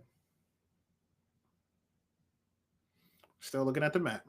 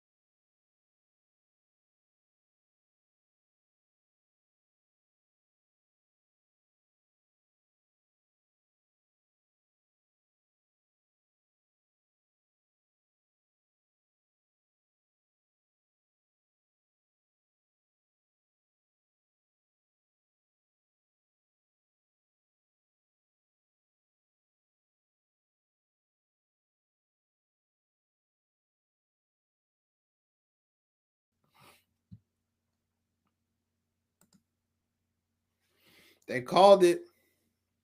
Sherrod is out of there. He lost it. It is official. He lost it. He lost it, buddy.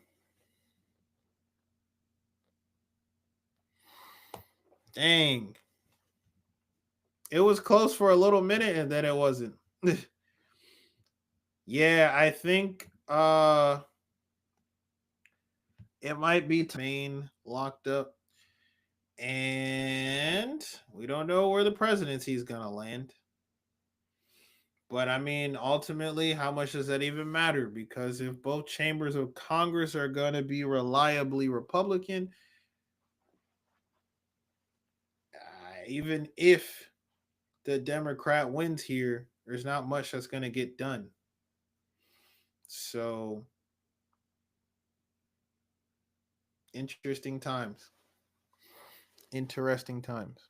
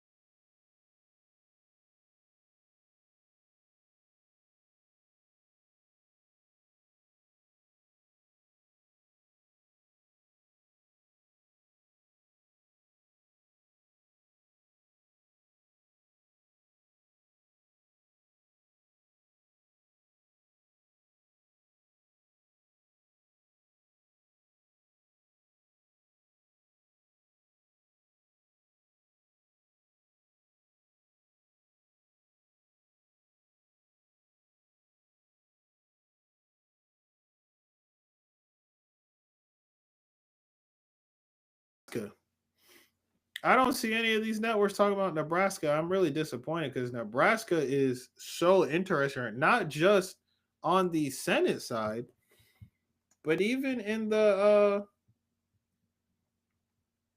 there are election results over here for the general.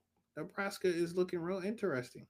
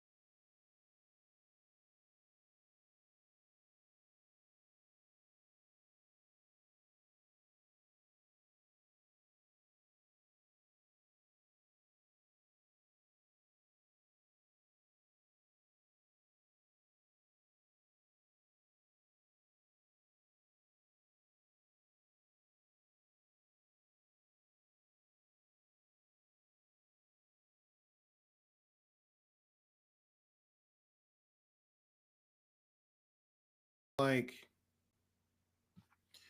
it looks like the margin in Georgia is starting to shrink. Even though it's 90% in, I just don't know how much is shrinking, but not by enough. I think Georgia's gone. I'm sticking with my prediction. My projection. I think North Carolina is also gone. Virginia. She got that. PA is close, but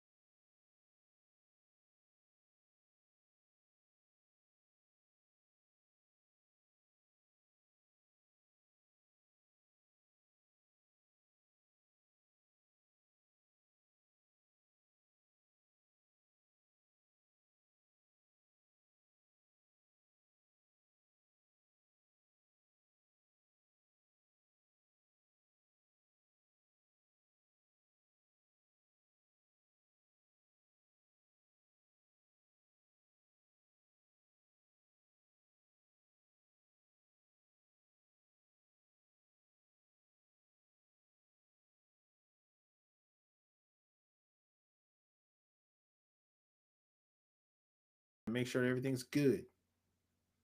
Because that's how it's got to go. It's ridiculous. Anyhow, I want to get to that other video that I was talking about before.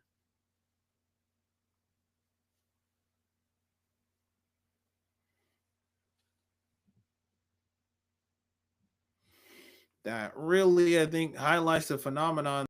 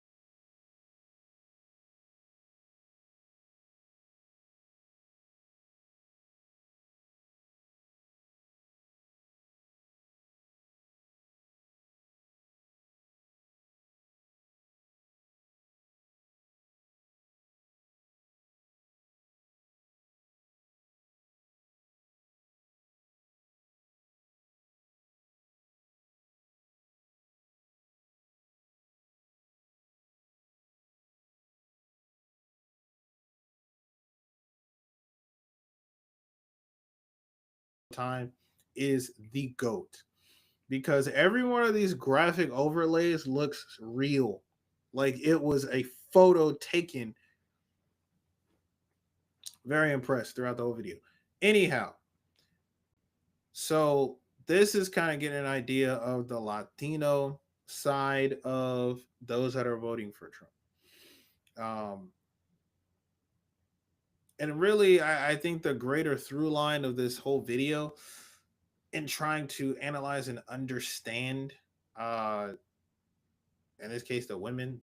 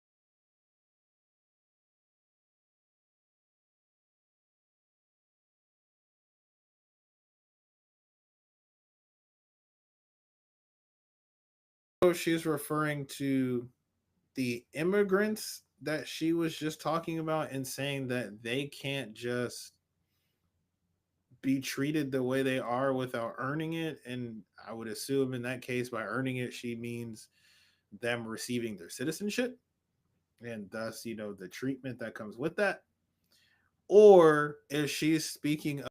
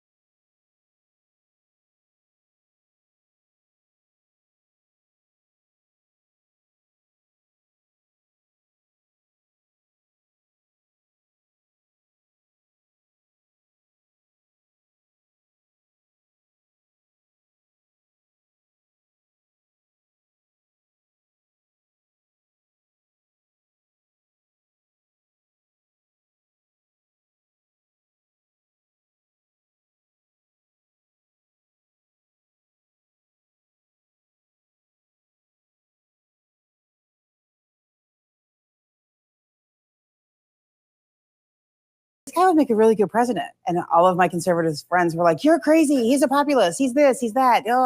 And I was like, no, you need to watch him. He reminds me very much of my father, who was, worked for Fortune 500s. He was president of a company. And the cold hard fact is he's not coming over for dinner. You don't necessarily need a friend in the leader of the free world. You need somebody that's quick and decisive and will. And see, that's the thing right there. That was one of the points that I definitely wanted to get to, where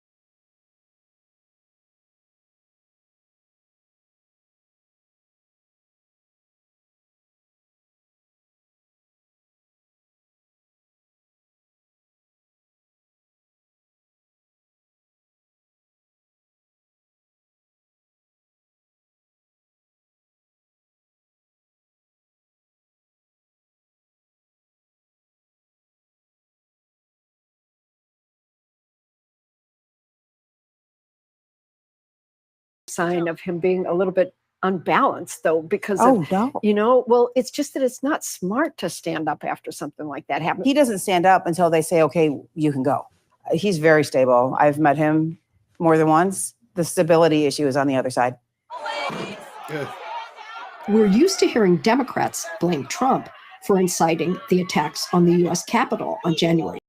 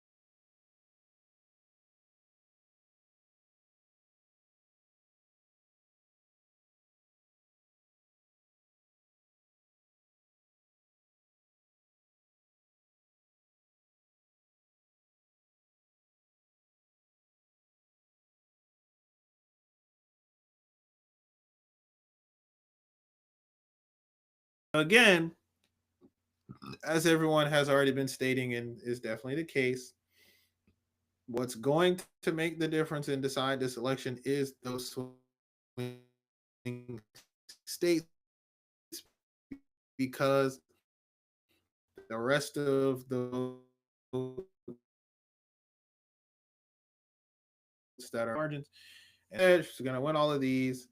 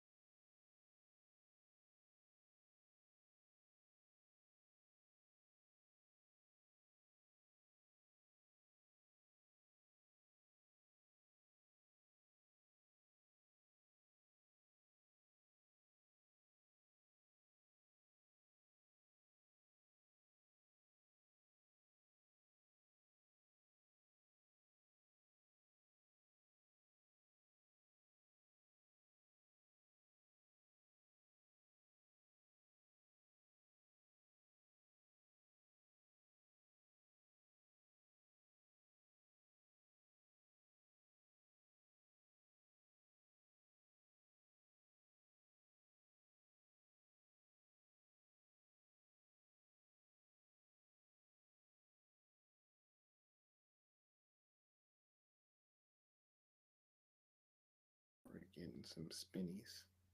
And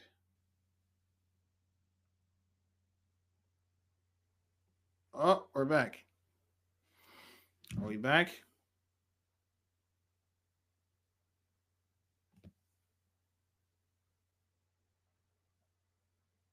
Okay, I think we're back. Dang, how long was that black screen? I don't think it was that long. I hope it wasn't that long. Jesus Christ. That shit cut off entirely.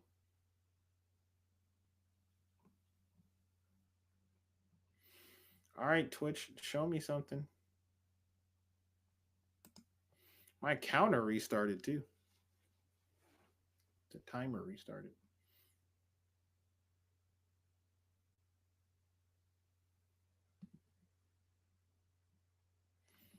All right, we're back. We're back on it. We're back up.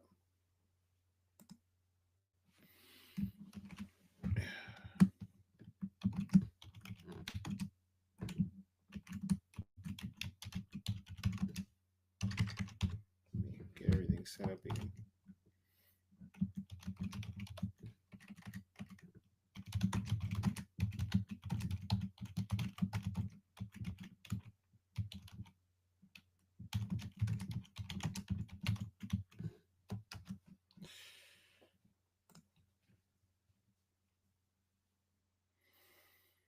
Okay, I think we're back in the biz. You know what though?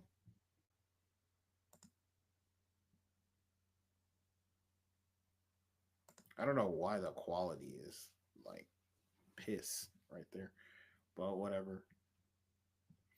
We about to get back in this thing because we're not done. Things are just getting juicy. I don't know why. The government is throttling me. Let me stop. Okay. Let's get back to it because things are getting juicy. I don't even remember what we were analyzing last, but we can get right back to it. We can get right back to it. All right. Here we go. Here we go. Oh, I got to show it to you. Oh, I got to show it to you. I got to show it to you because now this is the beginning of the end, I think. And for my share, come on now. Let's go. We're wasting time.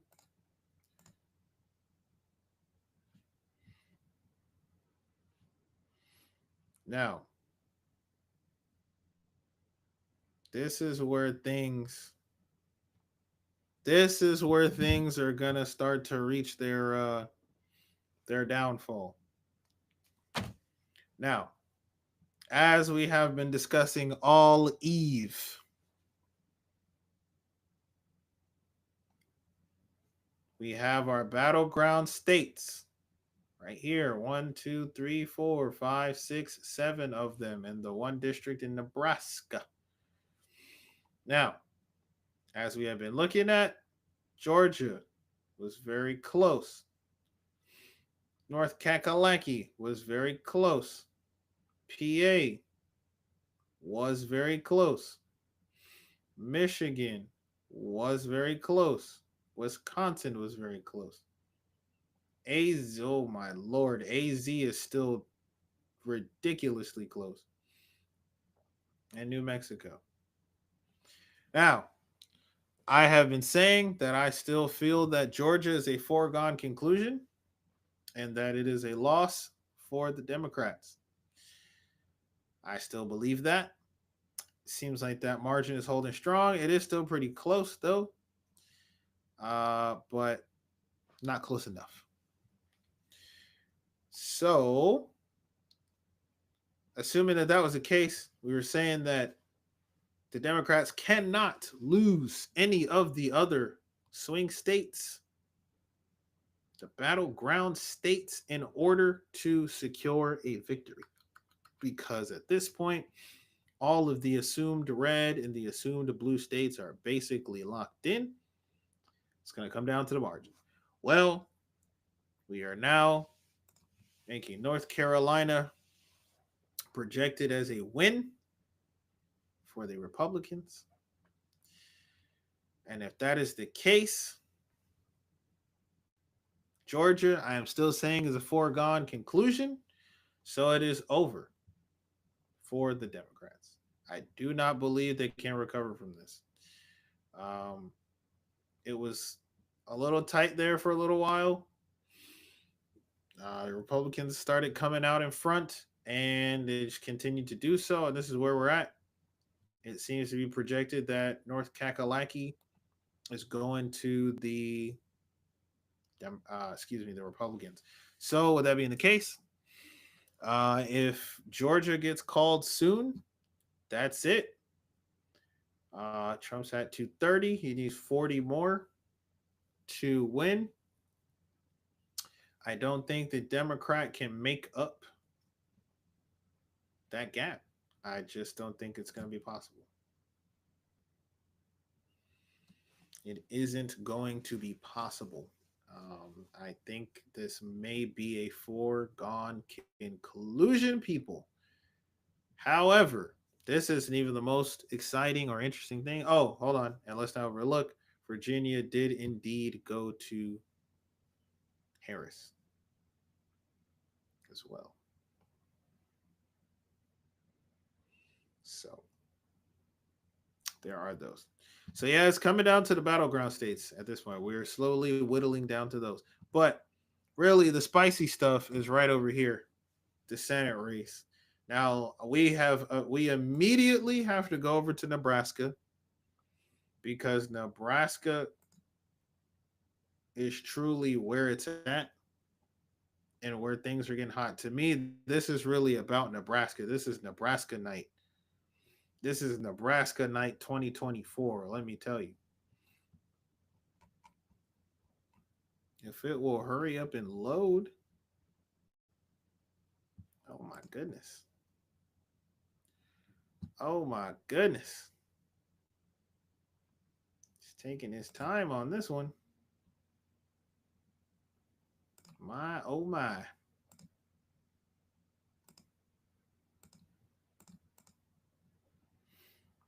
Here we go.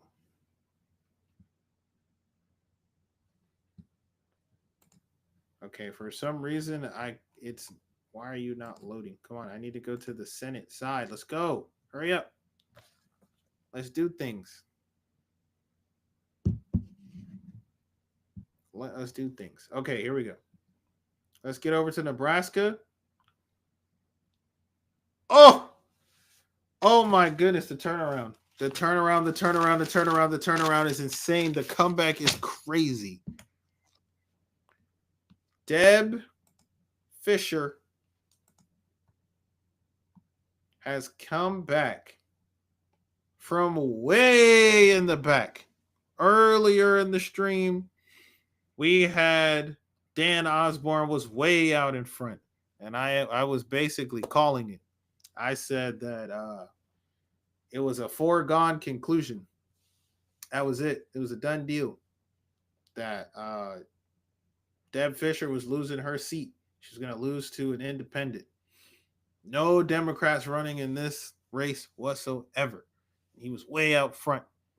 And slowly, Deb began to inch it up. And then we looked at these counties. And the only counties that Osborne has got locked down are these 5 right here. He wasn't gaining anything else over here. And there's a whole lot of counties out here. And now she is on top by 1 whole %. So indeed, it is too early to call. I was wrong on my projection to call it and say that he lost it. I'm sorry, that she lost it and it was flipped. So now 59%. We just kind of got to wait this one out. This is where the heat's at, though. This is where it's getting spicy. This is where the spicy spice is at right now. Let's go back. So we're watching that. New Mexico has been called. Heinrich has pulled it out.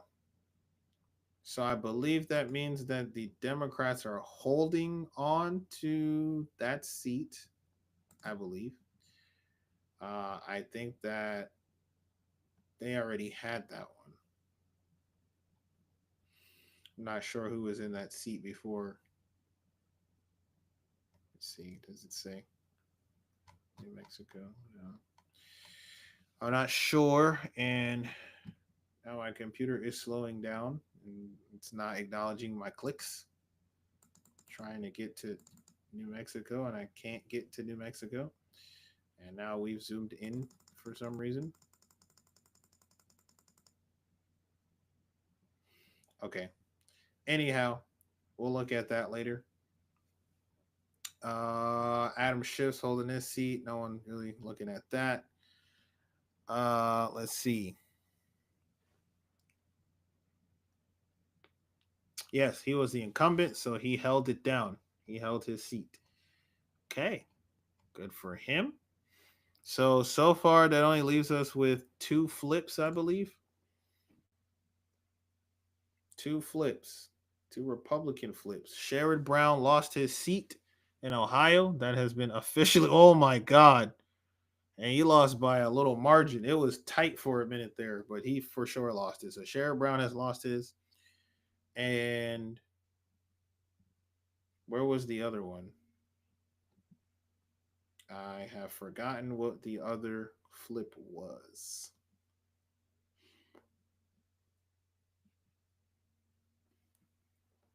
It was it West Virginia? No. Josh Hawley of Missouri. He held that down. I don't think he was too worried about that. What was the other flip? I don't even remember now. McCormick? Is it this one? Nah, Pennsylvania. They didn't call it yet.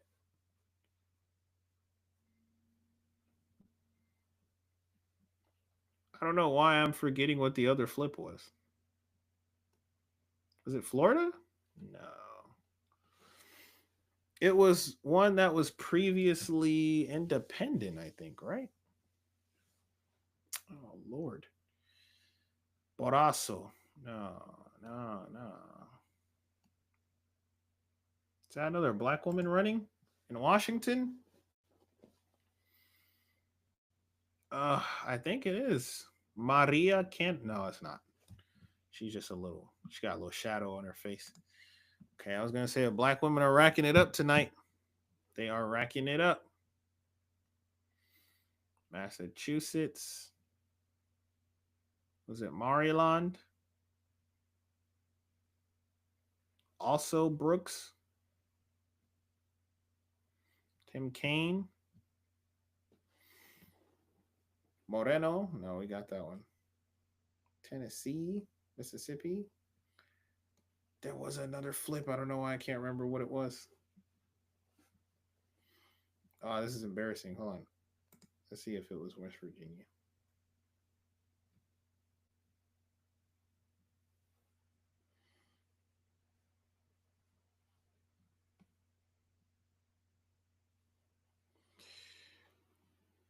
Man, I can't remember. That's so crazy. It wasn't New Mexico, was it?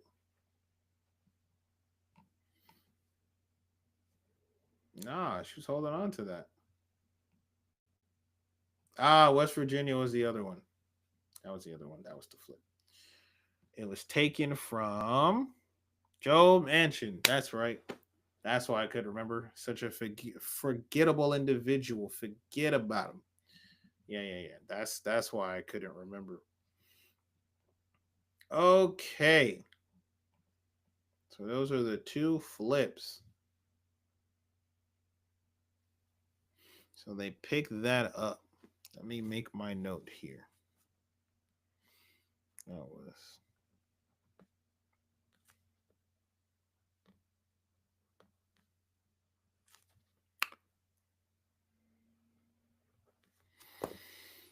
okay. New Mexico was called, right, for the Democrats. So that was held. They held that one steady, I think.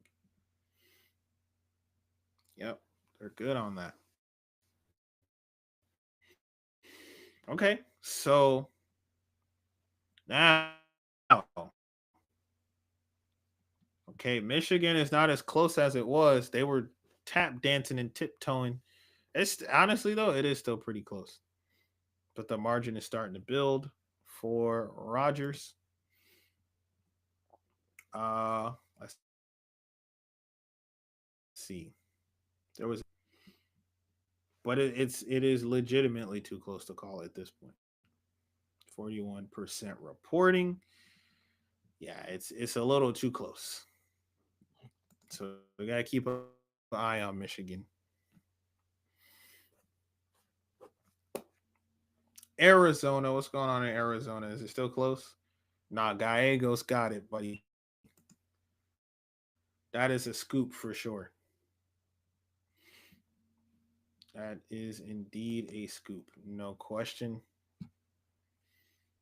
Yeah, it's over. Now, who was in this seat before? This was the one that was vacated by Sinema, right? Who was an independent? No, she was a Democrat. No, she was an independent. Yeah, so they're about to lose that one for sure.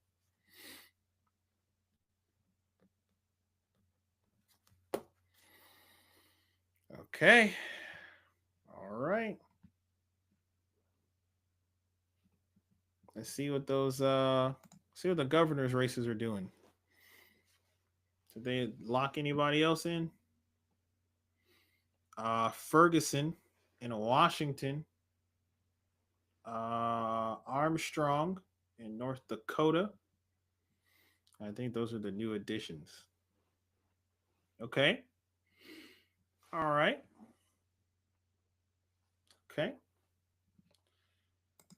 It's getting a little spicy spice right there. But that's just, what it is. That's just how it's going. Yeah.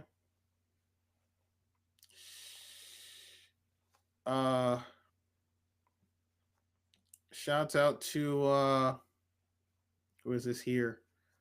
I don't know how to say your name, but the guy from Canada who had just made that comment. You say, I hope Kamala wins, huh?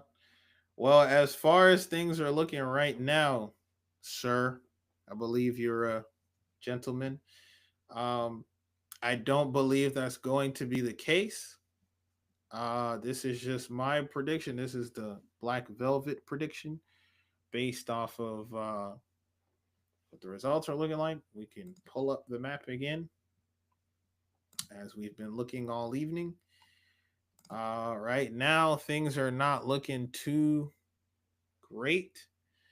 As the battleground states are being,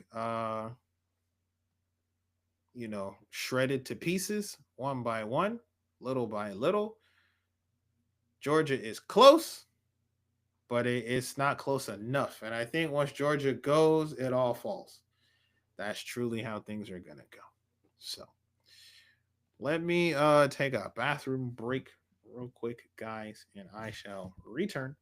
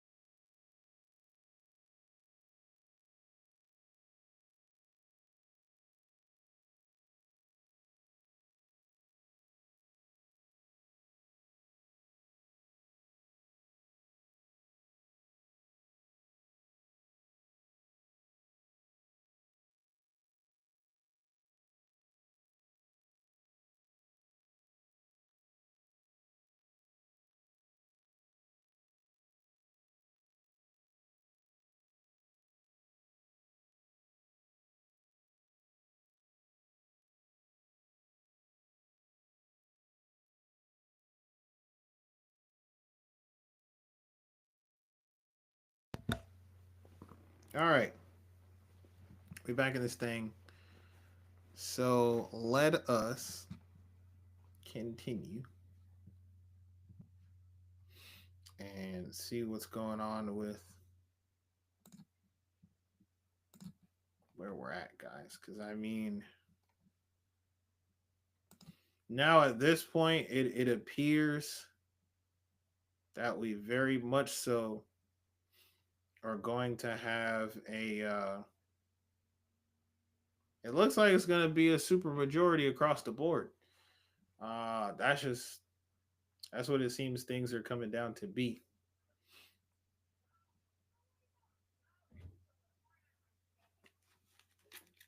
That's just what it looks like.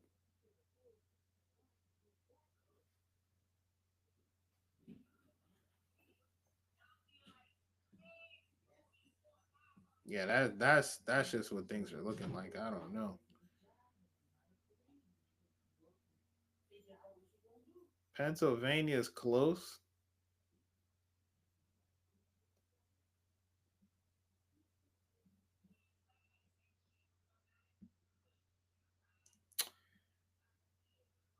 Ah, man. What's Nebraska doing? Oh my goodness, look at this. Look at Deb. She came back all the way back from behind, and she is now running the game. It's still too close though. I mean, if Dan can pick up at least one of these other, oh no. Oh no. It's good. Yeah, he's losing it in real time. Okay.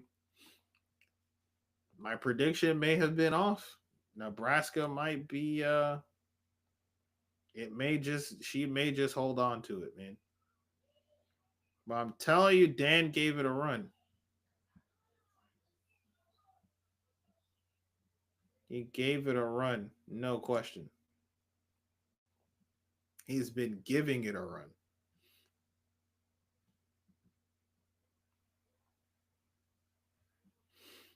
The rest of these, now we got to wait for Nevada. We are all waiting for the results of Nevada. You have Arizona. Arizona is foregone. Michigan. Oh my God. How are Michigan and Wisconsin still so close? They're not tap dancing anymore. It looks like Rogers might hold that one. Now, is this going to be a flip? Michigan may end up being a flip. They may end up being a flip. Ooh. Okay.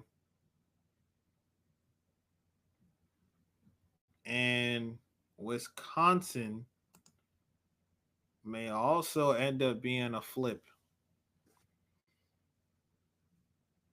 Tammy's the incumbent. Okay, but what we've seen is when it gets down to this, you really gotta. I don't know though. There's 75% reporting right now.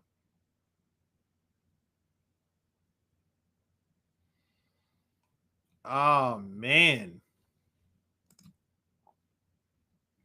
Yeah, this is not looking spectacular right now. It's not looking spectacular right now for the Dems. It is looking relatively comfortable for the Republicans.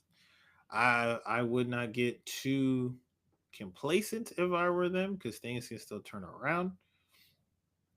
And I wouldn't necessarily give all hope away for the Democrats either, but I also wouldn't be too hopeful.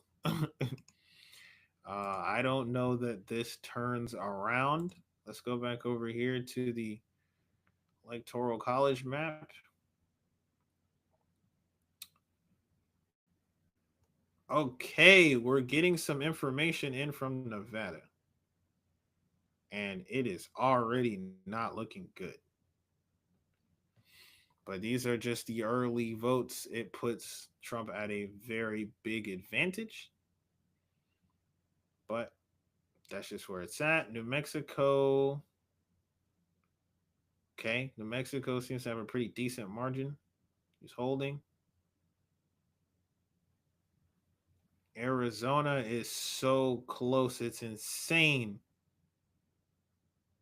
It is crazy how close Arizona is right now. Georgia, they still haven't called yet. They need to just go ahead and call it. It's a foregone conclusion. Michigan's not looking all that close anymore. Michigan might be gone, but it's too early to call. They've only got 45% reporting. 77% is in for Wisconsin. That's not looking good. Not looking good for the Dems at all. The Repubs are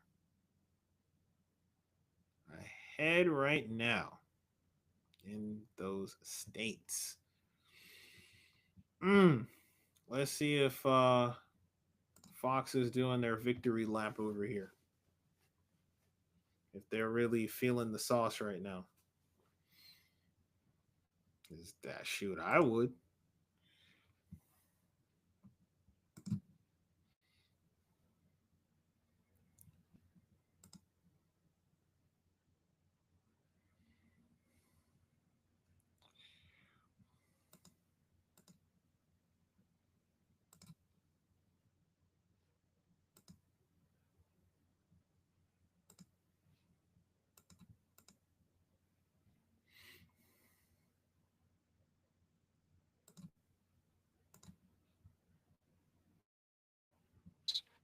Coming in just at the top of this hour here. No surprises, no shockers there. This was to be expected. Austin Westfall tracking it with me as usual here. A lot of race calls at this hour, Austin. A lot of race calls. We start tonight with a big gray map. Now we're starting to see a little more blue, a little more red, starting to be shaded in here. Let's take a look at what all these states are looking like. So Florida, deep red, being called in Trump's favor. Now, you're going to see some lighter shades of red. Georgia, Okay, so that's one of they're those a key little bit battlegrounds that behind we're on watching. theirs That means that it's leaning so far, in Trump's favor. Let's at least pull up. from the NBC So right now, Trump projection. actually has a 14-point lead over Harris, and that's with 36% of the votes counted. So with just over a third of the votes counted so far, So they're Trump getting their maintains information a little a bit slower over here. 14% lead in one of the key battleground states. Let's check out another key battleground state. This is North Carolina, the Tar Heel state, where Harris is above right now. Harris has an 8-point lead over Donald Trump.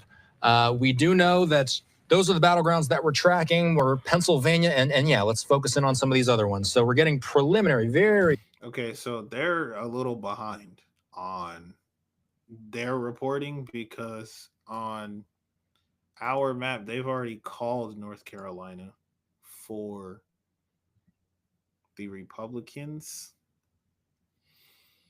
When that's what 90% reporting, at least that's what they're saying. So I think that is a foregone conclusion. Those guys need to catch up. Let's see what the home of progressives are talking about right now.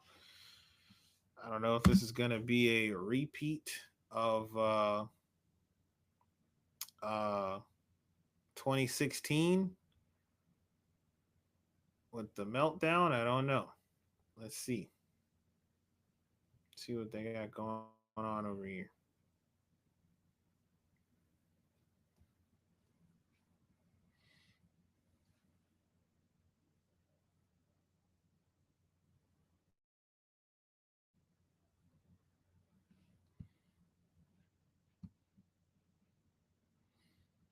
Oh, let me share my screen. I'm trying to get it loaded up. Give me 1 second. We're going to load it up.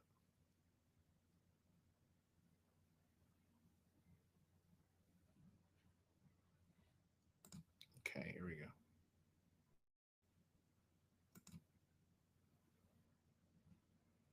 Guys, how are you? Good to be on again with all of you from here. The Florida amendments are what made me think earlier that Florida might be in play and be called later in the evening. That was my only bold prediction tonight, a bold prediction that has since gone down. There are two ballot measures we're watching, 3 and 4 in Florida. Amendment 3 is the whether or not to legalize recreational marijuana, and Amendment 4 is whether or not to create a constitutional right to abortion within the state constitution of Florida. And there was a real fight as to whether or not that would get onto the ballot. And the thought was from the Republican-controlled, state house there with the Governor Ron DeSantis and a hold on both houses of the state in Tallahassee that there would be difficulty getting that on the ballot. It was on the ballot, and the thought was that many Democrats would come out because of abortion. It would increase turnout and it would increase ticket splitting in that regard even. And so what you did see tonight is that it appears that Donald Trump, the Associated Press, has called it for him in Florida. These two amendments, the legalization of marijuana right now with about 90% reporting, yes is 55% or about 56%, no is 44%, which should make you rejoice if you want marijuana legalized. Well, because there is Republican control of both houses there, they changed it to mean to you needing to have 60% for a ballot measure to pass. Wow. So even though a plurality of voters by over, it looks like over 1 million voters in Florida want to legalize recreational marijuana, it didn't reach 60%, and they don't think that it will, and they have called that for no. So marijuana will not be legalized in Florida, I guess. All right. So it does appear that that explains what we were talking about earlier with the ballot measures, about how they were overwhelmingly stating yes in, I think that was Florida, and it not passed. Let me share that with you again. We can look at it. So yeah, it's someone's asking who did I vote for. I'm gonna answer that in just a second. Let me finish my thought. This ballot measure here about the right to abortion in Florida, the constitutional right to abortion before fetal viability, overwhelmingly the people of Florida who voted on the amendment voted yes, and it still did not pass. We were asking about that earlier. How does that work? And as it was just explained there by Michael Shore, I believe his name is, that's how, because of the Republicans that are in charge in Florida, they apparently had changed the rules and regulations. So you got to have at least 60% of the vote for the amendment to pass. To answer the question of the individual that asked, okay, I don't know if I can read that, but that's an amazing handle. So I voted for the Democratic candidate. So I went for the Harris Walz campaign. I felt that out of the two options in regards to not even necessarily policy, but maintaining the right individuals in an administration that would have the right principles and probably enforce the right policies, I felt like there was a likelier chance that those kinds of individuals would be retained under their administration versus a Trump-Vance administration. And so that's more or less how I made my decision, not so much on the candidates and the individuals, because again, as stated earlier in the stream, and we say all the time on this platform, those are just figureheads. A lot of time, those people don't even have that much power. The power is with us, the people, and the people that we appoint to put in to, create and adhere to policies that actually benefit us as people. We are where the numbers are at. We are where the power is at. And so regardless of who wins, life still has to go on, and you still have to live with the day-to-day things you have to deal with. So you, at the very least, should pick the person who's going to pick the people that are actually going to benefit your day-to-day. So that is how I made that decision. Now, we have some more data in on some of these ballot measures. Now, I was really into how many ballot measures and so many states are about ranked choice voting. Colorado, I think they had theirs in already. DC, as I had said earlier, I figured was going to vote yes on it and pass it, and they did. Says would allow voters who are not registered with a political party to vote in primaries and establishes ranked choice voting. That is spectacular. I guess that means that is one of the paradigm shifting priorities coming into play in our electoral process. I hope it does, because ranked choice voting just makes sense. And given the things that we have seen in our electoral process, even in my short lifetime, there are some reforms need to be made, and I think ranked choice voting is one of the most responsible decisions to go in. So good on DC for passing that. Idaho seems to be voting against it. Places partisan primaries with they overwhelmingly voted against it. So it definitely seems to be along partisan lines with that one. And then there's a lot of stuff on here about the citizen requirement to vote, which in some cases is bundled with the ranked choice voting, which I think is a poor idea to bundle those things together on a vote. I think those should be separate issues. Like here in Missouri, and prohibit whether Missouri residents can vote, and prohibits ranked choice voting. Like, they bundled the two together. What if you agreed with the resident part but not the ranked choice voting part? Throwing the baby out with the bathwater. But it's great to see it on so many ballots. Even though in some cases they vote against it, like even in Oregon, they apparently do not want ranked choice voting. They voted against it there. It's interesting times. Let's see. Let's try to understand what's going on the House side.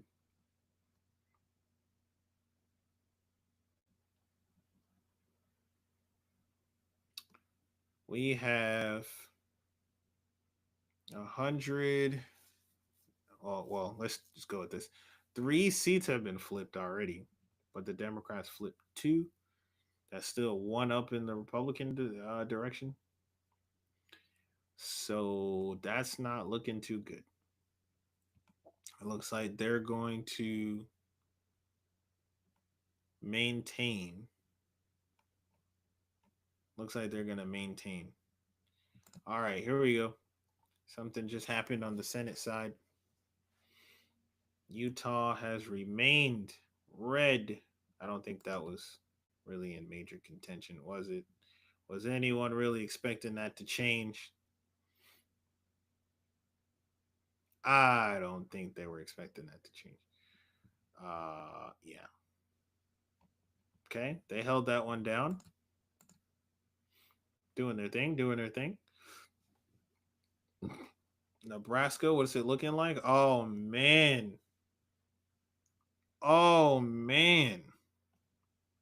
He's losing percentages now. I think it's over for Osborne. I am now making my projection in the other direction. I think that he is folded. Wisconsin is still so stinking close, even with 76% in. Michigan, the gap seems to be widening. I think Michigan is going to go to the Republicans, which means it's going to be a flip. So they're picking up another seat this evening. Yeah, I think they're going to be picking up another one. I don't think that Miss Slotkin is going to be able to pull that one out. So now we need some action from Nevada, man. We need something. We need some numbers from Nevada. That's what we're waiting on. We need some Nevada numbers. That's what we need. We ain't getting no Nevada numbers, though. AZ is seemingly secured. It's secured. They're saying it's too early to call. 52% in with this margin. I think it is safe to say that Gallego has eaten it. So it flips from I to D. So the Democrats have flipped one. Well, two, because they flipped Arizona too. It looks like they're that's what we were just talking about. Yeah, they're flipping AZ. I already wrote it down. That's why I said that. I'm already calling that one. Man, Osborne, I think you lost it, buddy. You couldn't hold it. And Nevada, we just don't know what's going on in Nevada. We just don't know what's going on in Nevada. What about in the general? Do we have anything from Nevada, or are they just like not reporting stuff? What's going on over there? 2%. They are just trickling in their results. Trump's still at a massive lead there, but it's so early. They only have 2% in. Yeah, it's still way too early to call that one.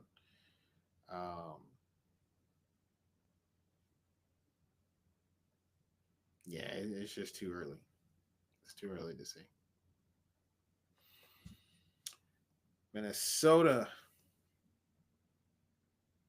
Wisconsin, 78% in. I think Wisconsin might also fall to the Republicans on this one.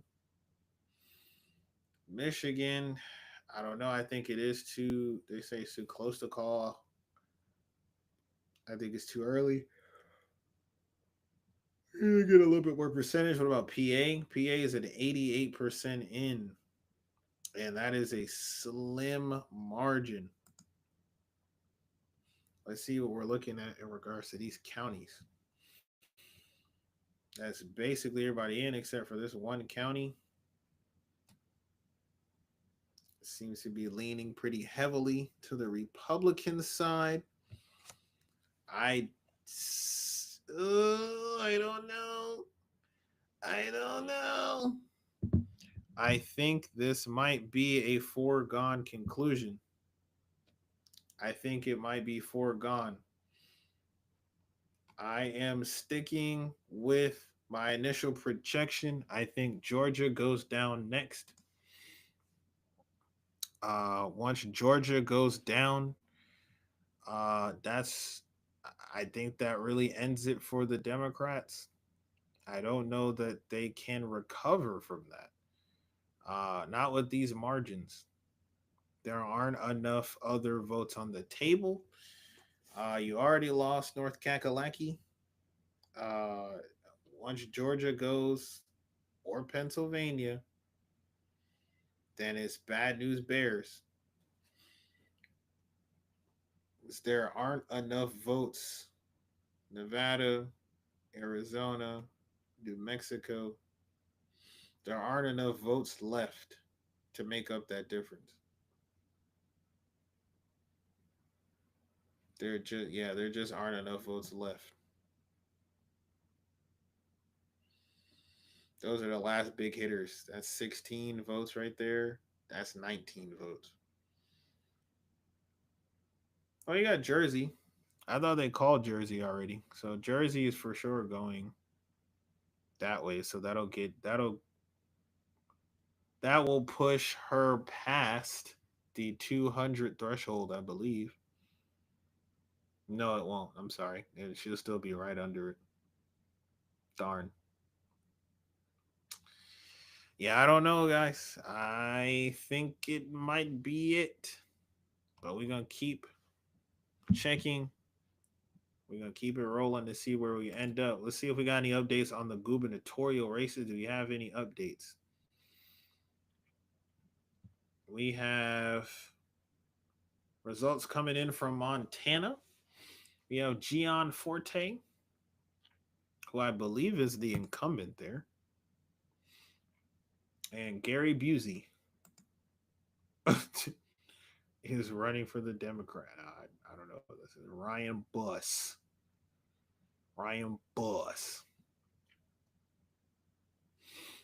Yeah, he's the incumbent, so he's holding it. And Sherrod Brown has conceded. That's what NBC is reporting. Sherrod Brown, let's get back over there. Sherrod Brown got waxed. He did not hold his seat at all.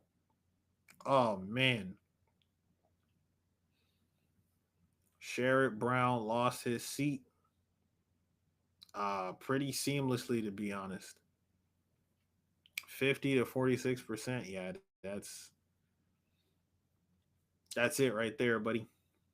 Really, he needed Don Kissik's votes. If he would have got the votes from Don, he might have been able to hold it out, but Don was doing his own thing. So at that point, it is for sure a foregone conclusion. At that point, it is definitely a wrap. So that's tough. That is definitely tough. Nothing that can be done there. Tragic. Let's go ahead and do our check. Make sure that everything's still running nicely on all of our platforms. You know, we had some technical difficulties the last go around. Let's make sure that we're still good.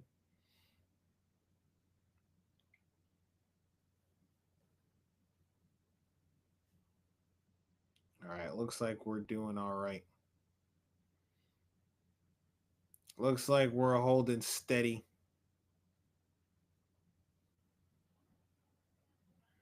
All right, cool.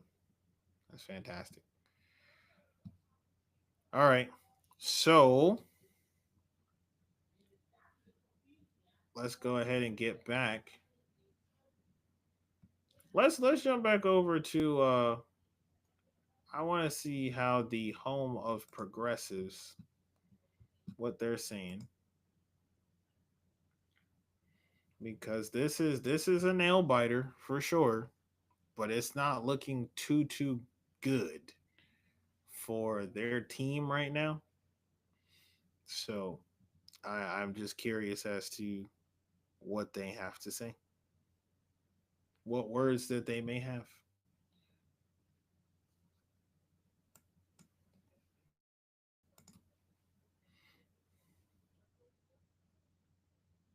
You choice in the first place. So now you want me to give you a choice in the ballot box? I'm not going to give you any choice, okay? And I'm not going to give you any choice over your body either. So that's what's happening in Florida. Yeah, and also, like, there have been a lot of lies that the Republicans have been telling since they killed. And the share is not working. Oh, now it's working. Oh, it went off.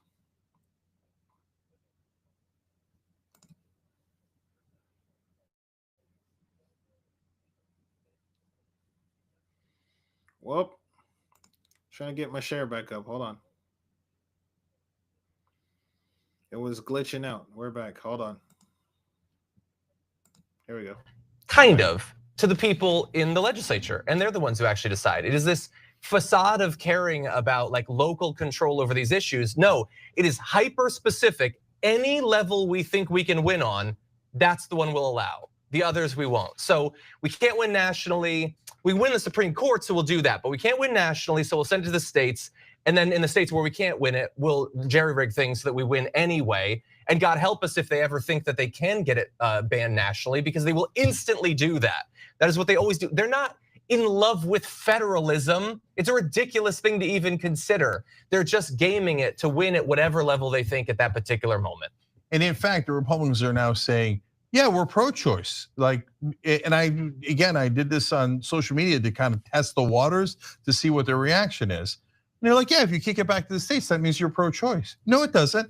It means that some states will say you have no choice.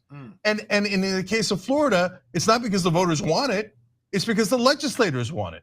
They picked their own voters through the gerrymandering, and they basically stole the legislature. And by the way, they do it in blue states too. They gerrymander the hell out of it so that you have no choice at all. The blue states are gonna vote blue, whether there's shifting or not. Red states the same way, it's disgusting.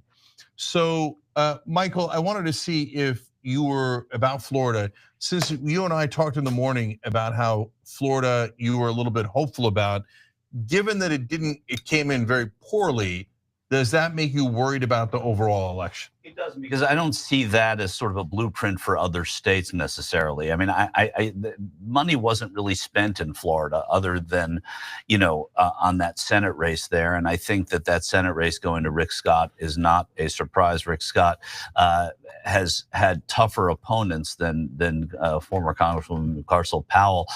You'll remember he ran a very, very close race against former Senator Bill Nelson, who was a former astronaut, had served in the Senate for quite a while, then went on to be the NASA administrator in the Biden administration. So he is somebody who is very deft at Florida politics. And if that race wasn't going to be close, and it appeared that it wasn't, the parties weren't spending, the Democratic Party especially wasn't spending money there. They would rather spend it in Georgia and in North Carolina. The field operation, while there, was not as profound. Well, don't know what money they spent over there in North Kakalaki and Georgia, because that did not come to fruition for them at all. It seems that they very much so are going to lose both of those states. So that is most unfortunate. Let's see what's going over on Fox Now.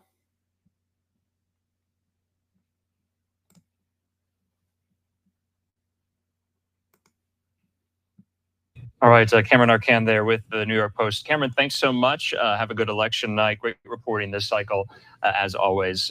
And in the meantime here, we do want to bring you out to some of these live events that we have at the moment here. Austin and I and Cameron were talking about Arizona specifically, major issues put to Arizona voters on the ballot, like immigration, like abortion. Same with Florida, though. We are getting some of these reactions from some of the candidates there in Florida, including, remember, that key Senate race between Republican incumbent Rick Scott and his Democratic challenger, Debbie Mucarsel Powell. We have Mucarsel Powell. Okay, it looks like this just wrapped up here. So we're a little off on our timing at the moment there. But Debbie Mucarsel Powell most likely conceding the race to Scott there. Let's take this here. You see that Scott was declared and projected the winner of the Florida Senate race, 56%, with Mucarsel Powell's 43%. So this is going to happen here on Live Now all throughout the course of the evening. We're going to try to get to some of these campaign speeches, election night watch parties, but also victory speeches and concession speeches as well. In the meantime here, let's take yet another quick commercial break. Almost at the bottom of the hour. There's so they're going to commercial break. So we're going to get back over to our map. And let's see what we got going on here. Let's see what we're really doing here.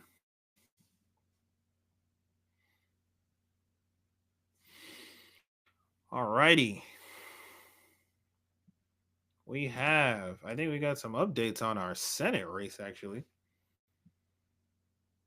I think we got some updates.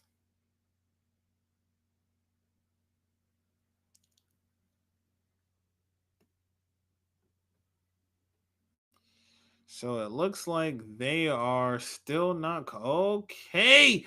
Okay. All right, here we go. Here we go. Here we go. Here we go. Here we go. Here we go. Here we go. Nebraska just got called. Osborne, man, what an unceremonious defeat. What an unceremonious defeat. He really went from being way out front, to turn it all the way back around to evening it up to within 1%. And then she just soared past him and she kept driving and did not stop. That is amazing. I can't imagine the hurt that's going on over there in the Osborne camp, as they were really flying headfirst for a while and they were doing really well. But somehow those numbers came back and he lost it all, man. That is actually tragic. Okay. Arizona has not been called yet. They're saying, NBC is still saying it's too early. I don't think it's too early. I think everyone knows that Kari Lake is not going to win that seat. So it is definitely going to flip to Democrat.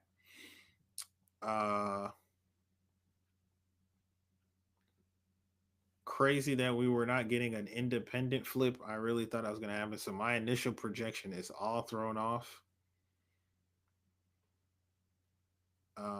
Michigan, I think, is going to settle in for the Republicans as well. And Wisconsin is still so close. It's actually disgusting. It's actually disgusting. Yeah, I think Michigan is gonna flip as well. I think we're gonna get a Michigan flip. Yeah. It's. I mean, how many counties do they have left? 1, 2, 3 counties they haven't counted yet. There's 56% reporting. I don't think you're coming back. I don't think that Elisa, I don't think she's coming back. Not for this one. I think it's a done deal. I think that's a foregone conclusion at this point. So I'm just going to go ahead and document it now. I think that's how that's going. Oh, we got to check Pennsylvania as well. See what's going on with that.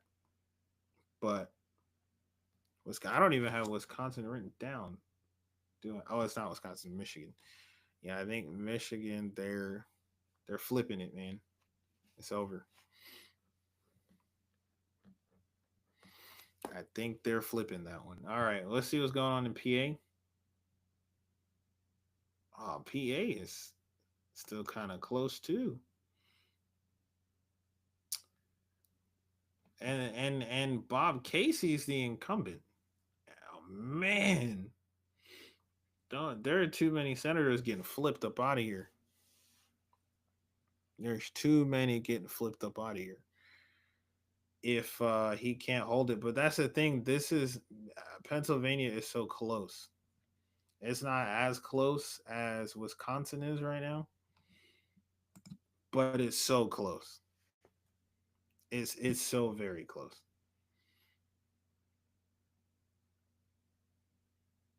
Or not with Wisconsin. I said that right. Okay, we had an update too on the general. I did not cover that. Let's get to that real quick because I think they called. It appears they are finally calling Georgia for the Republicans, which makes sense. There's 97.3% reporting. I don't really know how else you can contest it. So at this point, that puts the Republicans at 246. The Dems are still under 200. I don't see a path forward there isn't a path forward for the Democrats at this point. It appears, that that's going to be as I predicted, as I projected. I think it's foregone.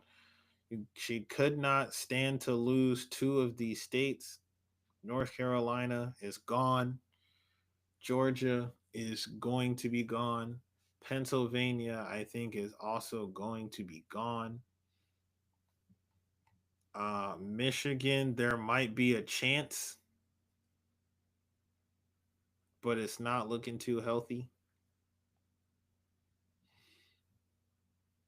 And we don't have the results from Nevada, but at this point, there really isn't a path to success, especially if Pennsylvania, Michigan, or Wisconsin goes down. It is over. We're at 246. That's 24 to go. Pennsylvania gets you 19 and Michigan gets you 15. So you really only needs two more of these states, and you could almost just about pick any two, but really one of these four. Well, not four, because that Wisconsin is probably locked up. One of these three, or I'm sorry, two of these three. If he can secure two of these three, it's done. That is the 270. It is wrapped. So, yeah, I'm not sure. Now, what's going to be really interesting to see is the breakdown of demographic, especially along the lines of gender, because I would like to know who actually decided this election.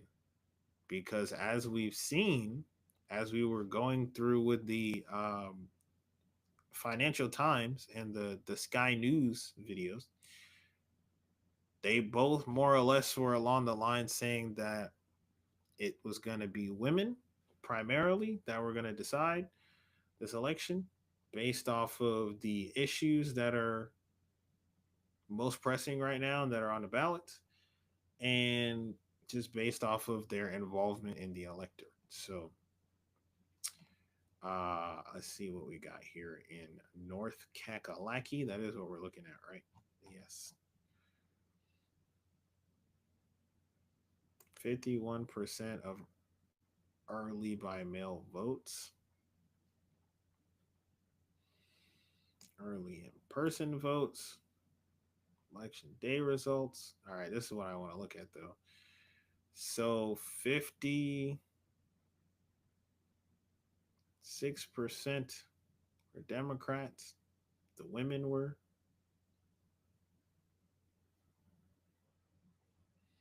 And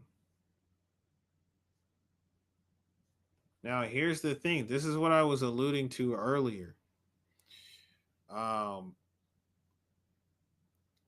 How you have that silent majority, that red wave type of bread and butter, more industrial factory working class of people who come out and they do vote silently, though.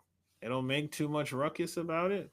They don't say too much about what they're going to do. They just show up and show out. This right here, perfect example. Again, we have more women than men that voted. 53% to the 47%. And majority of the women that voted for the Democrat, but you still have a greater percentage of the men out of their cohort that voted for Republicans.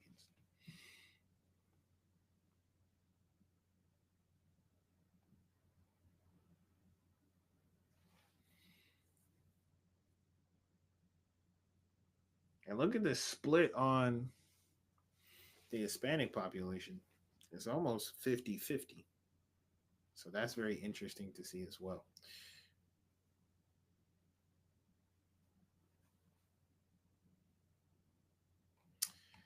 Yeah. Yeah, that's what we're coming down to.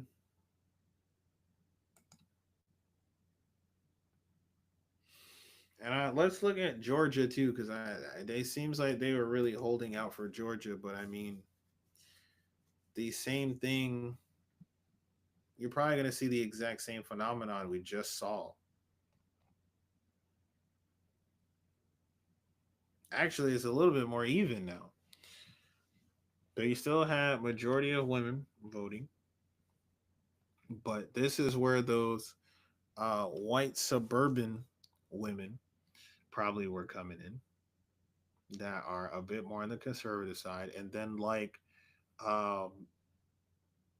Dr. Ritchie was mentioning earlier about in the Atlanta and surrounding area, the gentrification that's happening there. And now you have more affluent, more conservative white people that are taking up that space and voting in those areas. That's where you're seeing this influence now. So even though you have this very strong blue wall here with the Atlanta proper area, the Cobb County, Fulton County, Gwinnett County, Cobb County, and these counties down here, it still isn't enough because you have all these surrounding areas and they vote more consistently and more reliably.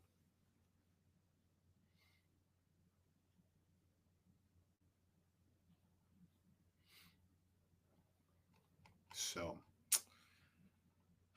that seems to be how that has broken down. Okay. It looks like NBC has called the Senate. What else did we add here?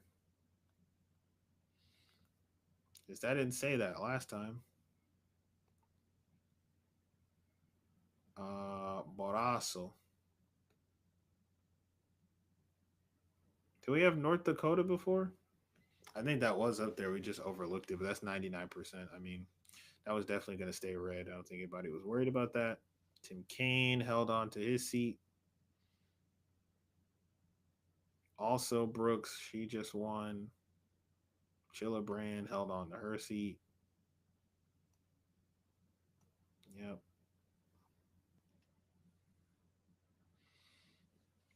Yeah, Bernie Sanders holding on to his seat pretty securely. They're saying that Maine is too close to a call still. Or I'm sorry, too early to call. But I'm sure it looks like King is probably going to hold on to his seat.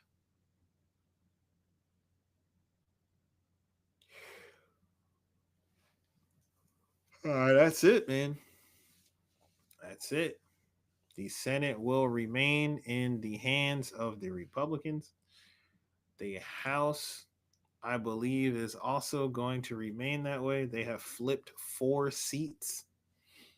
The Democrats have only flipped 2. So I think that means that in the direction that we're headed in here for the general looks like it is also falling to the favor of the Republicans. So we might be looking at a supermajority here.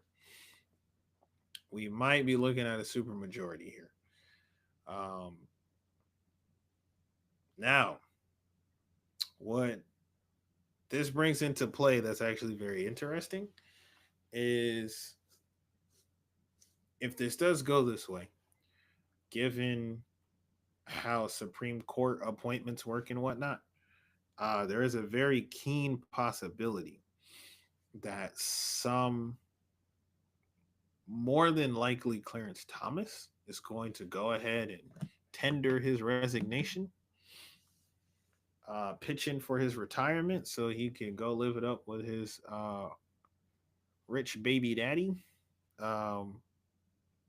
what's that man's name? I don't even remember that man's name, but the one who has been treating him like sugar boo, um, allegedly. But he can go do that now if they win, and they can easily push somebody through, especially if they have a majority, which at this point,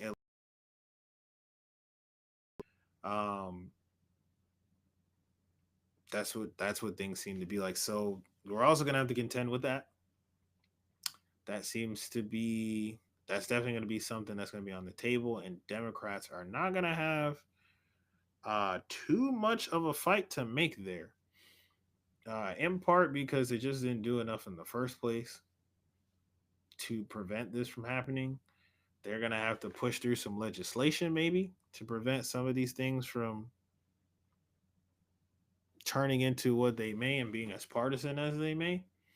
But I don't even know how many of them are that interested in that kind of a proposal. So it's not looking fantastic for the immediate future for any plans that the Democrats may have had. It's not looking great. And honestly, I think the people who are going to lose the most, if this is how things turn out, is going to be women at large. As we've been discussing all evening, women disproportionately are affected and are having their experiences and their rights regressed, given how things are being implemented. If there becomes a Republican supermajority, you can believe that that's just going to continue and probably get worse. So I think that's going to be the greatest injustice of it all, the treatment of women and what that ends up looking like. And more importantly, as I'm always more concerned about, what the after effects of that is going to be. Yeah.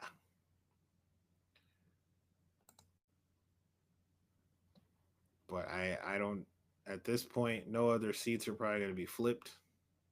I think everything's kind of, we're going to keep an eye. Colorado's doing it right, I guess. Good for them. Arizona also seems to want that right to abortion. Good for them. Maryland, they passed theirs. Of course, Florida just flying in the face of their constituents as always. Overwhelmingly said they want it, and they're just like, we're not actually interested in what you want. Right to abortion in Missouri seems to have a plurality. So hopefully that gets passed. Montana, more or less the same thing. It is, yep, seems to be preferred in Montana. Nebraska. Oh yeah, Nebraska with these two contradictory things they got going on. Nevada, same thing. Let's see about those ranked choice. Anything? Alaska's polls have. Oh, we didn't even think about Alaska. Hold on a second. I totally forgot about Alaska. I always forget about Alaska. How many votes? Oh, Alaska only has 3 votes, anyways. Yeah, that's nothing. Okay. So let's just look for a second at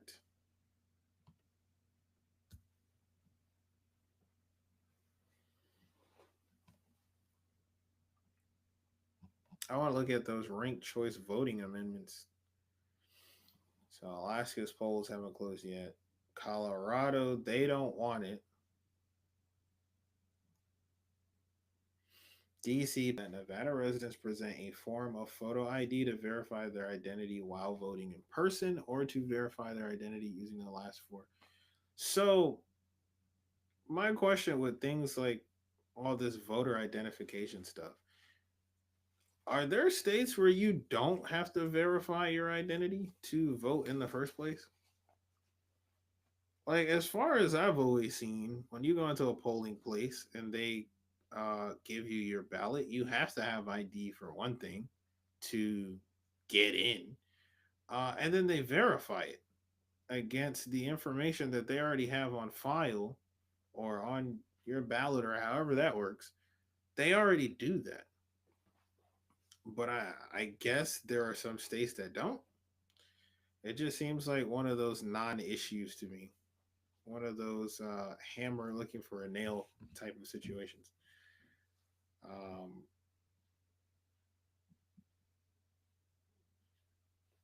Yeah, I just don't see it.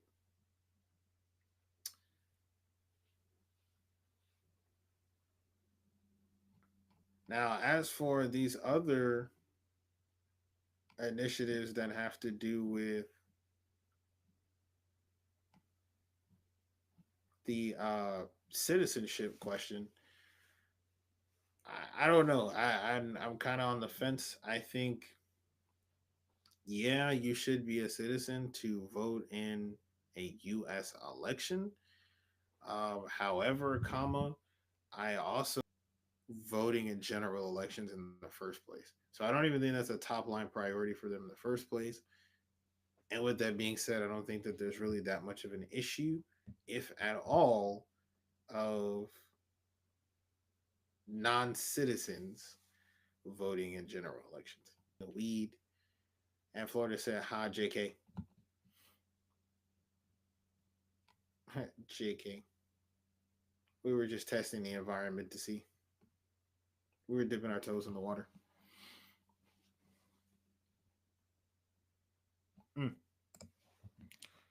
All right. Any updates here? We are holding steadfast. No one is gaining anything. What's Nevada looking like? We are finally getting some information from Nevada. We are now up to 70% in. It still appears to be Trump in the lead. The Republicans are holding Nevada. I know that over there at Howard University, they are punching the air. Because, I mean, Arizona is still ridiculously close. But again, Wisconsin looks like it's a foregone conclusion. Michigan seems to be a foregone conclusion. And once those two fall, that's 25 right there.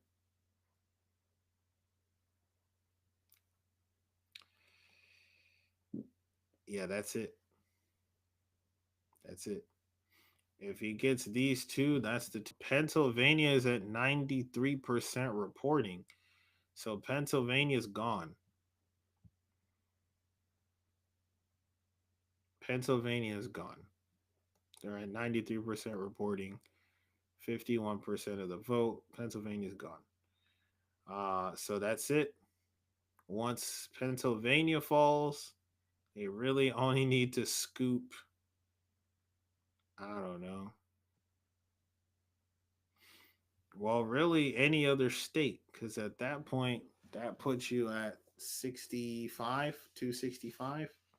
The thing, you can pick up Alaska's only 3, so you still wouldn't be there. Yeah, there is no path. There is no path to success for the Democrats at this point. Georgia has fallen. North Carolina has fallen. They didn't do it. They did not reach out and grasp. They did not captivate the right people. So I think that's it. I think that's it. Let's see what they're saying on Fox. Are they doing the victory laps yet? They're showing Georgia was just called. From Howard University in Washington, D.C. is Cedric Richmond did make remarks to a crowd, telling the crowd there that Kamala Harris would not be making a speech tonight. Let's take you right now back out to this, if you missed it, because it was very brief, a 90-second remarks from him, the co-chair of this Harris campaign. Let's listen into what he had to say just a little bit ago. Good evening, Howard. Good evening, HU. I want to say good evening to all of the Harris campaign, the campaign family. Thank you for all that you have done. Thank you for being here. Thank you for believing in the promise of America. We still have votes to count. We still have states that have not been called yet. We will continue overnight to fight to make sure that every vote is counted, that every voice has spoken. So you won't hear from the vice president. Cedric Richmond there, the co-chair of the Harris campaign. Just a little bit ago, we wanted to bring you to. So I'm pretty sure internally at this point, they are already, circling those wagons, and I guess probably putting together a nice concession speech, because at this point there is tangibly, realistically, no real path. There's no real path to success for the Harris-Walz campaign. And did Tim Walz leave his position as governor of, what state is he from? Wisconsin? Can he go back to that or what? Because I know that those people, listen, he was doing such a spectacular job over there. Let's see. I don't even know if they had an election this go around. Let's see.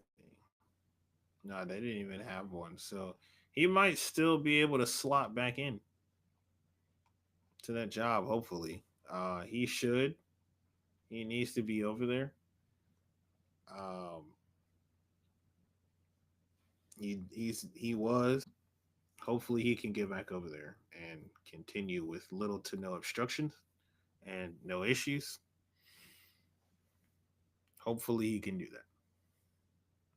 I really, really, really hope so.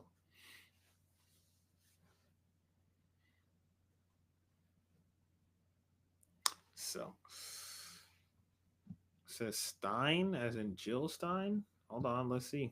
They said she's pulling big votes in Michigan. Let's see. Difference for the Democrat in that instance. That's a way larger of a gap.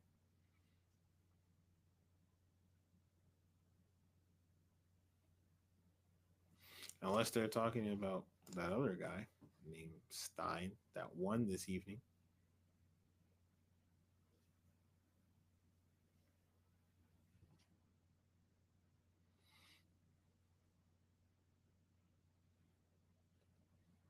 Stein's margin is just a few percentage points below Harris's 28% share in Dearborn, according to unofficial results from the city clerk. Regardless of whether those margins hold after those absentee votes are counted, it's clear that a significant share of voters in the city broke against Harris. That's especially notable considering how the Harris campaign attempted to target this community with digital advertising, playing up her words about stopping the human suffering in Gaza. As Republican-aligned groups sought to stress her support for Israel, with one going as far to lean on anti-Semitic dual loyalty tropes.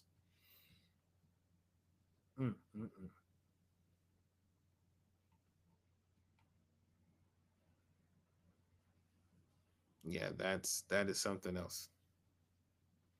That is actually something else. Let's see what the NBC panel is talking about. To Nikki Haley voter around states. And I mean, that's a real gutsy move to say, you know what, I'm not interested. But the true answer is you could have done both. Campaign usually would. In a race where 70-some% of Americans say we're on the wrong track, this race was really close because Donald Trump couldn't ever grow his vote past these young voters we're talking about. Had he been able to do both those things, to your point, 1 million people voted. Gotten any confirmation at this point if that has been completed, but I do want to emphasize something that we're seeing coming out of the surrounding areas. Dearborn, Michigan. That is a community that has a large population of Arab Americans. And what we've been watching for is the potential. Okay, so they're saying Michigan is still too close to call. Talking about the Dearborn area. Let's take a look at Michigan, see what's going on there. I don't know. I guess it's too close to say, but I don't see that coming out positively on the other side. I don't see that coming out positively on the other side. They got Ogama and Menominee. Wow.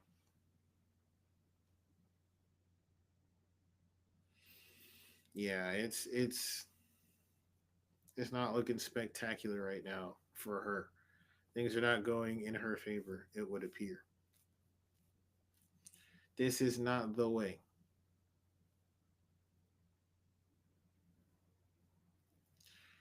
Well, I say we're gonna ride this out until we get another state, another declaration. It is more or less already a foregone conclusion, but let's just see where and if they settle anywhere on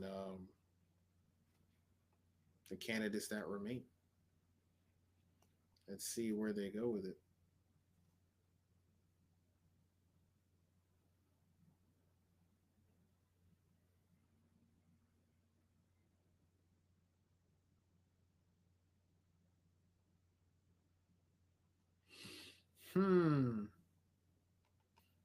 What an experience it has been tracking all of these. I mean, wow. Just wow. I mean, the Nebraska really made the night, watching how that whole situation went down and how Osborne went down, even though he was clearly on top of the world. And now he's down to under 50%. And that's what they mean when they say it is too close to call.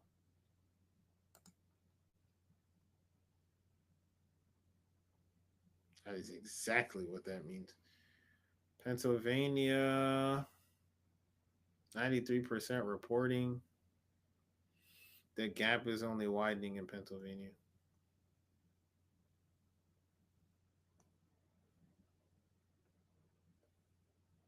The gap is only widening.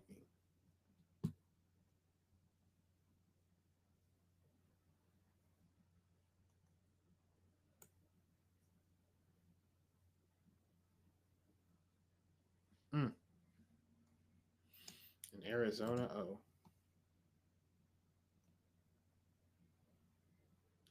Arizona is so stinking close. It's insane. Look at how close that is with 53% reporting.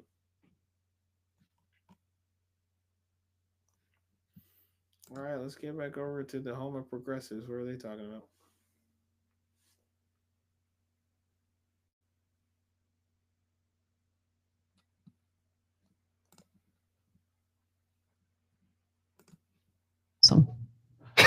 Yeah, well, there's probably a few. I wouldn't disagree. I mean, he had the most to lose with the Harris victory, but he really despises President Trump. That's true. You know, so. But he loves his political career. We have a lot of time, and of course, I'm going to be finished covering politics by then. Yeah, right. You're out like Steve Cohen. I mean, a little bit. Like, I mean, you know, no, I'm not making any, You're big promises so addicted tonight. to politics. You're I'm not gonna addicted to it stop. too. Yeah, but I would be This is happy to your be life. a travel reporter too, and just It's eat it's like good breathing meals. air And for you. it is like breathing air. You know, maybe I'll go into hockey reporting and move to Ottawa. And You're just not sit- going to be satisfied. I may be, you know, maybe I'll cover another country's politics. Maybe that's the cure. Move to Canada and cover. No.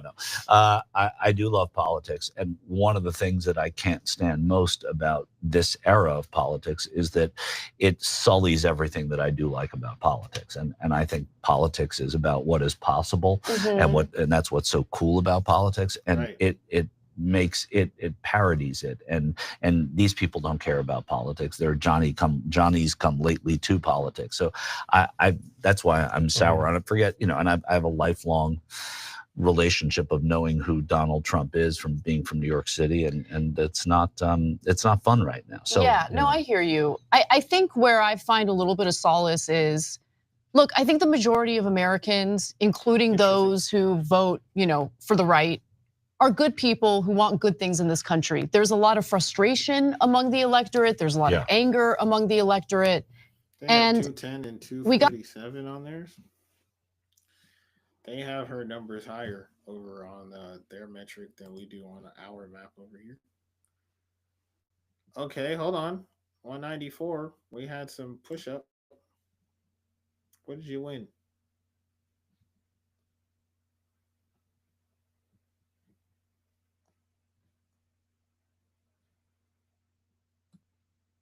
Must have been Hawaii. I saw a little increase. Boy, if they aren't taking their time counting these ballots, though, man. 93% in, and they still can't call it. What are you waiting for? That other 7%? That's an experience, for sure.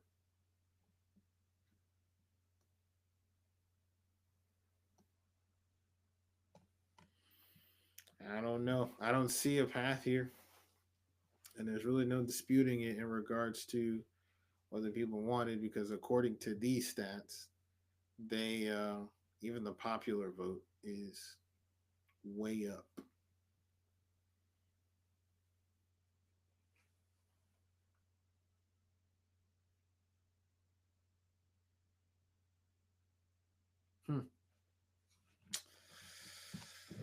Wow.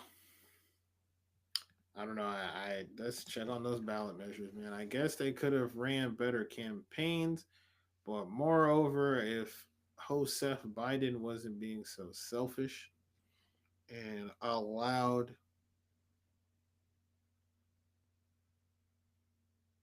other people to ride, you know, you'd been fine. Again, I just want to look at these ranked choice voting. Alaska has not submitted their data yet.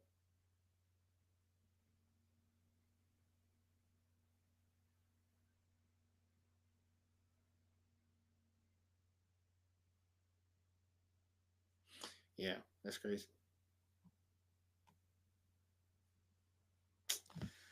Well, I think that's really it at this point. I mean, what else is there to really state? I mean, this is. Oh yeah, let's go back to Fox and see their late statistics.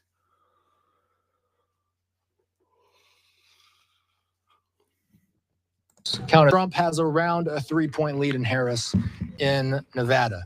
Arizona, we're not entirely sure if we'll get any more vote tallies in for the rest of the night. Arizona has been stuck at 51% ever since they released their initial batch. All of this is to say, Carell, when we zoom out on this map, we see a whole lot of red, we see a whole lot of pink. What we don't have yet is an official race call from AP. We'll leave it at that for now. All right, Austin, and I know you've been a trooper here, out for hours. So we're going to have to wait and see. Like you said, still kind of waiting for more of these results to be confirmed. And we do have this tracker here on our screen. Right now, 247 and 210 for Harris. It's a countdown to 270. Austin Westfall. We'll check in soon. They have him even closer. All right, let's continue on here. Of course, as I do want to bring you once again out to this live picture of a podium there in Palm Beach, Florida. As I said before, we are waiting to see if we're going to hear from former President Donald Trump. Right now, that is kind of the news that's going around here. And we do know that a little earlier today, we were informed that Vice President Kamala Harris was not going to be speaking to all of her supporters that came out to see her at Howard University. That was her alma mater there in Washington, D.C. Now, while we wait for this to get underway, let's continue to talk more about these campaign strategies and more specifically, why some of these candidates choose to speak and why some of them don't. So to do that, I'd like to bring into the conversation now, Professor of Public Relations at Virginia Tech.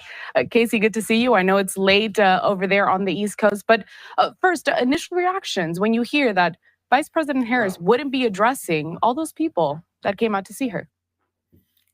Well, it's no surprise given what we've seen in the polls and what we've seen in the results. And as the map shows, I mean, the path to victory for Trump is multifaceted. Yeah. And you look at Harris, I mean, she would have to really pull an upset and so many different states that are leaning Republican and win Pennsylvania, Michigan, Wisconsin. And if she loses one of those, I mean, her path to victory is very limited, right? Not address the supporters that night, but then wait for the next day. And we saw that in 2016. All right, so Casey, and also we have been previewing, of course, the shot that I continue to show here. Former President Donald Trump going to speak here. It seems a little bit like deja vu. We saw something similar back in 2016. We didn't hear from Hillary Clinton right after those election results were first coming in, but we did hear from the former president. So what can we expect from that appearance tonight? Well, I think the big question about that appearance is going to be, what does he say to the supporters? I mean, obviously, it's going to be the things about, you know, thanking them for their support, but is he going to declare victory? Is he going to say that victory's in? That is indeed the question.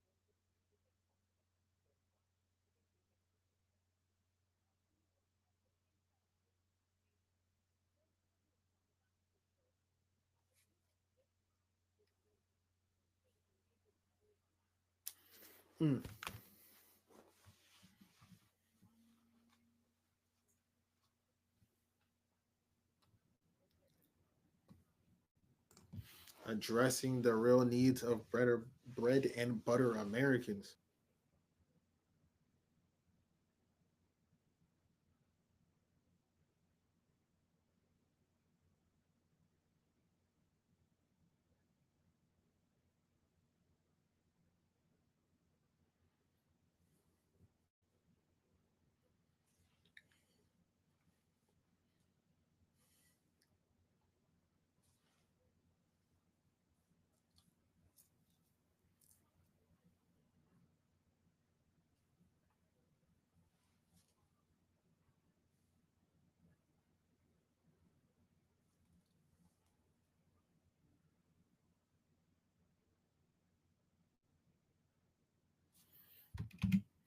All right, so they're chatting. They don't seem to be too up in arms about what's going on. And I guess you shouldn't be, because what would that change anyways? So I think that just about wraps up our coverage of Decision 2024. At this point, my projection stands that this is a secured win for the Republicans. They did their thing. They fought their fight. Well, honestly, there were meek campaigns on both sides, if we're going to be perfectly honest. So that's also part of that. So that's just what it comes down to. But the people have spoken. They have given their votes. They have participated in their suffrage. And this seems to be the direction that things are going in. The battleground states are indeed what it all came down to, just about the same. And the states called are also just about the same. So I think that covers it. You even had the guy coming out and speaking, saying that Ms. Harris will not be speaking to anyone this evening, which sounds like an informal acceptance of defeat. So I think that's it. Again, as we said, just to do that final recap, at this point, being 24 votes away, truly, the Trump campaign just needs to lock down Pennsylvania, which it looks like they have pretty safely. And either of these two states, probably just this one. And that's your 270. Could also win Nevada, but that's only 6. But the 270 is definitely in sight. There is no tangible way for the Harris campaign to get to 270. There aren't enough votes left over for that to happen that way. So it's been a time. It's been an experience. It has been a night. Shouts out in and unexpected treat of the evening. Get how stinking close that is. It's actually insane how this is essentially where it's at. So thank you all for joining. Thank you for coming by. I go by Black Velvet. This has been a very enlightening and charging experience.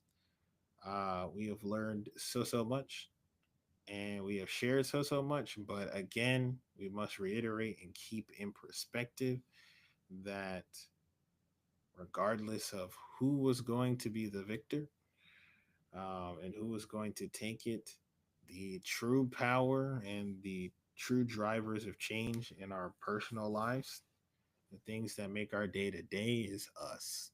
We make that happen. Not these people that make it to the top of these tickets. They're in it for themselves. They're not in it for us. We are the ones that take care of us. And no matter who won, we were going to have to continue doing that. So let's continue to be united. Let's continue to fortify the structure that is You Incorporated. And I'll see you on the next one. Peace.